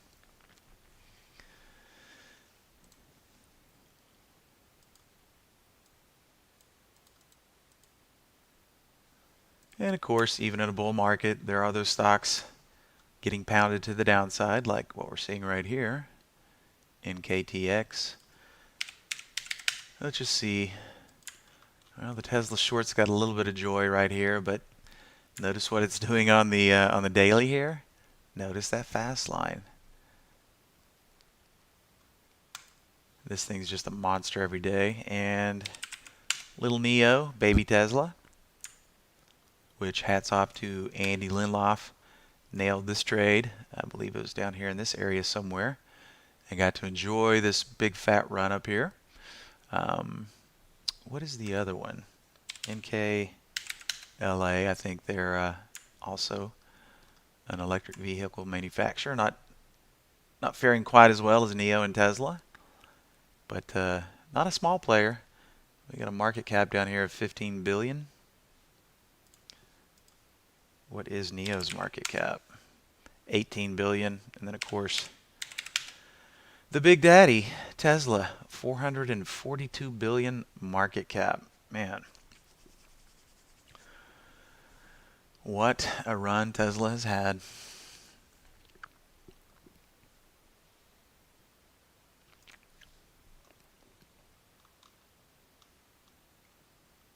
A lot of these low caps hitting all-time high, all-time lows, I should say. Low caps hitting all-time lows.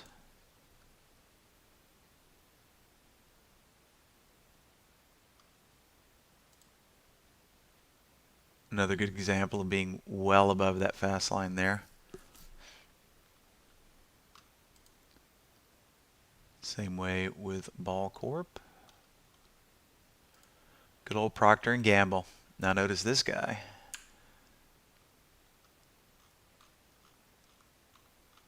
Not a bad little excursion here. Notice how fast line's in control. Little green hammer close there, and just popping out of this little range. Not a bad little entry signal on the intraday here, and then here again. Of course, let's look at a little bit bigger time frame here. And the 10 period is in control on Procter & Gamble here. Doing a little bit above average for volume. Don't know why my earnings date is not in there on a big cap stock like this. But I think they've already produced earnings. But not a bad little setup for a larger cap stock. 343 billion. Procter & Gamble.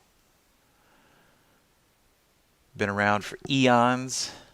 Tesla's only been around for a little while and is already about $100 billion market cap bigger than Procter & Gamble. Crazy times. All right, ladies and gents, got about 2 minutes here before Barry comes back in and takes the steering wheel back. Want to thank everybody for enduring my banter. Glad I could ask some or answer some of the questions you guys had.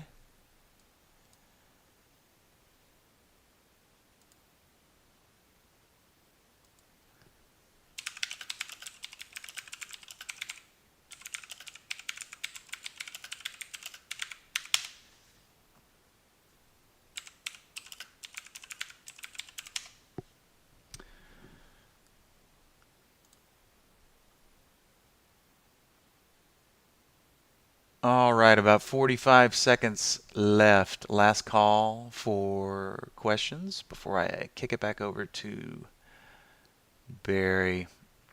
And yeah, Ozzy, I don't really discriminate. I try not to fight the tape, Can say I haven't made any short trades today. But yeah, I'm an equal opportunity trader when the market conditions are right.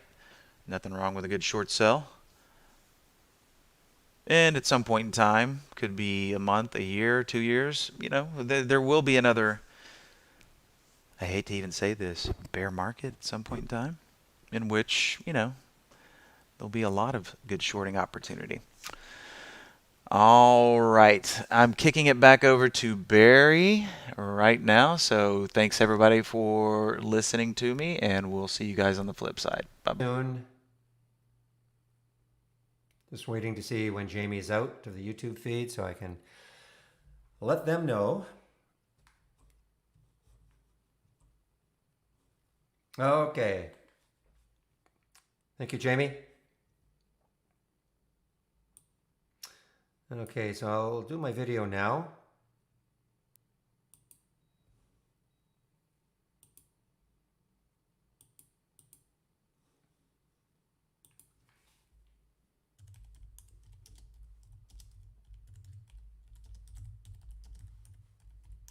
I'm sure it will not take to 125. I'll just say that in case I have any technical issues.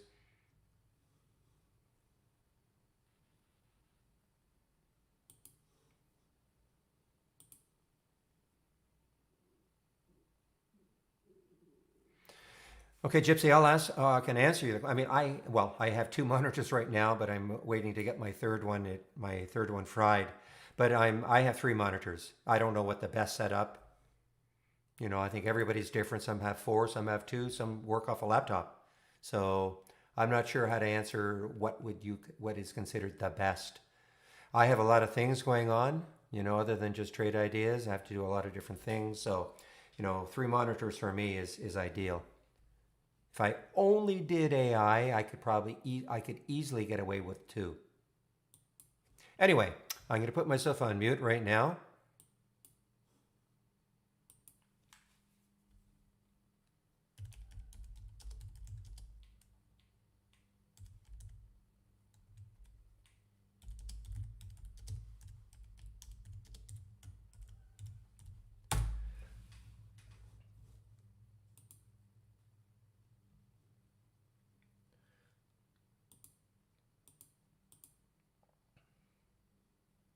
Okay, so I'm going to put myself on mute.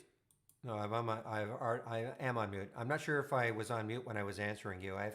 I have three monitors.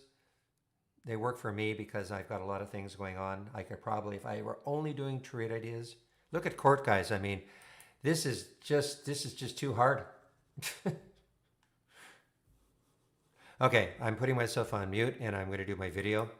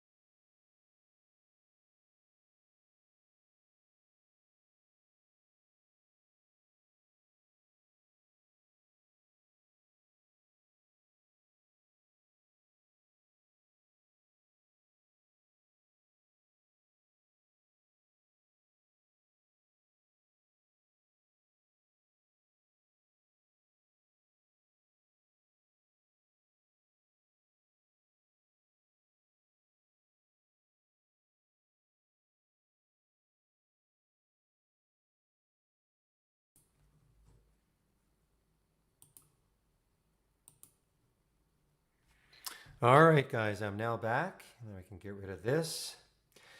What a pain. Can't wait for that my monitor to come back.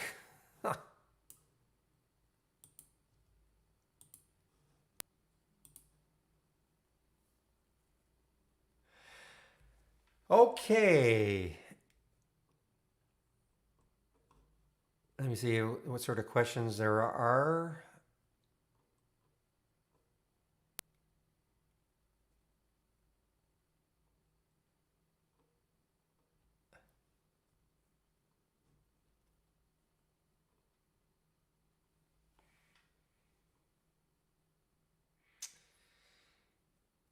Yeah, we do not. Okay, so DJ, we do not connect to Webull and Robinhood.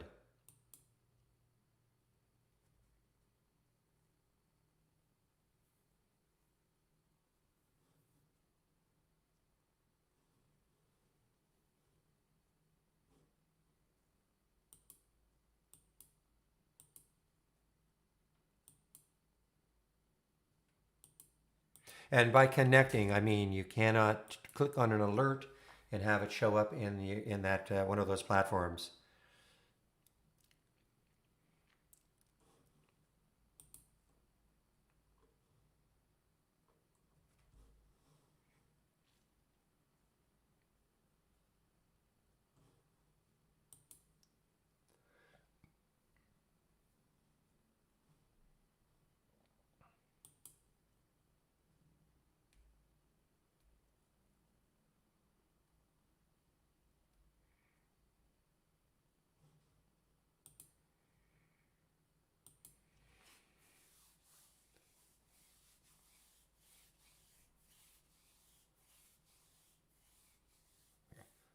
Thank you, Torps, for answering.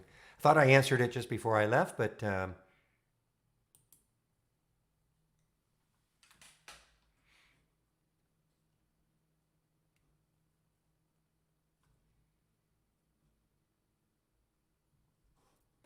so what is Court doing? Yeah, it's still super strong.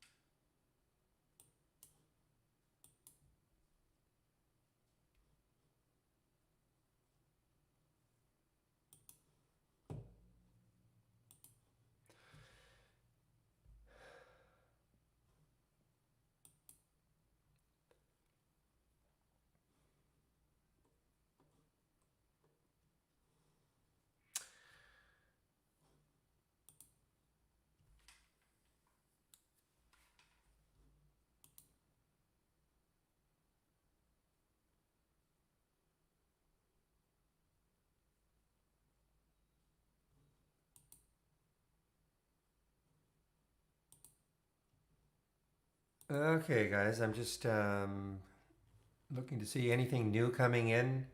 Boy, this FEAC be super interesting to see what it does tomorrow. Also, look at the volume today.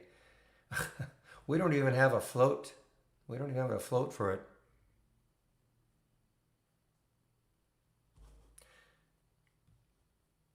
which I'm going to question why.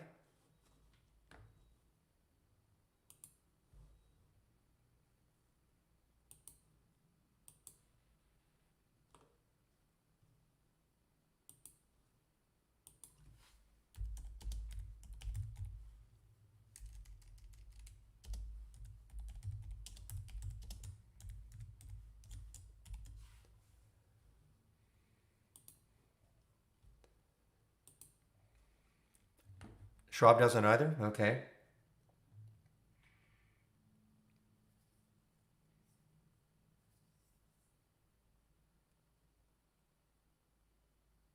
So I'm just going to repeat this because we'll call it the SPAC sector is obviously super hot right now. So if you want to follow these stocks, all you have to do is get one of them in the similar stock window. in the single stock window. Okay, so there's the FEAC. Notice it's in a sector that we look at like as an example. TRNE. It's in this sector that we call business associations. I mean, it's the database is calling it. So all you have to do is click on similar. So here are all the other SPACs. I can't guarantee every single one is in here, but most of them should be in here. So once you've clicked on the similar, then all you have to do is pop it out, right click, pop it out. So now you've got a top list of SPACs. And of course now you can sort it any way you want. On the change from the close, you can add, see, you're limited here on the columns that you can have. Now you can treat it just like any other top list window and add columns. You can put, if you want to put a minimum volume, minimum percentage up, all sorts of things. There's the FMCI. You can turn this into an alert window if you wanted. So you can take it and you can save it, just, save it like any other top list window, just by going to the similar tab and then popping it out. Right click, pop out.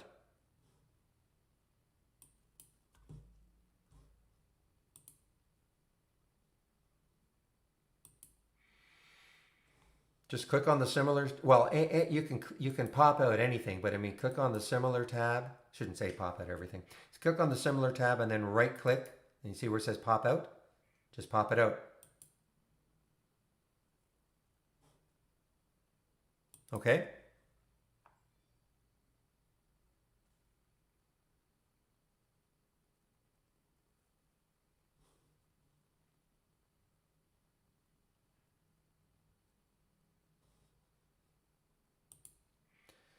Remember I was saying earlier, so here you go also. You can see here the similar ones. Motion picture theater. So, there's AMC. And you're right, it is coming back. There's CNK, IMAX. So you can see similar. MCS was one I remember from a while back. MCS, Marcus Core. So you can, this similar tab is really, really good if you want to follow stocks in the same sector to see what other ones are doing in that sector.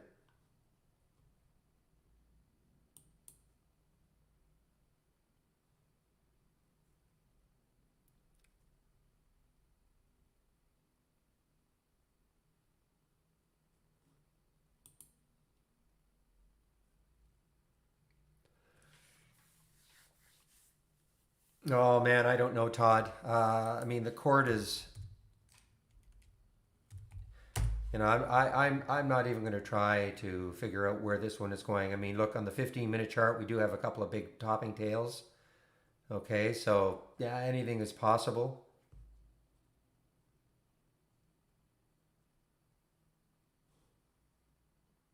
But if I look left, you talk about 2303. I don't know why 2303 as such.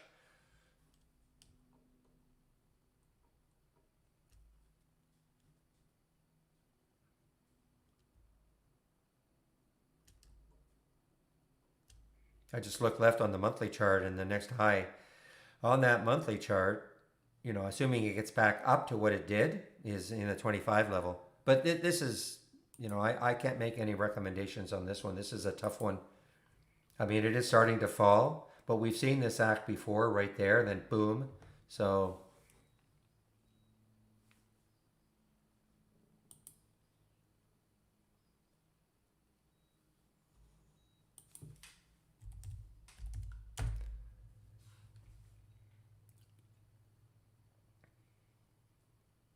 and again, the spy is on a mission.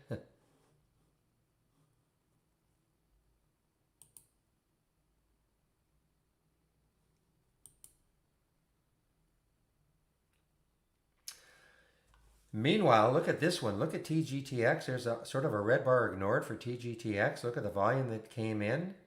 TGTX. And this is, I've got to look, how far back do we have to go before we see,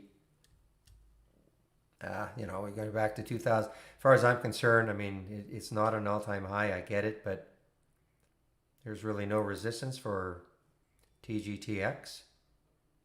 Now, and again, when I say that, I don't mean it's just going to keep going higher. I'm just saying, at least on the chart, we don't have to worry about resistance.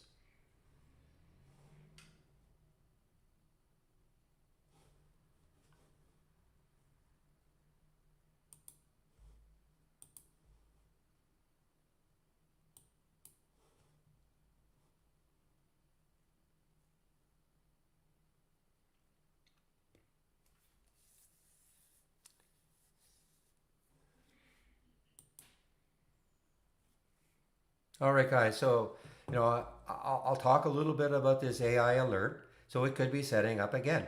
Remember, I'm saying use the AI as a watch list all day, just because it's out of the trade and you may be out of the trade, but it could be easily setting up again. Look at the volume, a little bit of volume coming in, holding 5, could easily. I'm not saying it's going to, but you can see how it could get running again, especially if you get a little more volume coming in. I mean, it's a lot of volume for it. 9.5 million in the float. So it's going to trade the float today.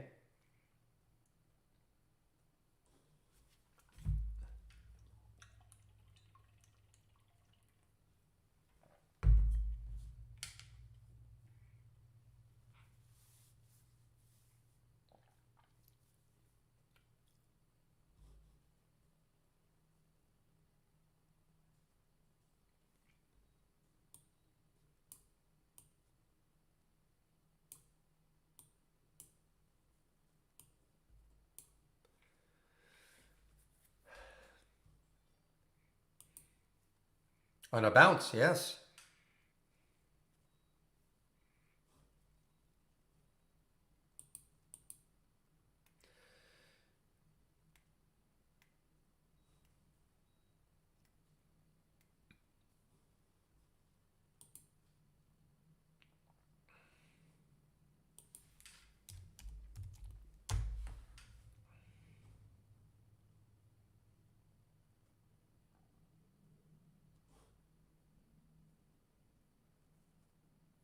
That's why I create this one. If you just want to follow these two windows all day long, that's it.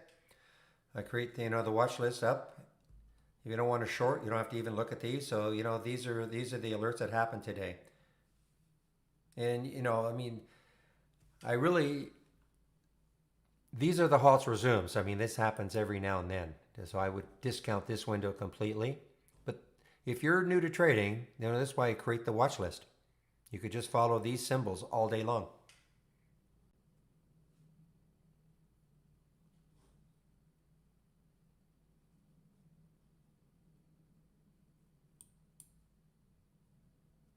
These are ideas, okay? These are ideas. These are not take the trade when you get the alert, okay? These are all ideas.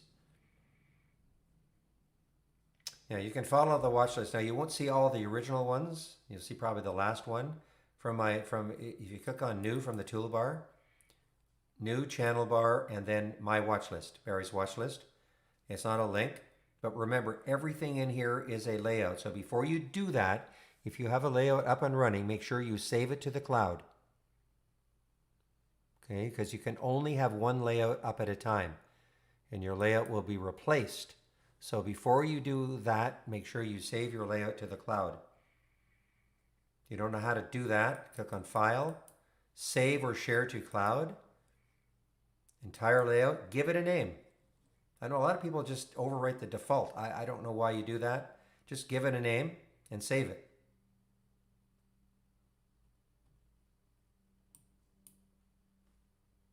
And then you can load my windows, and you're not going to see all the original ones. You might only see the very last one, but tomorrow you can do it and just follow if you want. Just there are very, very few alerts that happen, but that's why I did it like this.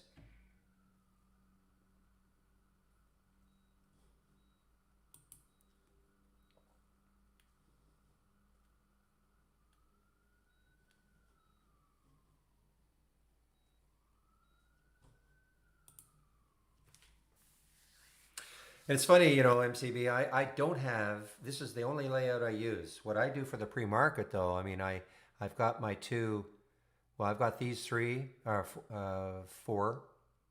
Watch this up. Sorry. Gap up, gap down, and the pre-market highs and lows. So that's what but I run them in this layout. And then once the market opens, I just minimize them so I don't see them anymore.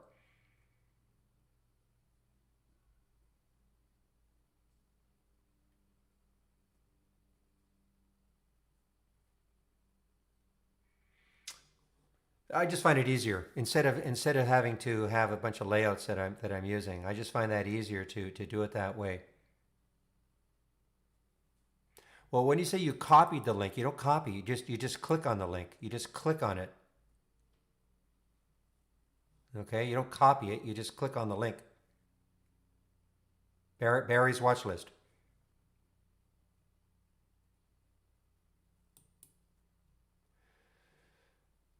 And then I don't have a swing trade layout because I don't really swing trade. And then of course I guess you could call this my day trading layout.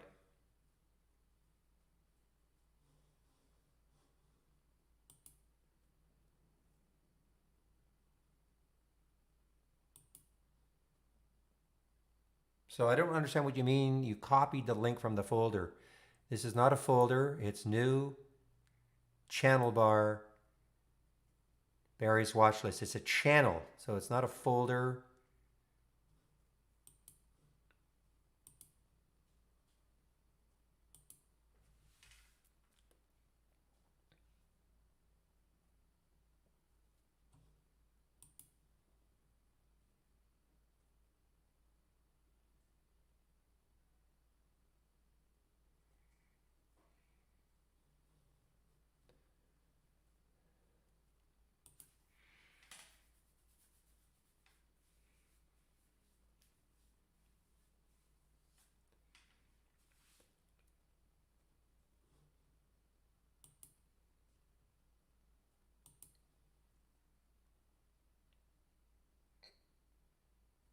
Yeah, if you have so many scans, I would get rid of,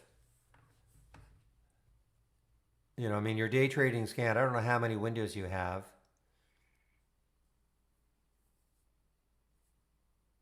To be honest, I mean, I really only have three windows. I mean, because these are really what I look at. This is a non-repeat. So what did it do since the alert? To be honest.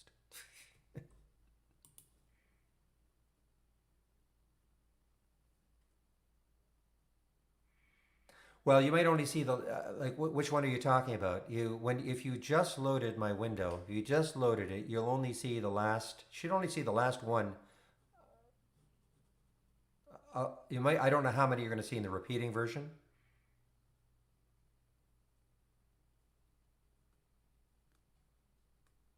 Yeah, don't use the channel, heart and soul. Don't use the channel. If I were you, I'd go to the toolbar, click on new. I'm assuming click on new. Don't use the channel. Because then you're stuck on the channel. I mean, I guess if you want to, you can, but click on new and then AI/Holly strategy trades window, emphasizing trades window. Now you've got the window, and here are all your alerts as they come in. Okay, you can also take this window and save it as part of your layout, so you don't have to do it every day. Going to the channel limits you.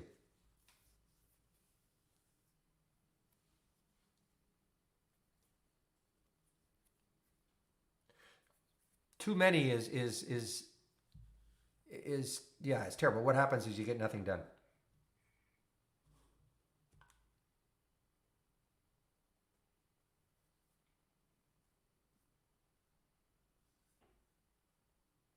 So I mean, I'm sharing a lot of scans.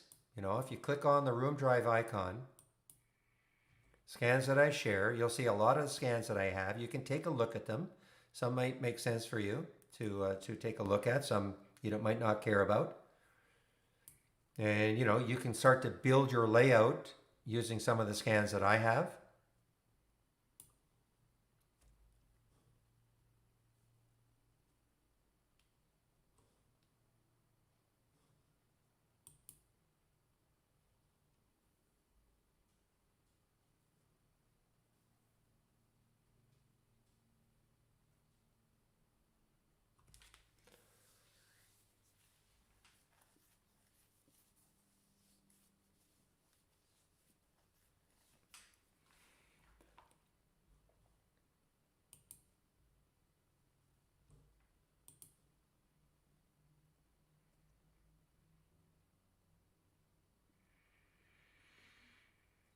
I hope William, you took advantage of that TGTX. That was I'm looking right now at the channel,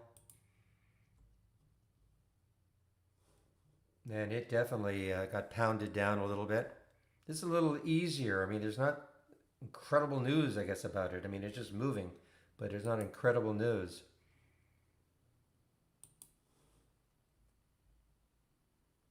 Or even news at all. I don't even know if there's any news on it.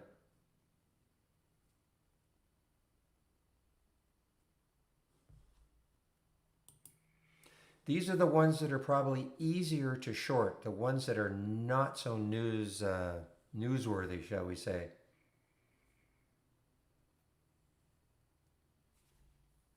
You know, look at the volume tailing off.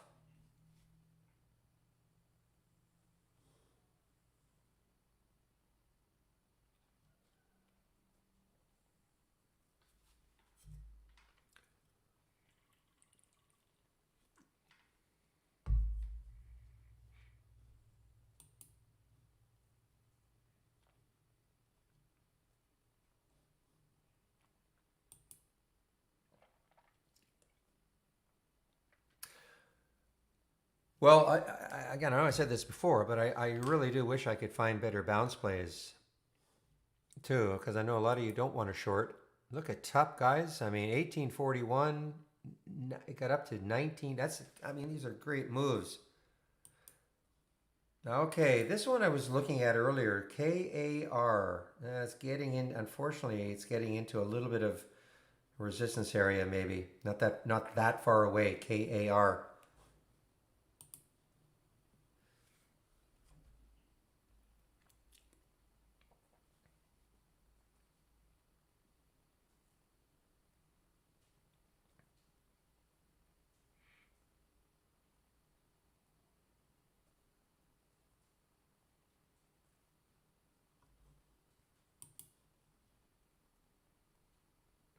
Yeah, the problem I've got with those ones,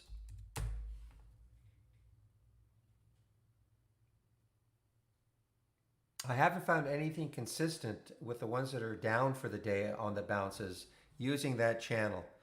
What I've been like, I can show you car though. I do notice that it did bounce off 18 for me anyway in the channel. I'd rather find bounce plays on stocks that are up right now.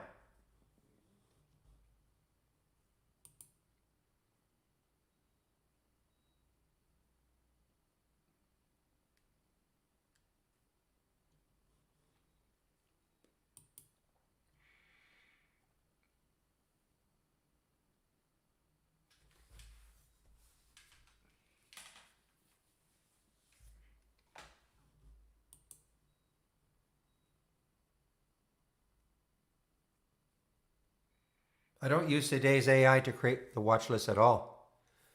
I mean, there may be coincidentally, maybe something. No, I have my own scans that I'm using.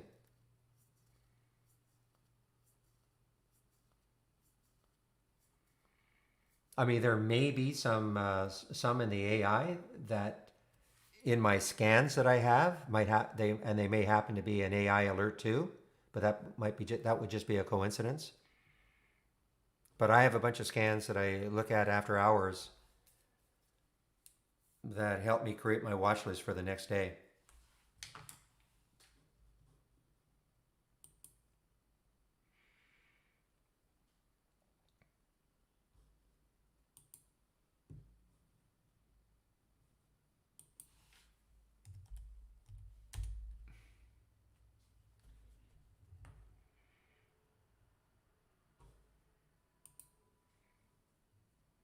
So our provider was wrong about this one. It's actually earnings after hours today. Our provider had it pre-market. I thought, okay, it must be because look at the pre-market action for Rocket, RKT, but it's going to be after hours. That's what others have told me anyway.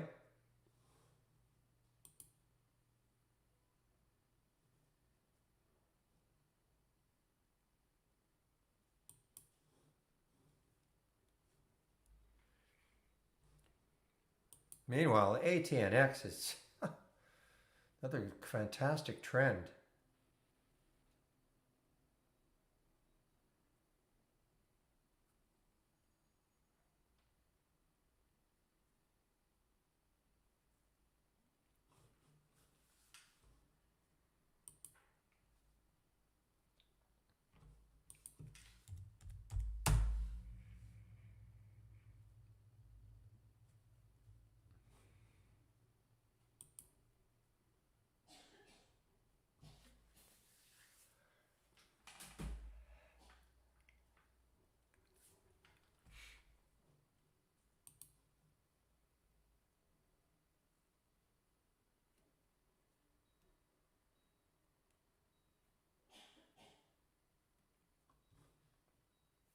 Okay, Saber, I do see your question.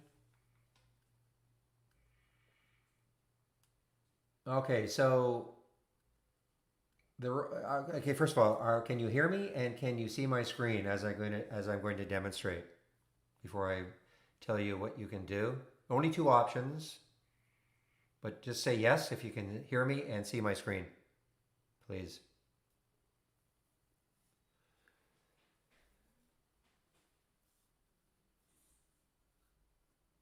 Okay, so there are only two options with our charts. The question was, how do you have multiple charts saying the same symbol? I think only two options.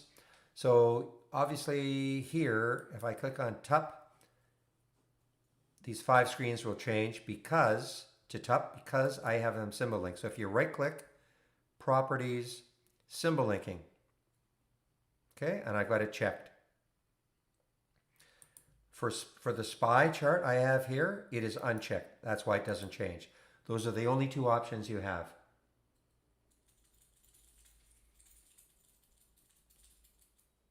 So if you want to thumbnail some charts that you want to be paying attention to all day, then that's what you do. You base properties and uncheck the symbol linking.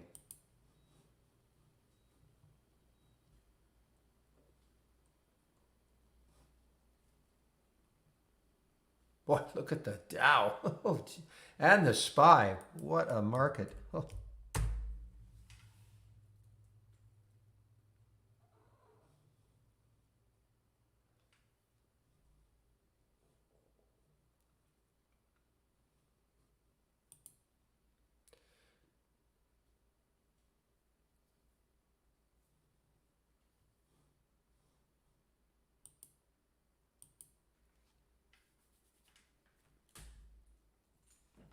No.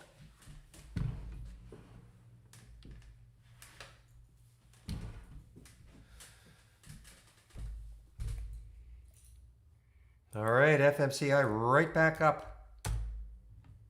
Strong, strong.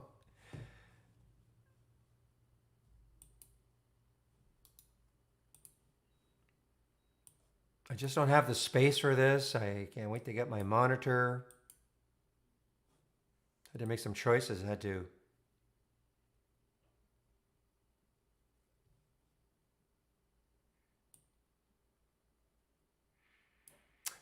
Yeah, because it's only going to load the last one. Okay, if you're talking about right here, you see it right here. So if you just load my windows now, you're not going to see the 945 and the 951 alerts. Okay, you should start seeing them here.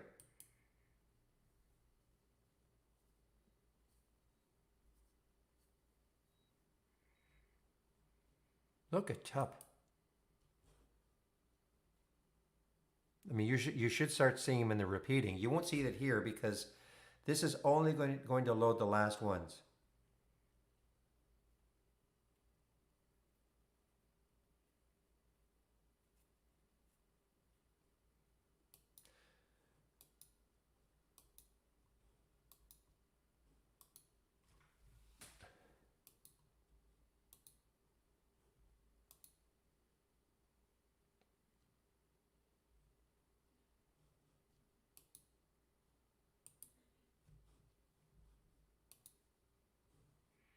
Okay?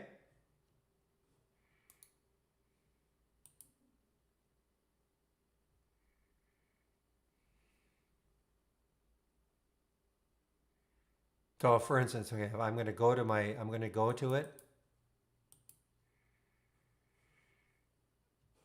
Make sure everything is.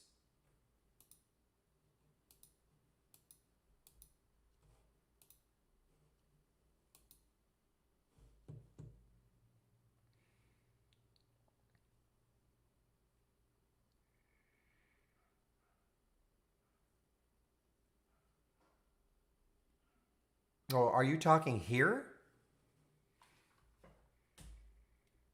You're talking about in my basic new highs and lows?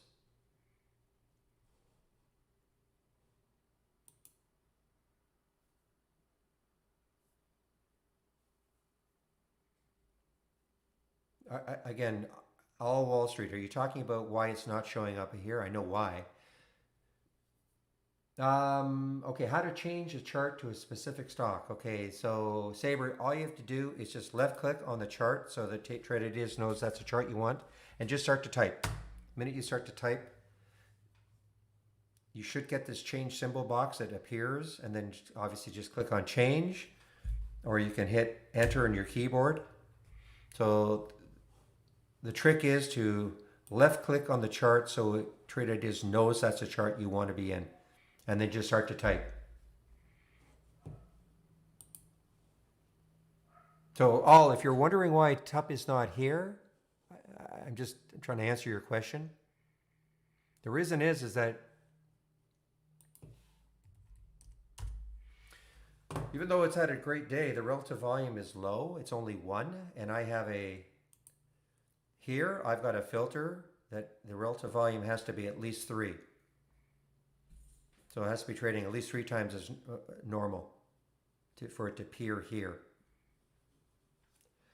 So if you're going to say, well, that's crazy, why not just drop it to 1 so that TUP would appear? I could do that, and then I'd get a million others that I don't want.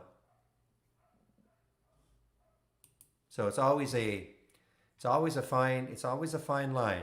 You can always create a scan to find something, but if you relax the filters too much, you might introduce a lot of other stocks that you don't want to see. So it's always yeah, but it appeared here in my watch list. So it's not like it didn't appear at all.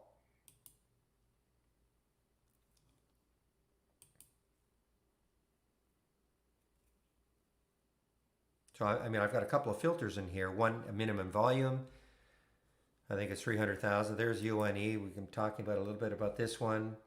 3, minimum relative volume of 3. It's always an experiment, What are you going to use for the relative volume? Again, the higher the relative volume, you'll only see the real big movers. You may not get that many. And just because it's a big mover doesn't mean it's going to keep moving up. So, there's no, if for instance, so I've got at least 3. So for instance, if I was running this and I only had 4 symbols all day long for some reason, on a given day, I would relax in maybe one of the filters so I could allow more in on a given day. Rarely do I have to do that. Not in this one, the basic new highs and lows. Notice there are new lows. Hardly any.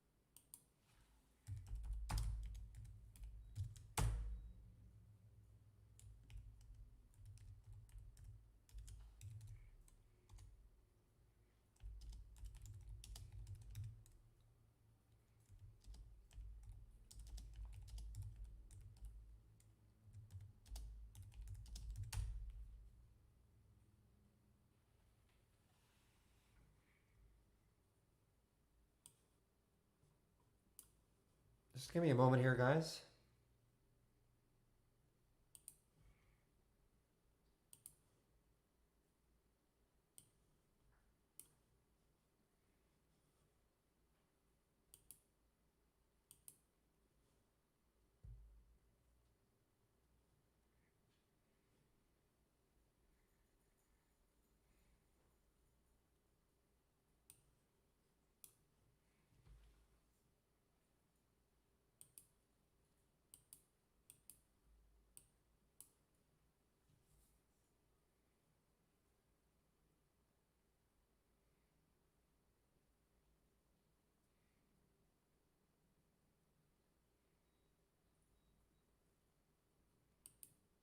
Okay, I have to put myself on mute just for a second here.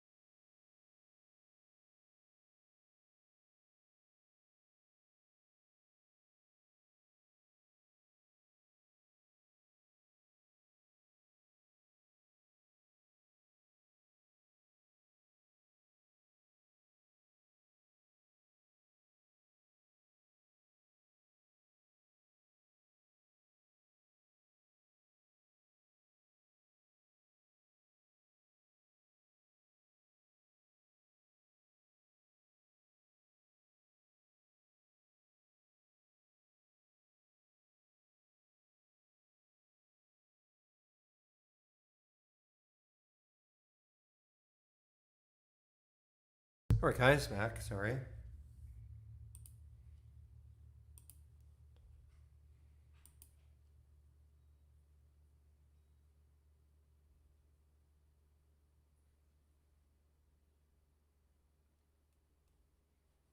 Yeah, right. Swear. Uh,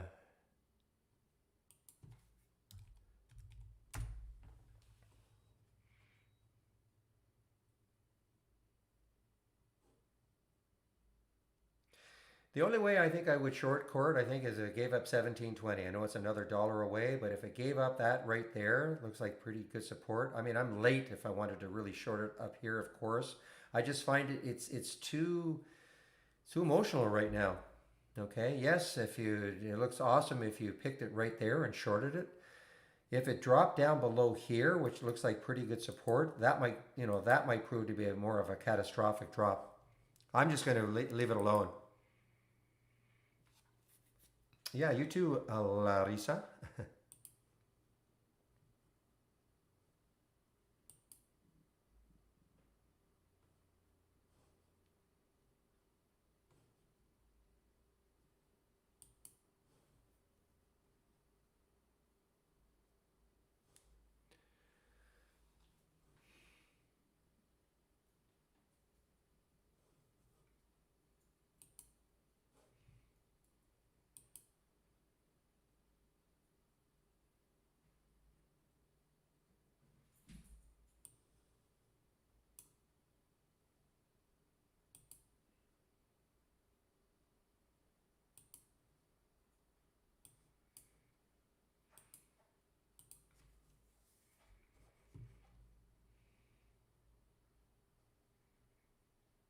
Give me another moment, please. Just put myself on mute for a minute here.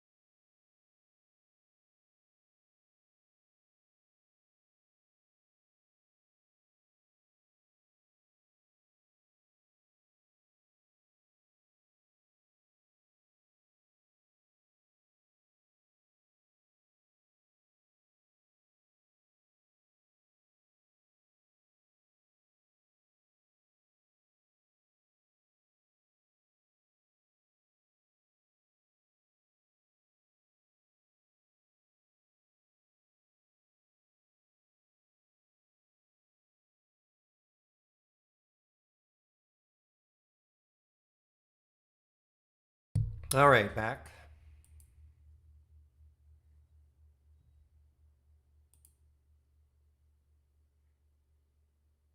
Yeah, that's up to you, heart and soul. I mean, I can't tell you. I can't tell you what. I mean, that's why we have a lot of columns. You know, what's important to you may not be important to me, and vice versa. I mean, I know what I like to see, but doesn't necessarily mean that you want to see the same thing. I keep it pretty simple. To be honest, I could probably stop it.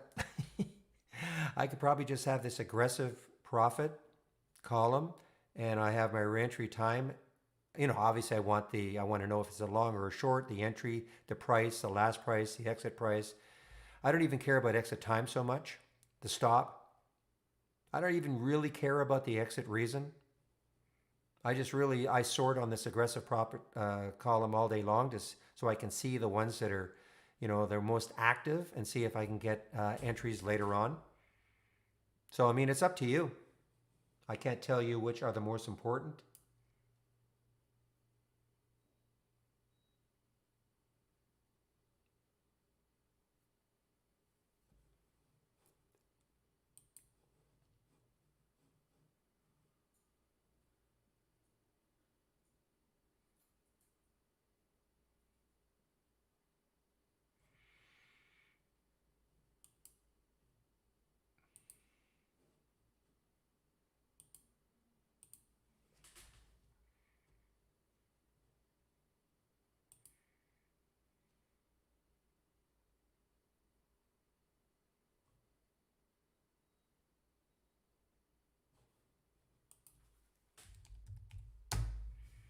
1782, yeah, it might be.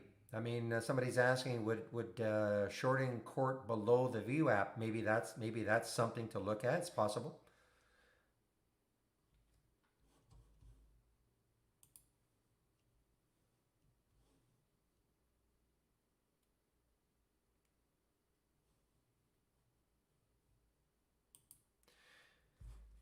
Meanwhile, here's a red bar ignored for ATNX.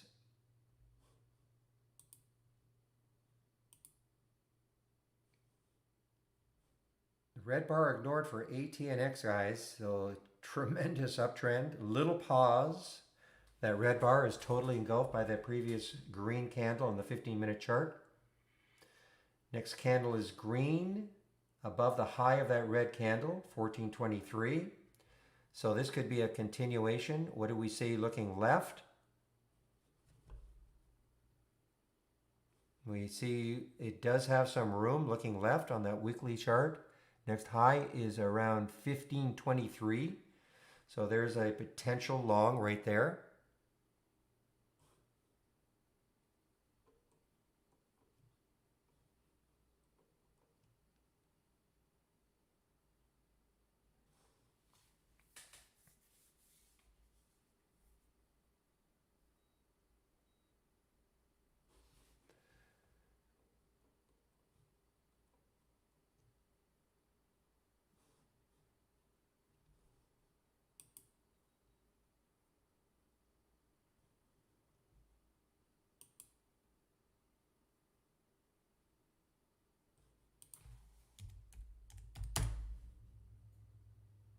Okay, so UONE appears to be moving on its own right now. Looking at the other ones that usually trade with it, COHN. But U1 is just a rippage. Another one, you know.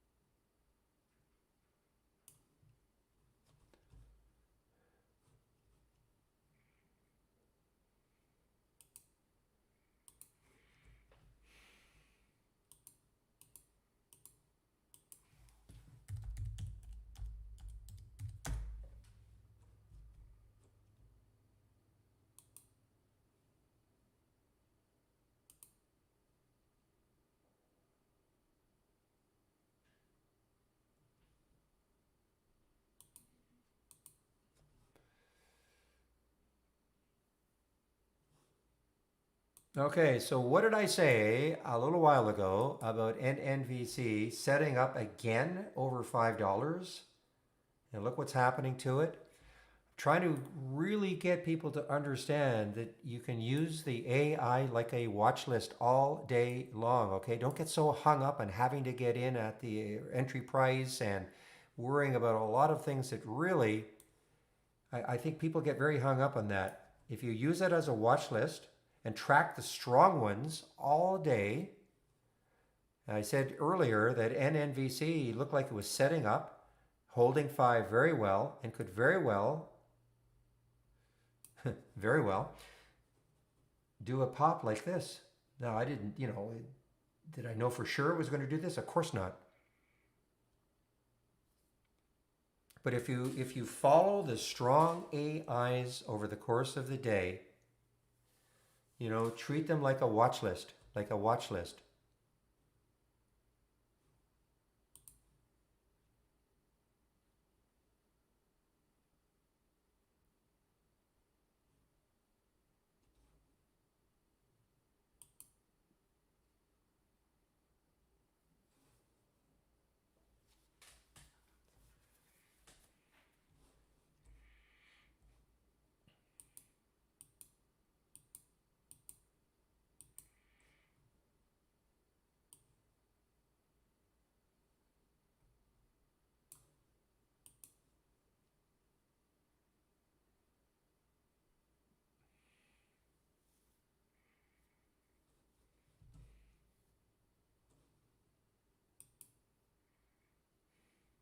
It's right here.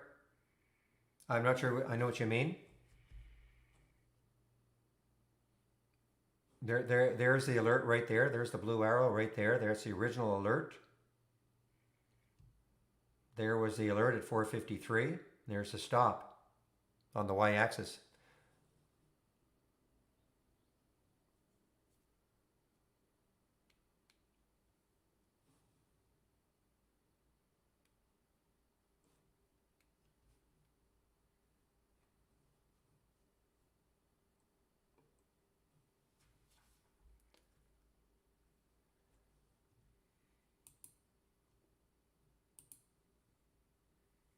You don't see you don't see in the y-axis the entry and the stop.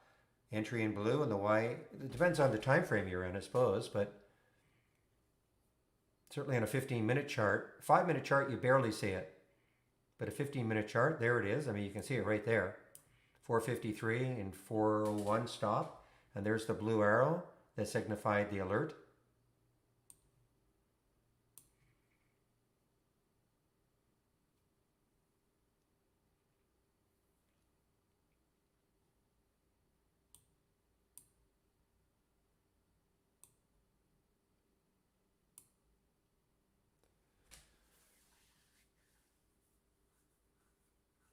Did you click on the alert again? You have to click on it. I mean, if I click on this as an example, there it is for TSRI. So I have to click on the alert, and then it'll appear.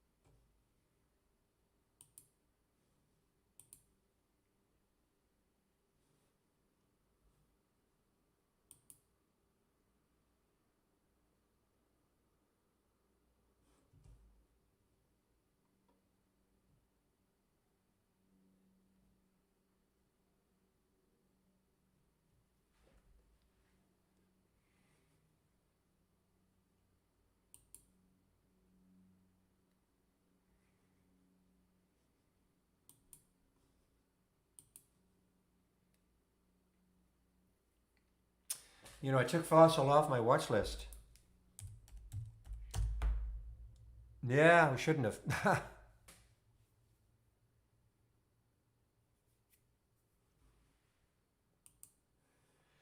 talking about this one since last week, I believe, the fossil as a potential swing trade for those of you who like swing.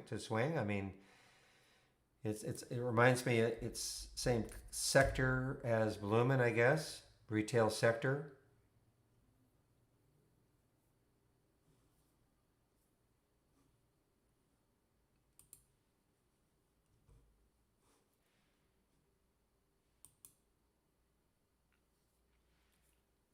Boy, keep an eye on this one, guys. Maybe a late day surge. FEAC. Look what it's doing. Just over 14. Nice consolidation here. Little bottoming tails. Sellers have been trying, but the consolidation on the bodies of these candles on the 15s, and they're really narrowing. You know, we get a volume pop here. We just get some volume. So what I'm going to do is I am going to stick an alert for around 1426 for FEAC. If it gets taken out on volume, that's a trade I'm almost for sure going to take, but I need volume.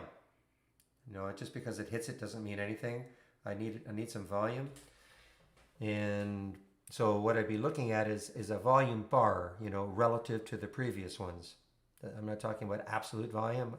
I'm talking about relative to the previous volume bars.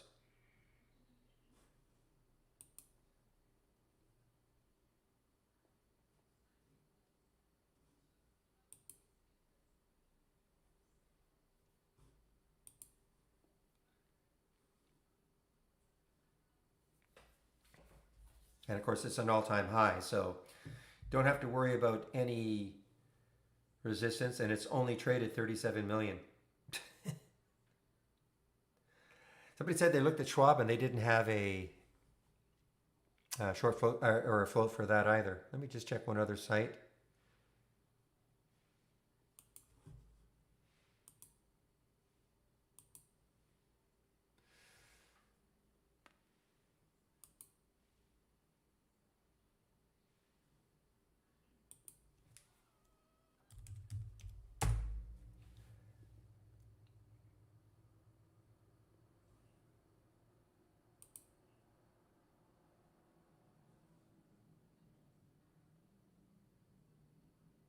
Yeah, I don't have a float. I have a shares outstanding of 69 million. So I don't have a float. So that's what I have shares outstanding for this. But this site also doesn't have a float for it.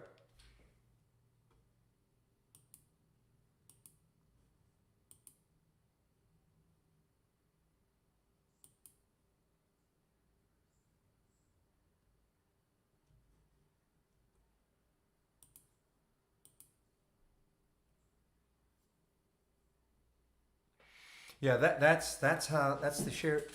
No, you don't mean 69K. It cannot be 69K. You mean 69 million. Yeah.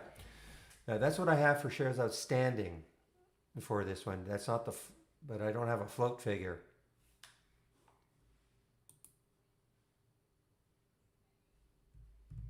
Yeah, that's where I just checked I checked FinViz for that to see.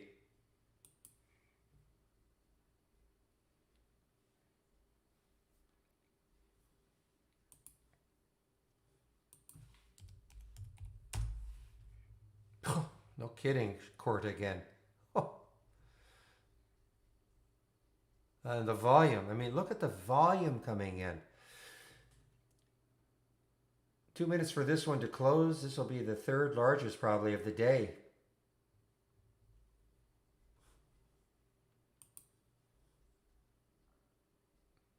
Now, this one, you see, I'm looking at my channel. If you guys are looking at channels, I mean, this one on the bounce off that lower channel on a stock that is up for the day.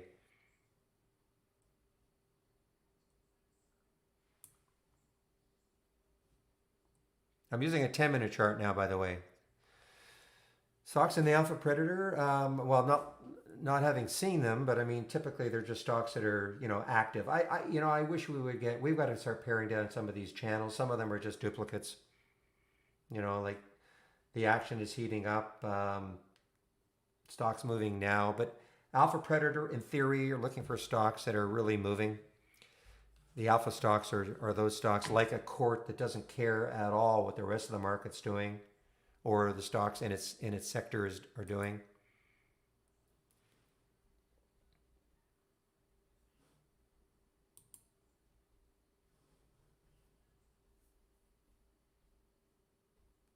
We have too many channels, so guys, I really think we should really uncomplicate it.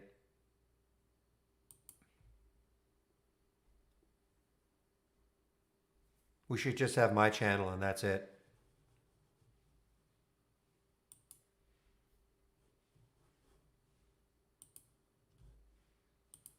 Haha.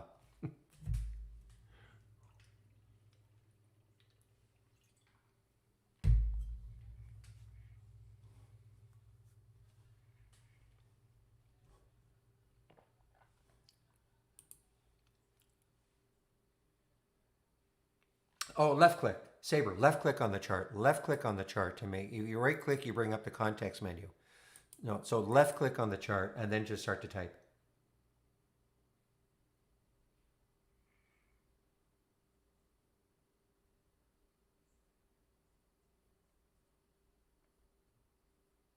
Okay, so left click on the chart. So this is a question I'm being asked in the YouTube feed, how to change, like how to get a different symbol on a chart. So it's commonly asked, it's not intuitive, I suppose. So but you left click on the chart and then just start typing. Once you start typing, the symbol box should show up. You can click on change or hit return on your keyboard. If for some reason it doesn't, hit the space bar on your keyboard and that should bring up the symbol box.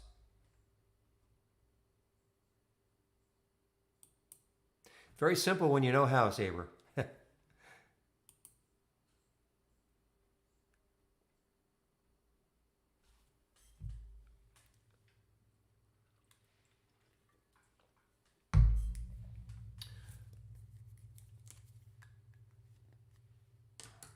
Tim, who's the author of that one? I think I had that one before the VWeb Standard D dev. But there are a bunch of them.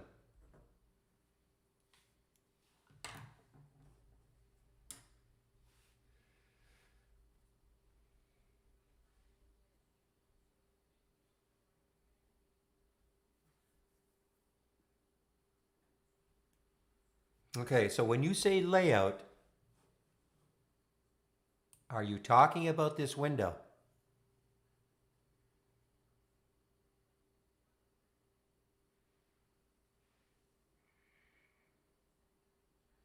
The one I asked you, this is, okay. So, well, now it's part of your layout. So all you have to do, I don't know what else you've got going on, but now you just file, save or share to cloud and just say entire layout, give it a name. I would give it, give your layout a name and then save it. Okay, then that'll be part of your layout. When you exit trade ideas, file, exit, it's going to ask you, do you want to save your layout? You should say yes. And it'll save your layout. And when you wake up tomorrow morning and turn on trade ideas, it'll be there. It'll just be part of your layout.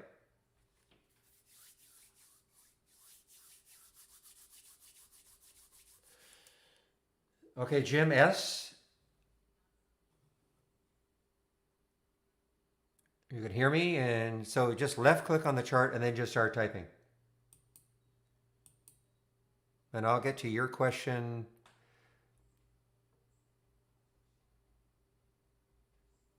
Somebody asked a question about removing lines. Okay, I'll show you how. So Jim S, excuse me, so left click on the chart and then just start typing. And the symbol box should show up. Change symbol box should show up. Okay, good.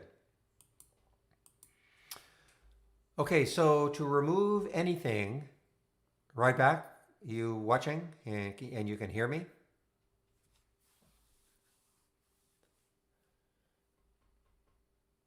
Okay, so let's put one on. Let's do.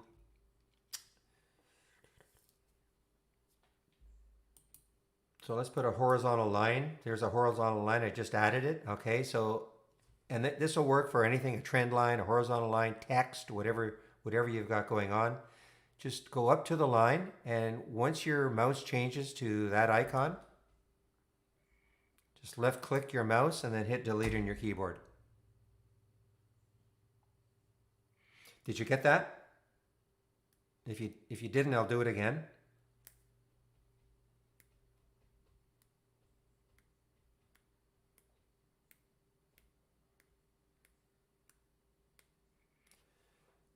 Webinars.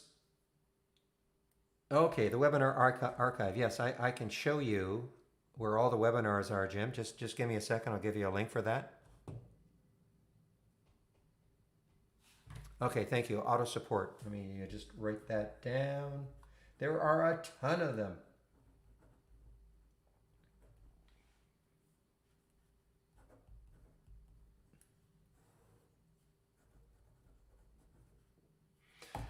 Okay, Jim, let me just get you a link for the how you can see all the past webinars.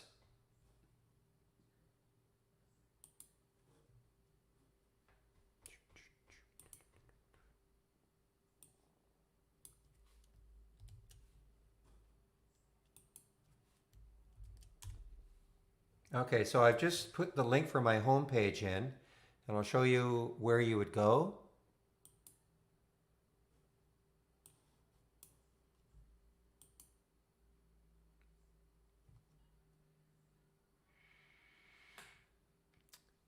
Now, I'm hoping they're still here. I'm clicking on the webinar link. Yeah, here we go.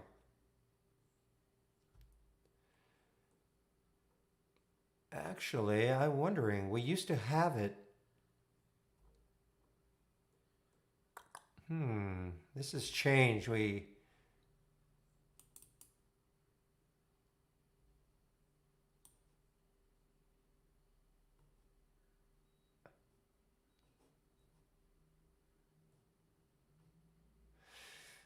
Okay, so we changed up our website, and we used to have it so when you went to the daily webinars, you'd see all the archived ones. There has to be a place. Maybe it's in the YouTube link. Just a second. Just give me a second. Let me ask, because we used to have it that yeah, you went to the webinar link, and then all the webinars, all the different types of webinars were all archived there. So let me just ask somebody here.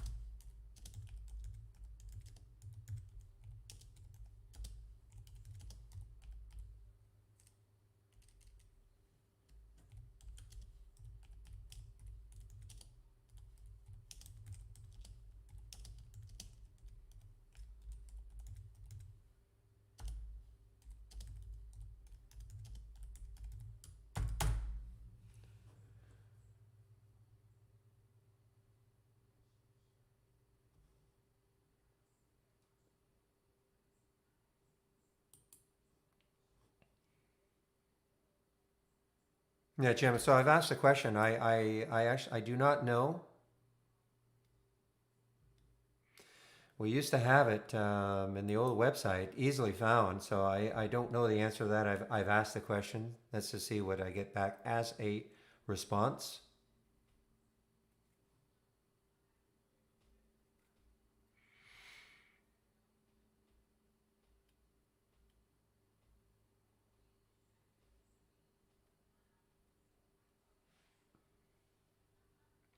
Okay, change the position. Yes, so what you're talking about is here. These, there's the fee, there's the FIAC, guys. Man, oh man, I'm gonna make a big decision in this one. Okay, so yeah, you can change this from the graphical presentation.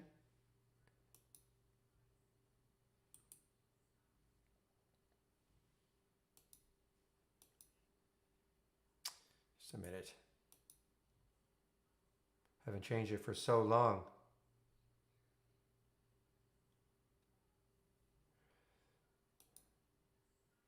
Come on, just a minute.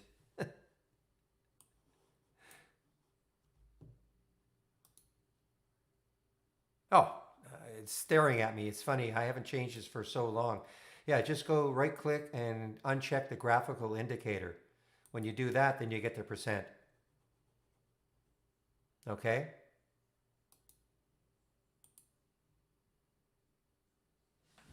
Okay, the Drimmer? Is that what you're talking about?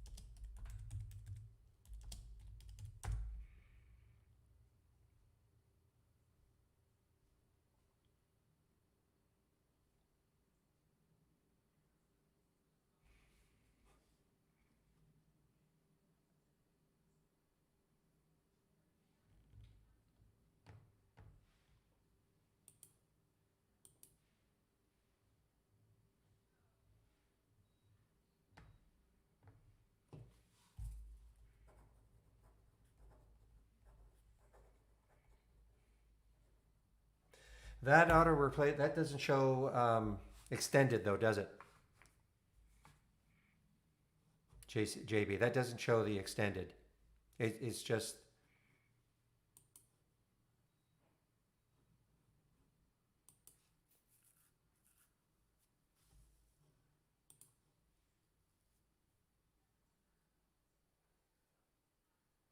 I'm talking about on the top though. You know how Real's always saying, okay, the extended, he's got price levels extended upwards. Unless that's what you're talking about.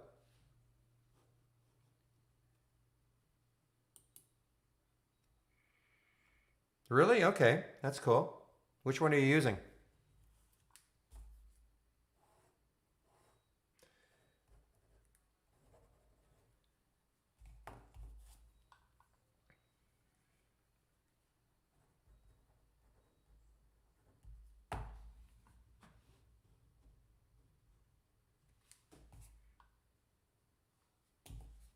Because I know there are a lot of them. There are several autofib.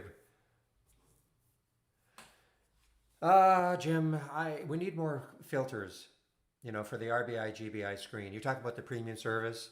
Yeah, we need more filters in my opinion. You can put a price range and that's kind of it.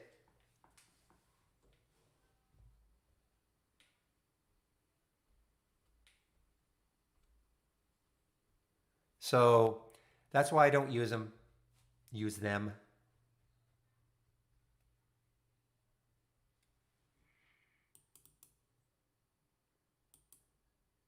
I mean, the idea is great. I mean, but customizing. So yeah, I can put a price range. I can put a minimum volume. This is okay, minimum volume percent. So I mean, I guess if you put 200, I mean, you could try. The only other thing too is that for all of them, and it's not customizable. We're trying to get more customizable for a lot of things, but I mean, I don't know when that's going to happen. We've been trying to do this for years, it seems. But you have to have four, for instance, if you're looking at a red bar ignored, you have to have four green candles before, which is not necessarily the worst thing, but it'd be nice to have it user defined. If you only wanted two green candles and then a red, as an example. So it's just not customizable enough for me I've got too many other things going on, so I just don't want to. I just don't want to even look at it.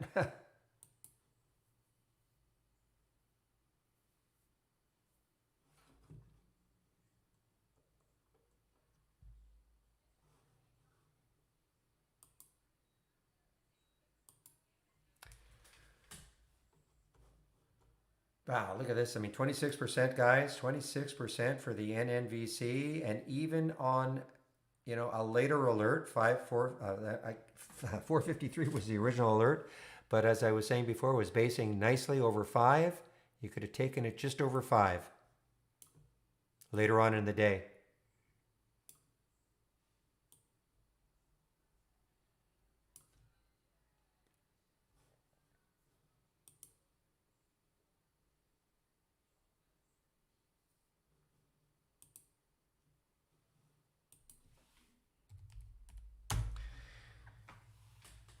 Ah, man.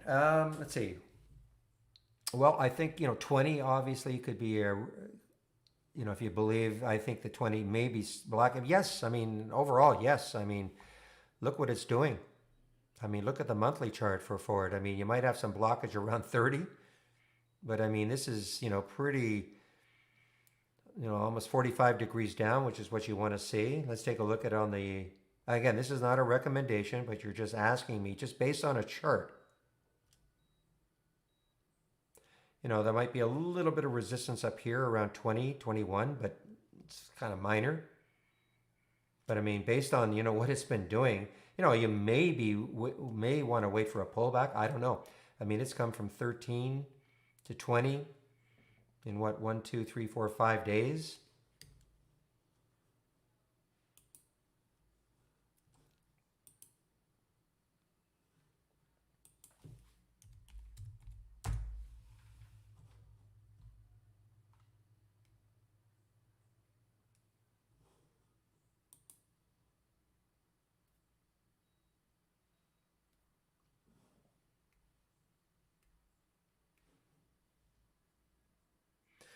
I mean, the really interesting thing about court is that there was no action on it in the pre-market. Nothing. Zero.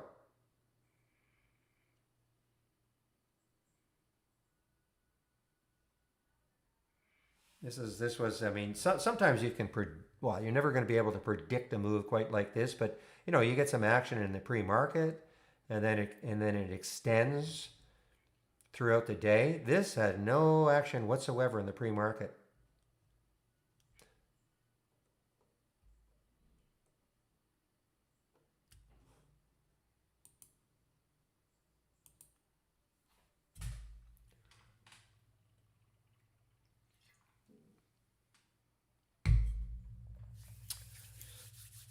I call them voids, air pockets, gaps. I usually call them voids.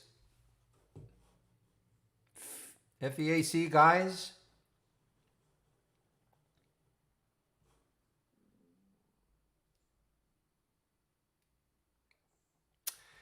Well, actually, Slip and Jimmy, we do have one.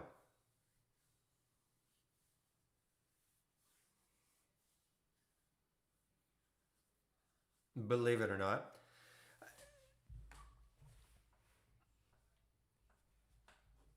I used to have one. I used to use it.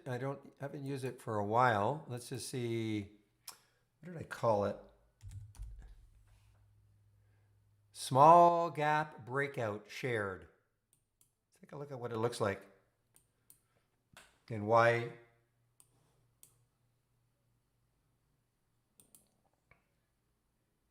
That's a winner. So what I've done here is I've restricted the gap.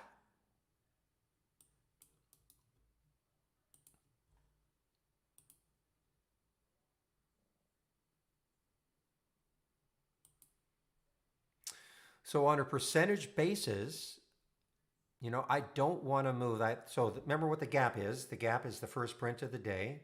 So I want the first print of the day to be within 1%. I mean, you can adjust this, of course, within 1% of yesterday's close, either on the low side or the high side. Okay, that's number one. And yeah, and then the change from the close. So this could just be starting out. So you limit the gap right here. And then you put the change from the close because then, as the day progresses, then you're only going to see something that's up at least 2% and it could be starting. Okay?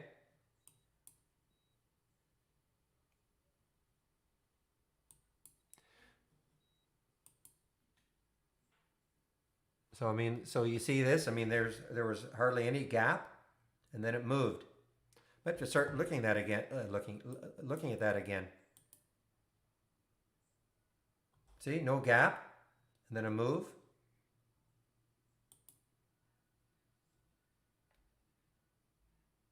Yeah, I can share it.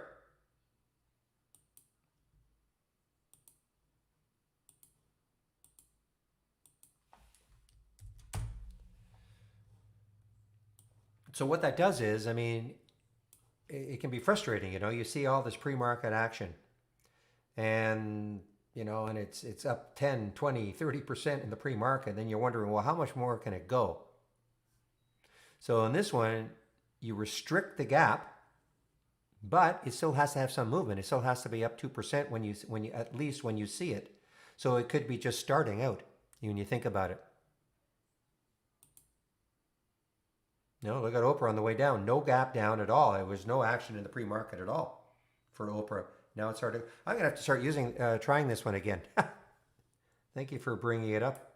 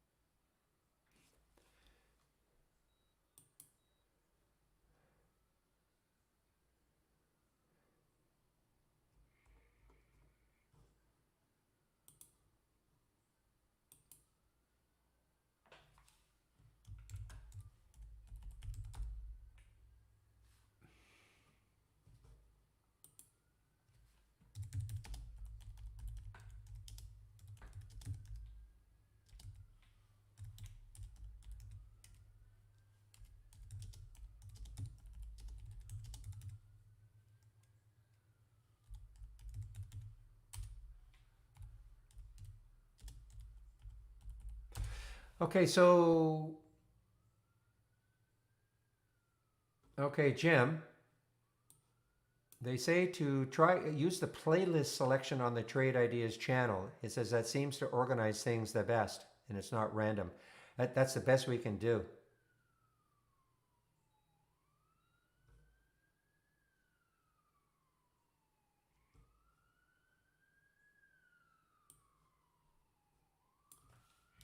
Okay, Jim. So this is for you. This is the answer I got. Not perfect, but I guess it is.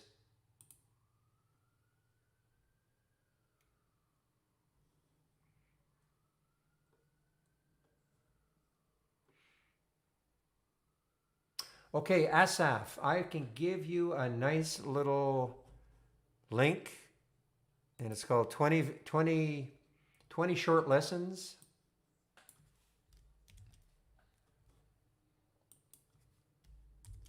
Okay, 20 short lessons. And I think that'll be very helpful if you're brand new to Trade Ideas. I'm also going to put this in the room, the 20 short lessons if you're new to Trade Ideas. It'll tell you, how to create a top list, how to create an alert window, like it'll go over all the basic features of Trade Ideas. Most people I get the feedback I'm getting from most people that is very helpful.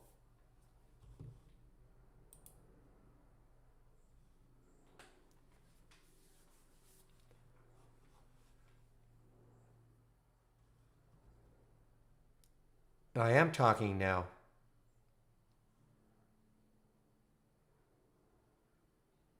Guys, can you not hear me?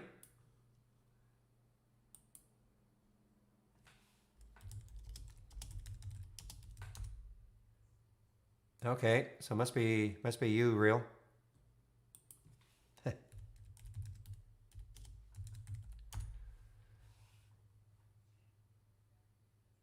No, I know. I know it's confused. We have two. Okay, we've got two rooms going. You guys are, Jim and Asaf. You're in the YouTube room, which is fine. And then there's another trading room. This one that you see right here.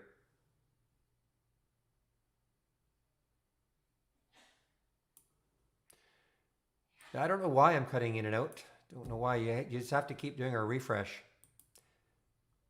I want to blame it on your system, but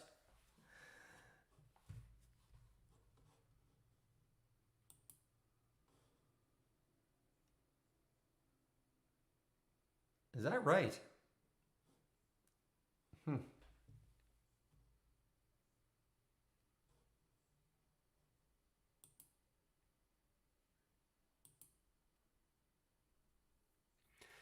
It's frustrating for me. I mean, there's Price saying the sound is solid with no dropouts, and then some of you are getting dropouts. I have no idea why.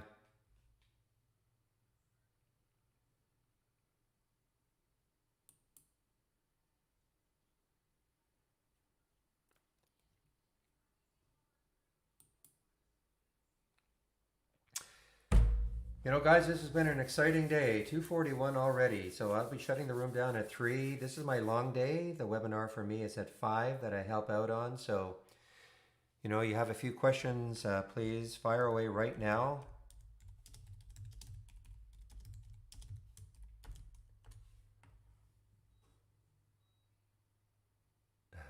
The soft-spoken Canadian accent. Funny man.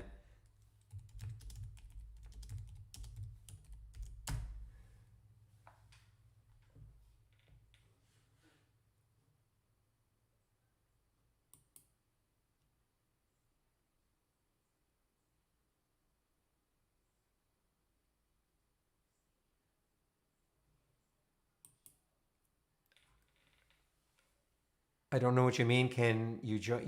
Yeah. I mean, you can sign up for the webinar. Is that what you mean? Yes. Okay.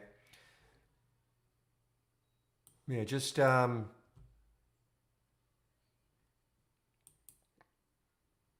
the subscription tab, just click on my homepage right there. Okay. From the subscription tab, and then where it says sign up for all of the webinars, click there. You have to scroll down a little bit. And then where it says daily webinars, is your name and email, and then you'll get an email about an hour before it starts, or maybe half an hour. I'm not sure exactly when you get an email.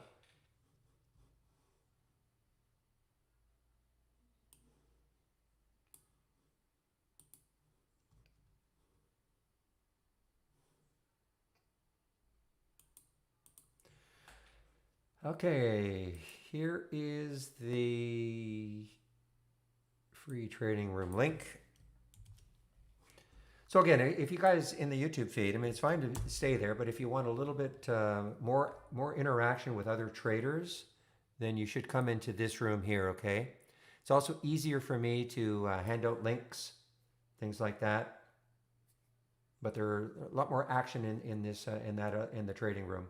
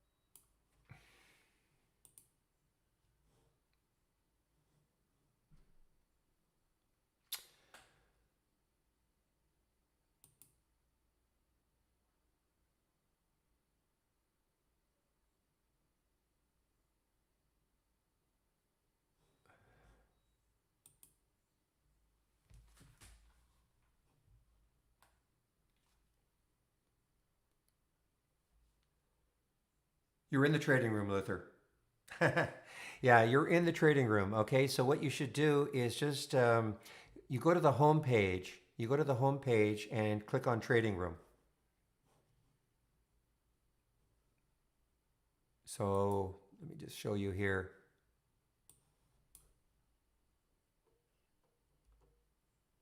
So the TI homepage, when you click on the home page, maybe you want to save this link. Okay, and then where it says trading room, that'll get you into the trading room you're in right now, as opposed to going to the channel bar and clicking on the trading room, which takes you to the YouTube feed. I have mixed emotions about that, but yeah, I know.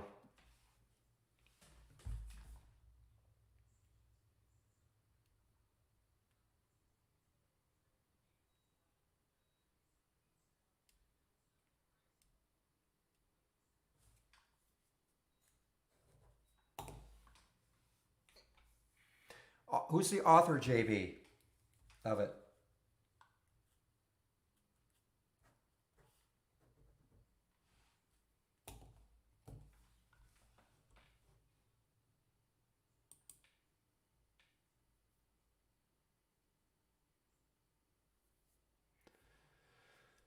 Whew.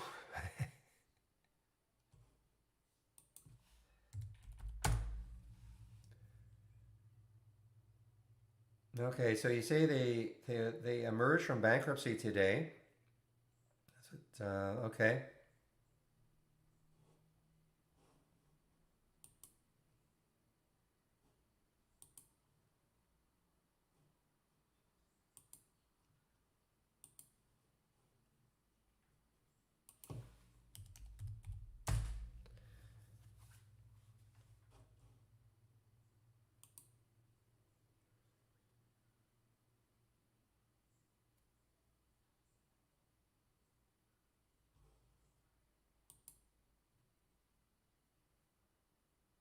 Thank you.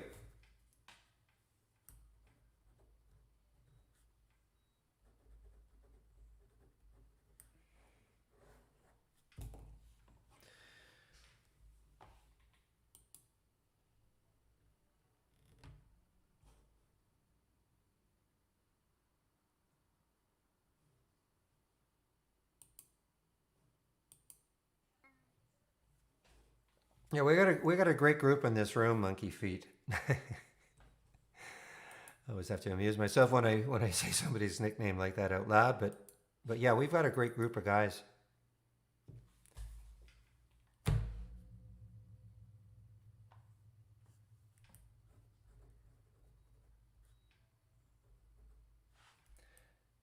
The I was told it's okay in polling the women in the room a while ago that it was okay to say guys.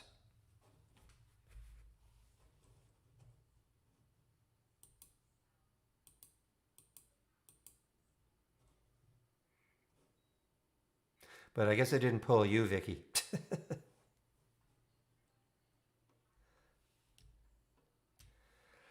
No? Well, I mean, who knows? I mean, people can hide behind a pseudonym, of course, but guys, Tup is just screaming higher.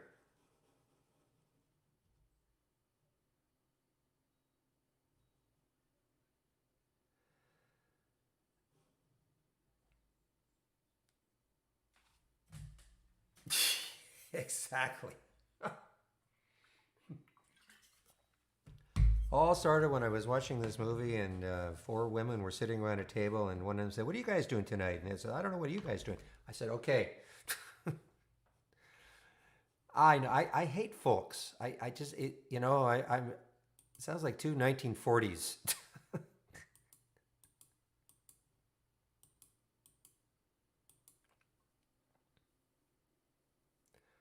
It is very folksy. Yes. You know what, guys? This little small gap breakout shared. I'm gonna pop it in the room again. You guys can play around with it. I might have to incorporate it again.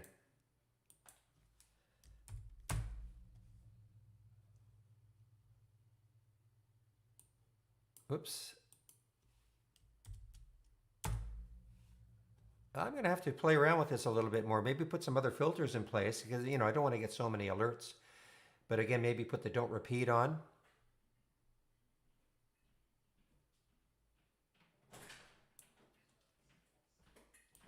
Just one moment, please.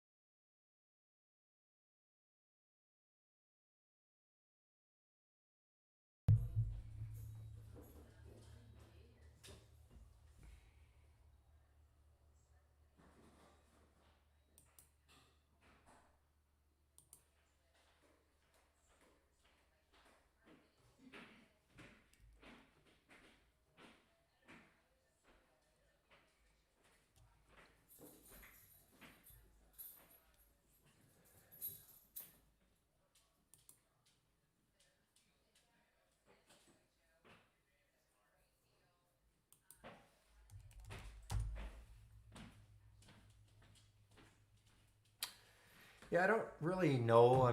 Whether it breaks down completely. It's had a tremendous run. You would think there might be some profit taking. Obviously, there already has been. From 10, so it's dropped $1 from the highs. Whether it keeps going down, I really don't know. It's incredible volume still, where it's traded the float 1.5 times about.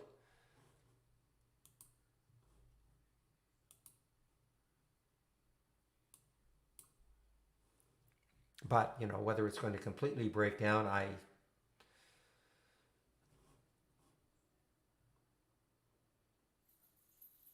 really don't know.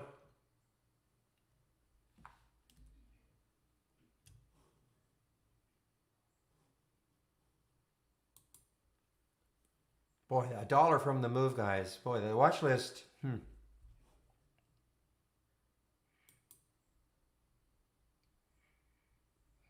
Even SDC. Look at the run it's having. Again, SDC.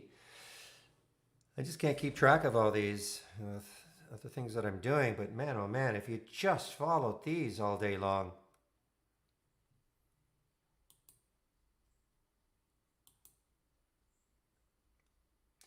I'm going to keep this on the watch list one more day at BLMN just in case. Still has a ton of room looking left.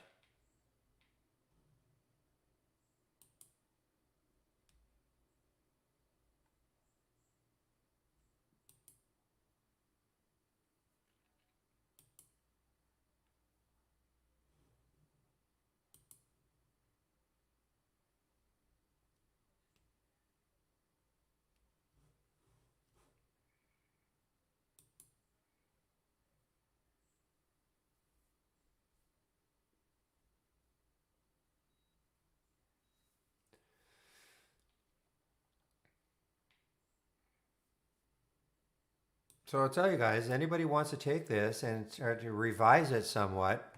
I may not have time tonight, maybe on the weekend, but revise this somewhat.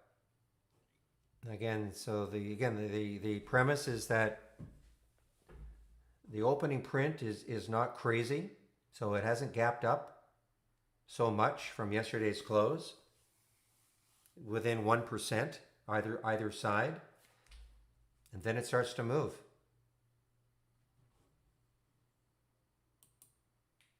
This one again, look at this.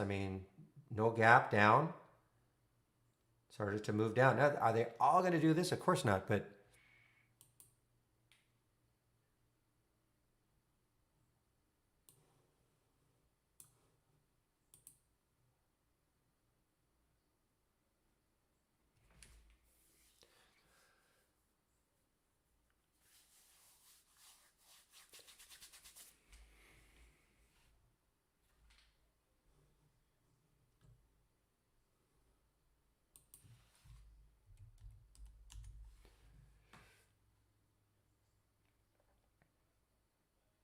Yeah, it really hasn't had any major pullbacks today.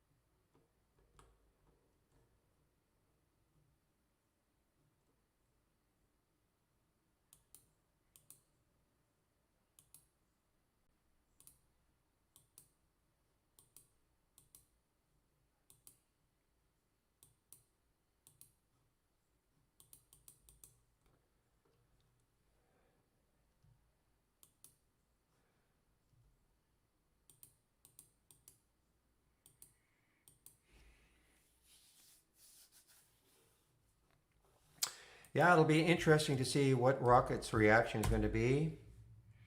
I mean, it's bets are being placed as I phrase it, ahead of earnings after hours.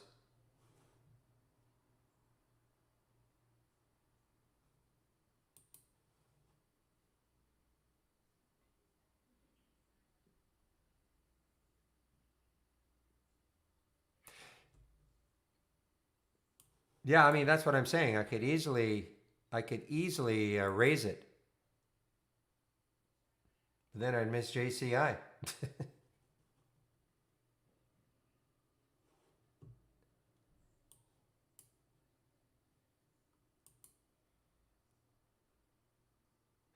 I got to see if I can find a spot for it tomorrow to see how it performs.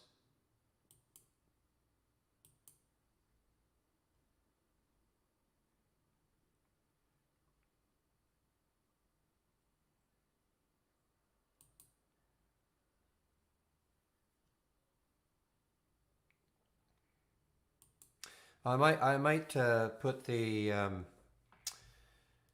no repeat on it so I can just see the first occurrence.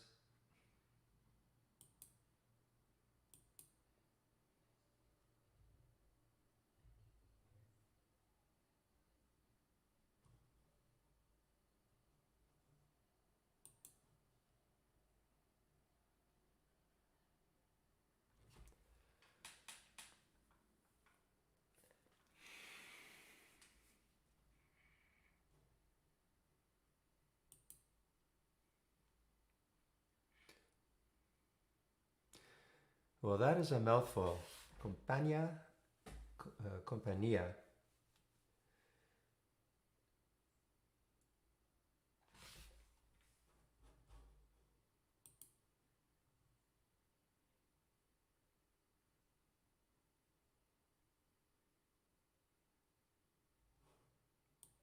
Well, again, I don't swing anything through earnings. I mean, they could have blowout earnings. I'm not going to be, and it could open tomorrow at 40. I'm not going to be upset about it. I just don't hold anything through earnings. That's just me. I mean, it looks like, if you look at the action ahead of it, but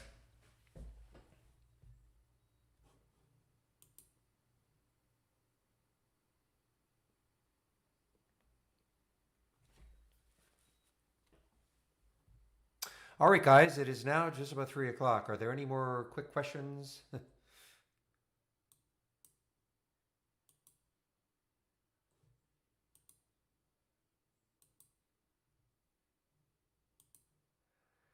All right, I don't see any questions.